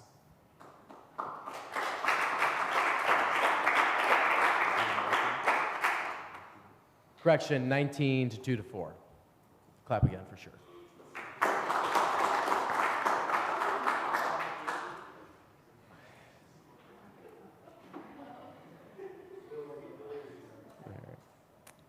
We'll now move to 2026-3-003 SR, supporting detailed and timely instructor feedback to promote student academic success with Senator Corsi. Okay. I'm going to be very quick with this one. So what we are trying to do with this resolution is to just encourage professors to be more deliberate about the feedback they give to students on assignments, quizzes, exams, so that students will know where they have to improve and just overall improve students' academic performance and progress. And it's an area we think that it's not adequate, so we are trying to push for that. And not only push for that effort from professors, but also encourage students to also engage existing opportunities where they can also get feedback from professors. And we are also just recommending other avenues that professors and students can engage to make that feedback happen. So we are just seeking for the support of the Senate on this resolution. It's been called to question. Is there a second? Are there any objections? Closing comments, Senator Corsi? Well, thank you for your support. Senator, we'll now move forward with a UC has been called for. Is there a second? Are there any objections? Without objection. We will now move to 2026-3-031F. We'll now move to, 2026-3-002SZ, yearly bylaw review and update with Speaker Pursley. Okay, everyone, here are our bylaw changes. You've had over 2 weeks to read these now. We've invited everyone to Rules Committee to talk about questions or comments or suggestions. A couple things about this bill. We have the fully amended document linked in the whereas and ordered clause, and then Claire also has a changes only document that I can put on the screen. Forgive the formatting. And then since these, open the floor to discussion. The floor is open for debate. First here, Senator Nundal. Senator Dahman. You'd like to go first? You're first. Okay, I'm gonna keep it fast. So I want to talk about at-larges. I'm personally in sustainability, and sustainability is made of at-larges, and the way that this is worded right now, it allows the committee to have as many at-larges as the committee desires, and I think that is ideal. We keep talking about student representation and student voices. Those are student voices. With that being said, we have that this senior 5 at-larges are the only ones allowed to vote, and the reasoning for that is so we can counterbalance the Green Initiative funds financial decisions with the amount of senators in the committee. I personally severely disagree with this. I think we should not limit the amount of at-larges voting because we keep talking about students being involved in getting students the one to be involved in student government, and voting and being active in something is doing that. We cannot look at at-larges in an entry-level job because they're not. Sometimes someone just wants to be passionate about being a sustainability at-large or a finance at-large and all of those. And I think if we want to, if this decision is to be financially responsible, teach the at-larges to be financially responsible. I don't think the way out of this is to cap the number of voting at-larges. With that being said, I think the changes in at-larges in the bylaws come primarily through the Sustainability Committee at-larges. And my comment on that, and I talked to Rules about it, and I talked to many people about it already, is that Sustainability Committee is one of the most successful things we have in student government. It brings everything that we want to see and we try to do. Student engagement, project, participation, everything that we try, sustainability is successful in doing. With that being said, all of this new language is capping the quality of work that sustainability can do. And I think instead of capping the work that sustainability can do, we should look at sustainability and aim every other committee to do the same. If one director thinks they need 20 at-larges and those 20 at-larges are welcome and they're going to do a good job, it's for that director to decide. If those 20 at-larges want to vote in a bill and we don't think they're trained or like they don't have the knowledge to do so, teach them how to do it. I don't think the way out is to cap their voices and take this student engagement and activity we keep talking about. That's my comments on it. I'm not thinking enough. So what I want the wording to reflect is that all the at-larges can vote with some sort of education towards financial responsibility. That's my 2 cents. Okay, I can explain that. That is 3.2.4, a little bit more, and that decision from Rules Committee. So it was not to cap any at-larges or for financial reasons. The decision was made to make a flat amount of senators and at-larges in every committee, as currently every committee has odd, different numbers of how many senators and at-larges are in each committee, and they don't really make sense as to why. So we wanted to make it the same throughout every committee so that it's Proper representation. yeah. So the language would be all committees will be comprised of 5 senators, at-large students, the most senior 5 of which shall be allowed voting privileges, and any other at-large shall be non-voting. At-large appointments to committee seats may be made directly by the committee chair. The most senior 5 at-larges seen in front of and confirmed by Senate. So this makes it equal across every committee so that every committee is in the same standing, the same number of senators for every committee, the same number of at-larges, voting at-larges for each committee, and then chairs are allowed to appoint as many other at-larges as they see fit. Previously, every committee has a cap for the amount of at-larges they have, so making it unlimited would not make sense to the way our bylaws are currently written.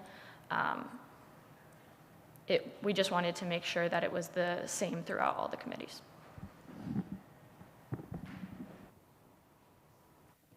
Can I? Sure, if you'd like to say something, go ahead. Okay, thank you. Briefly, please. Yes, and I fully understand that. I just think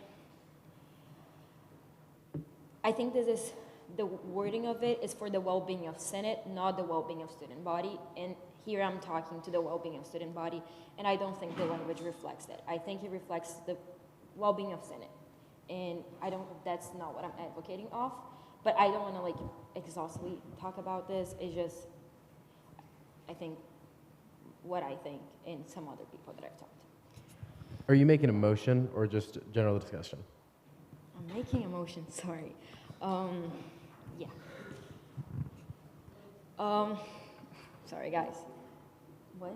Do you want to word it? Yeah. I want the motion to reflect that every at-large can vote. Senator Lima Barbosa has made a motion to amend 3.2.4 and amend all parts in which it's mentioned that at-large members may not be voting. Can I ask a question? Yes. So are you meaning unlimited voting at-larges? I think we should go back to what there was before and work better on it. Can I propose an amendment to your proposal? Okay. Can I propose that we amend it to be, sustainability currently is 10 voting at-larges according to our bylaws. Can it change to 10 voting at-larges and then keep the extra at-larges so we are able to have more people just non-voting, if that makes sense? Yeah. Does that make sense? Like, I want to make sure that makes sense, though.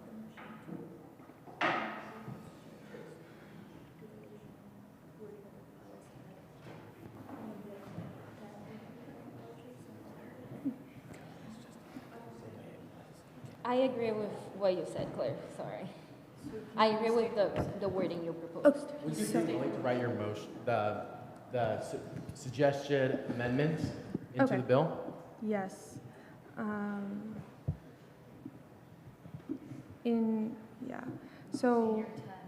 So the most senior 10 of which would then be 1/3 senators, 2/3 voting at-larges, and then unlimited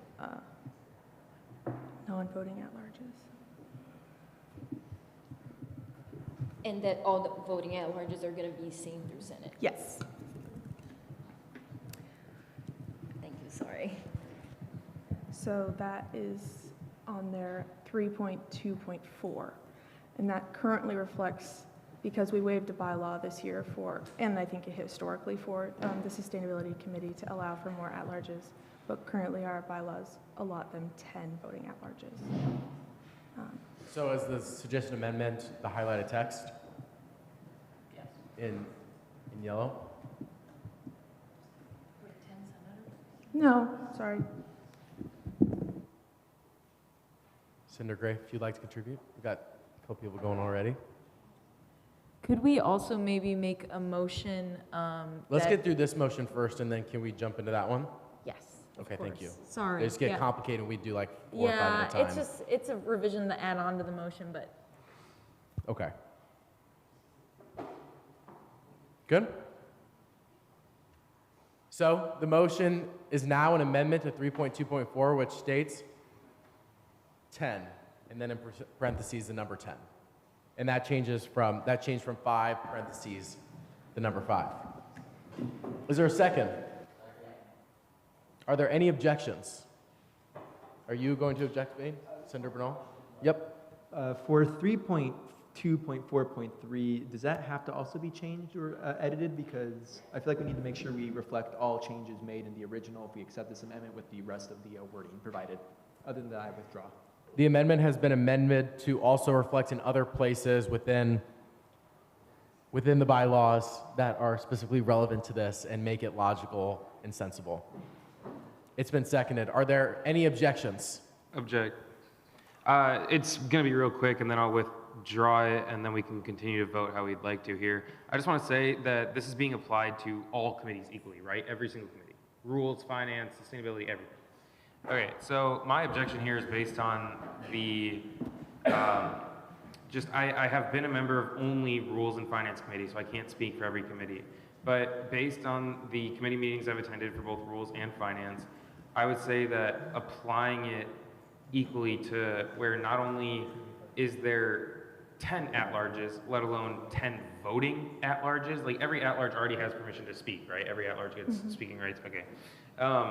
Having 10 voting at-larges would cause a much longer meeting for every single meeting. And I'm not against doing more work, you know. With allocations, we had probably, over 40 hours of time in the MU through all those meetings. I mean, I don't know, it was a lot. And so it's like, we're not against doing more work, but to have 15 total voting voices sitting around a table, I just don't think it should be applied that way to every single committee. I do agree with the idea of applying 5 equally to every committee, but 10 seems like a stretch to me. So that is my objection. And I will withdraw the objection so we can vote. Can I say something back? So I will say Rules Committee just, I guess, historically does not have at-larges since that just is an internal committee. And then for legislative ambassadors specifically, those are all at-larges. So for those 2 committees specifically, it wouldn't be applied because those are just kind of standalones. But I personally am a fan of having the rest of the committees be all the same because I feel like as many student voices in those committees as we agree to is a good thing. And I understand like the longer meetings and the 15 people. I can see where you're coming from, but I just like the uniformity of it all. Does it currently say that Rules Committee won't be under this bylaw? Because I was going to say the current way that any like new speaker who's not aware of that would read this says all committees. I understand. No, you're right. We should change that. But in the bylaws, there's a specific section for each committee, and it has its composition. And in rules committee section, there are no at-larges. So we can change this to say. I think the exception is already in the rules committee section. It's a plot. Yeah. You withdraw your objection? Okay. Yeah, we'll go ahead and vote on the amendment. Placard vote has been called for. All those in favor, please raise your placard. Okay, sorry, we need to count.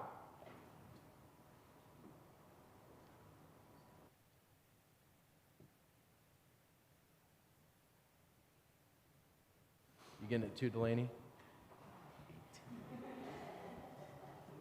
Was that instinct? It's all right. It was 18. All right. Can we get the noes?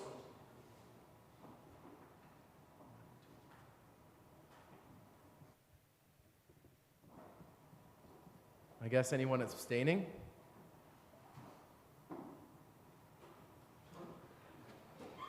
With a vote of 18 to 5 to 1. Did you vote twice, Senator Miller? Did you vote twice? No? Okay. With a vote of 18 to 5 to 1, the amendment passes. We now return to the bill as a whole. Senator Donovan.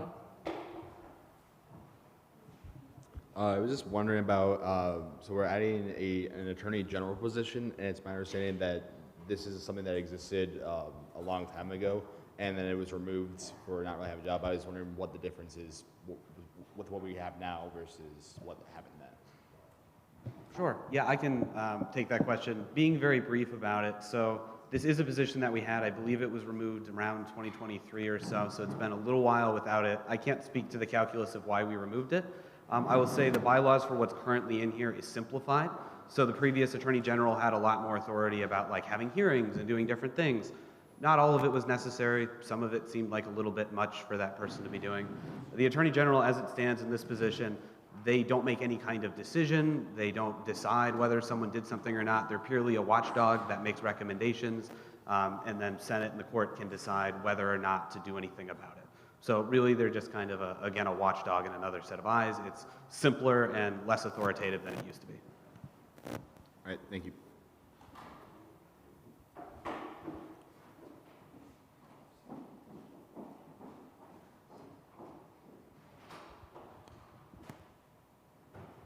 Okay, just seeing if there's anybody else interested in talking.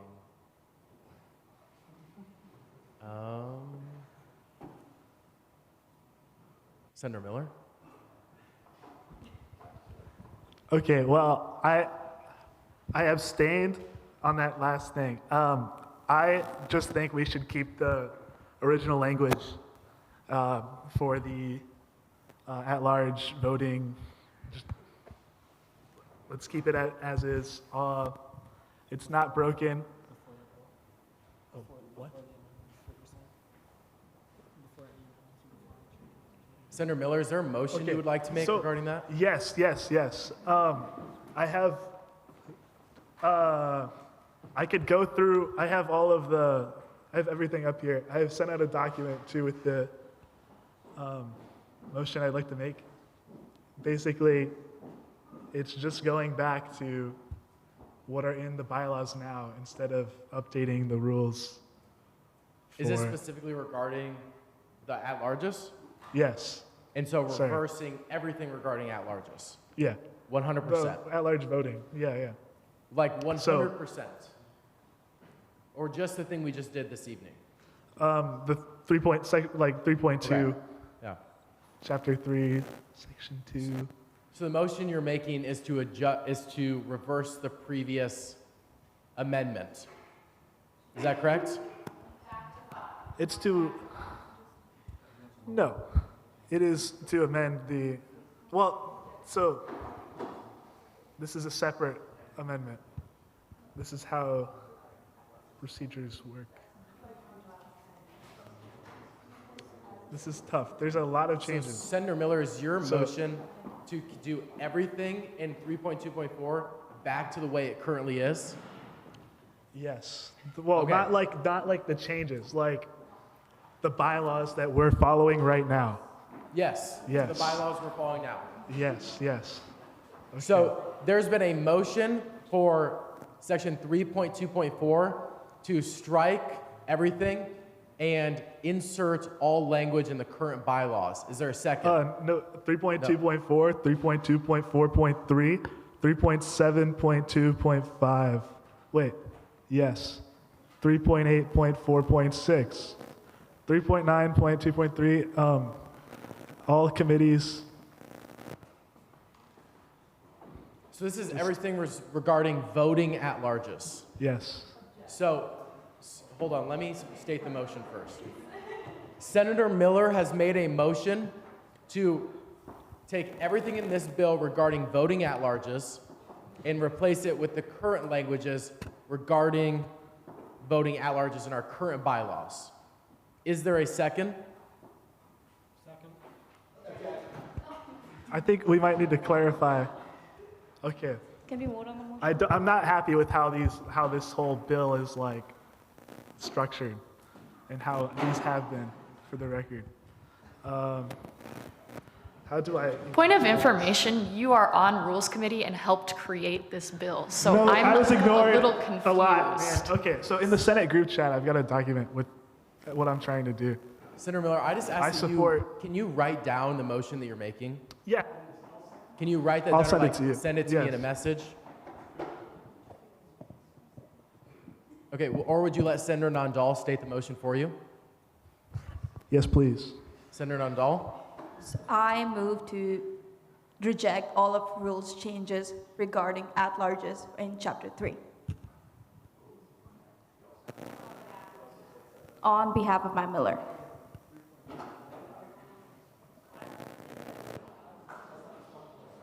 She's clarifying his wording, okay?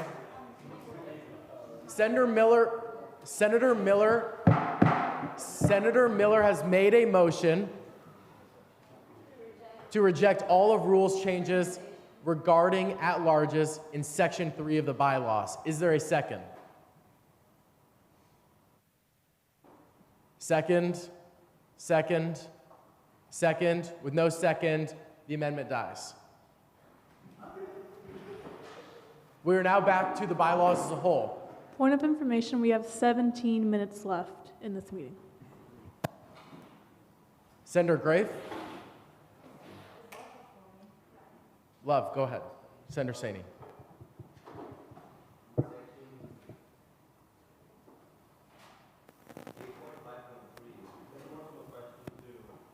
Finance Director Kammeier, all allocated funds for a fiscal year that remain unspent or unencumbered as of the last day of the fiscal year shall be transferred in equal amounts to special projects account and events account effective the first day of the following fiscal year.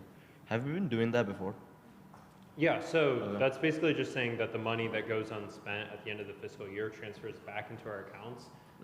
That's what COA does. And they start the process on July 1st. It takes a while, but that's why it's over the summer, which helps. But yeah, that's standard practice per year.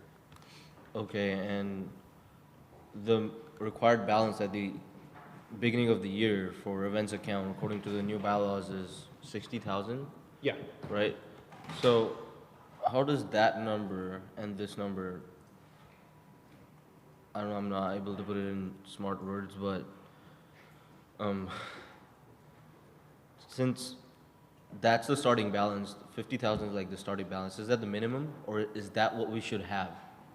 Yeah, so 60,000, so that would be the minimum balance. Okay. But that's also the starting balance. if that All makes right. sense. So we I can- yield. Yeah. Yeah, thank you. Senator Grafe. Okay, I would like to make a motion to amend 8.8.14.4 that states the amount to be transferred should be 40,000 or 10% of the special projects account balance, whichever is less within the Sustainability Committee section, to 50,000, and I will give a very quick description why. We already discussed about it, Finance Committee, and it was kind of just a miscommunication with rules, and it's okay, things happen. We've talked it all out, and it's seems pretty chill now, but we do have to make that floor amendment. And I think it's really vital that we should change it to this 50,000 because we've already spent 60,000 this year, which is amazing. And I understand the argument that we can pull out of special projects for big projects, but we as a committee, most of our projects are large. For example, my 4 animal boxes I wanted to put up on campus were $5,000 for four. So imagine doing that now with water bottles or extremely expensive recycling bins. Like, we are just a committee that is historically more expensive and carries a higher money load.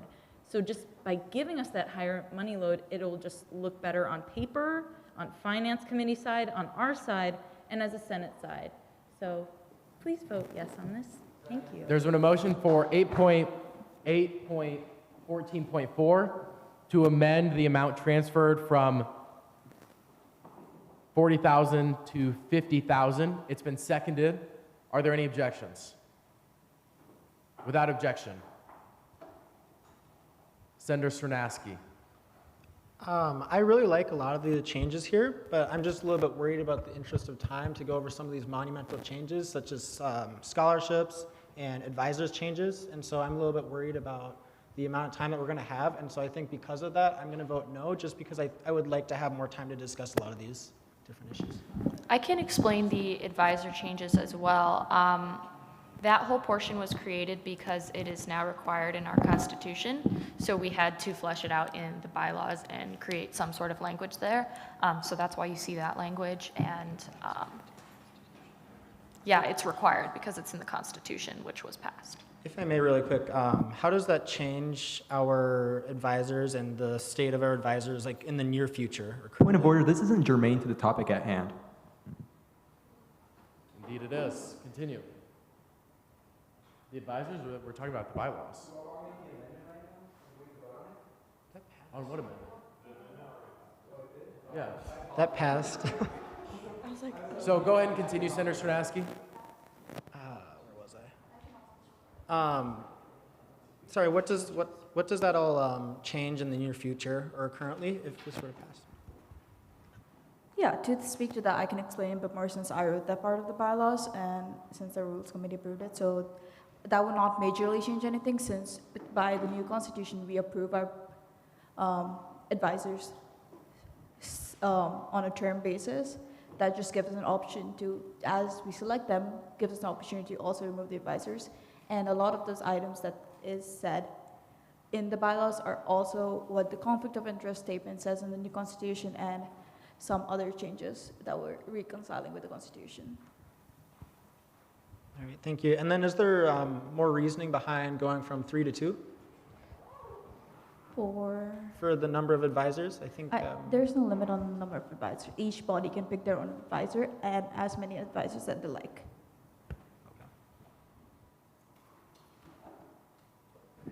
Senator Nundal.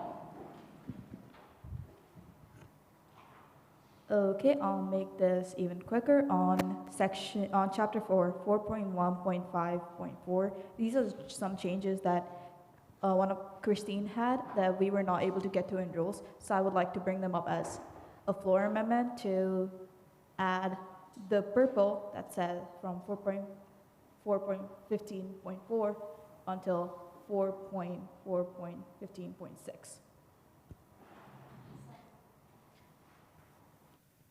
Can you repeat 4.4.15? 15.4.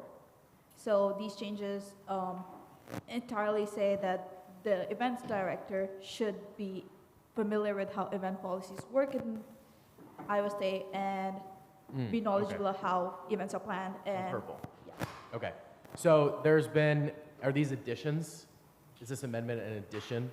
These are additions. So there's been an addition, which is 4.4.15.4.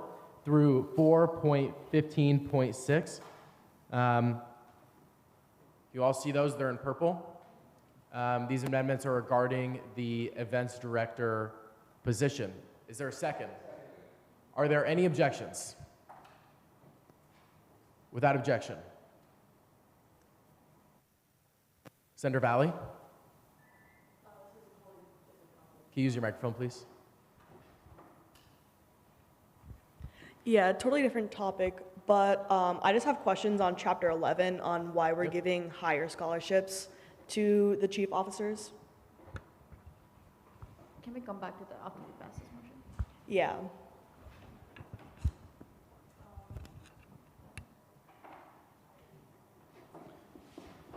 So I'm maybe not the best person to address that, but I would give a point of information that that section, for the purposes of conflict of interest, doesn't take effect for a year, and so that does give the Senate ample time if you wanted to make a change.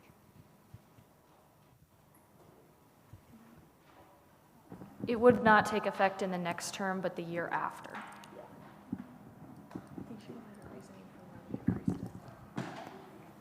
Senator Nundahl, go ahead. Briefly. Okay, so it's also just an amount of time that people work on these big projects, especially in student government.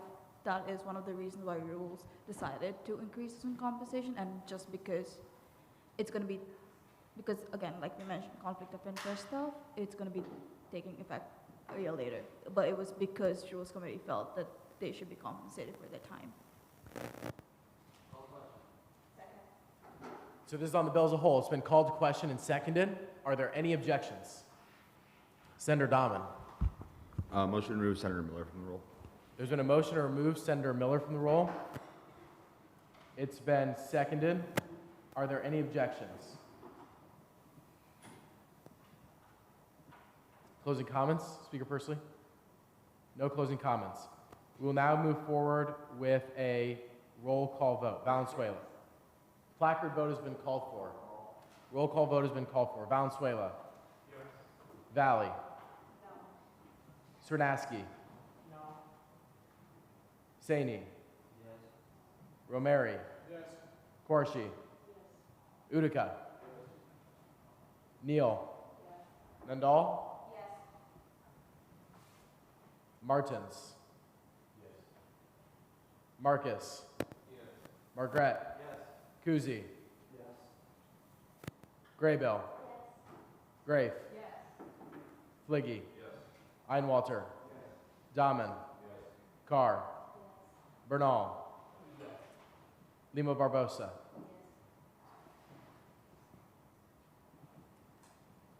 Iona Dimhoff. Yes. Hartley. Yes. Pursley.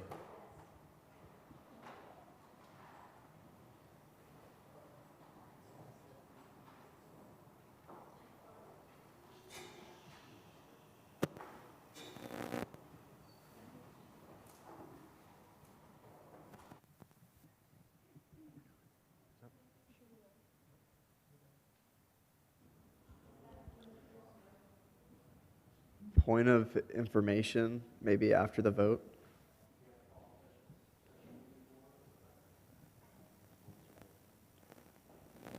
That's the point of information after the number.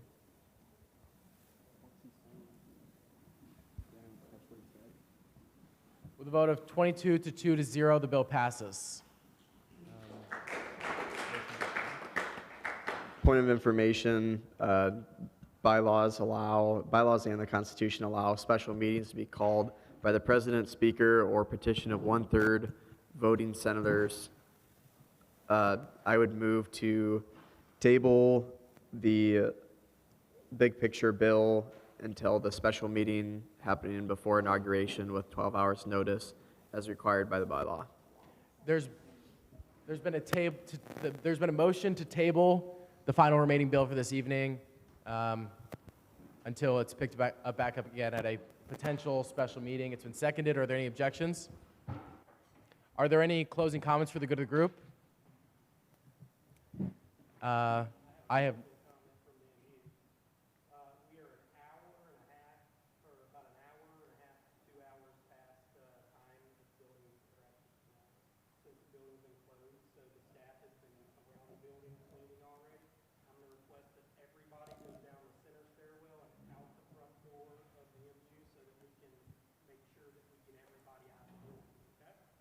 Vice Speaker Hartley? Speaker Pursley? Motion to adjourn. Is there a second? Are there any objections? Good night.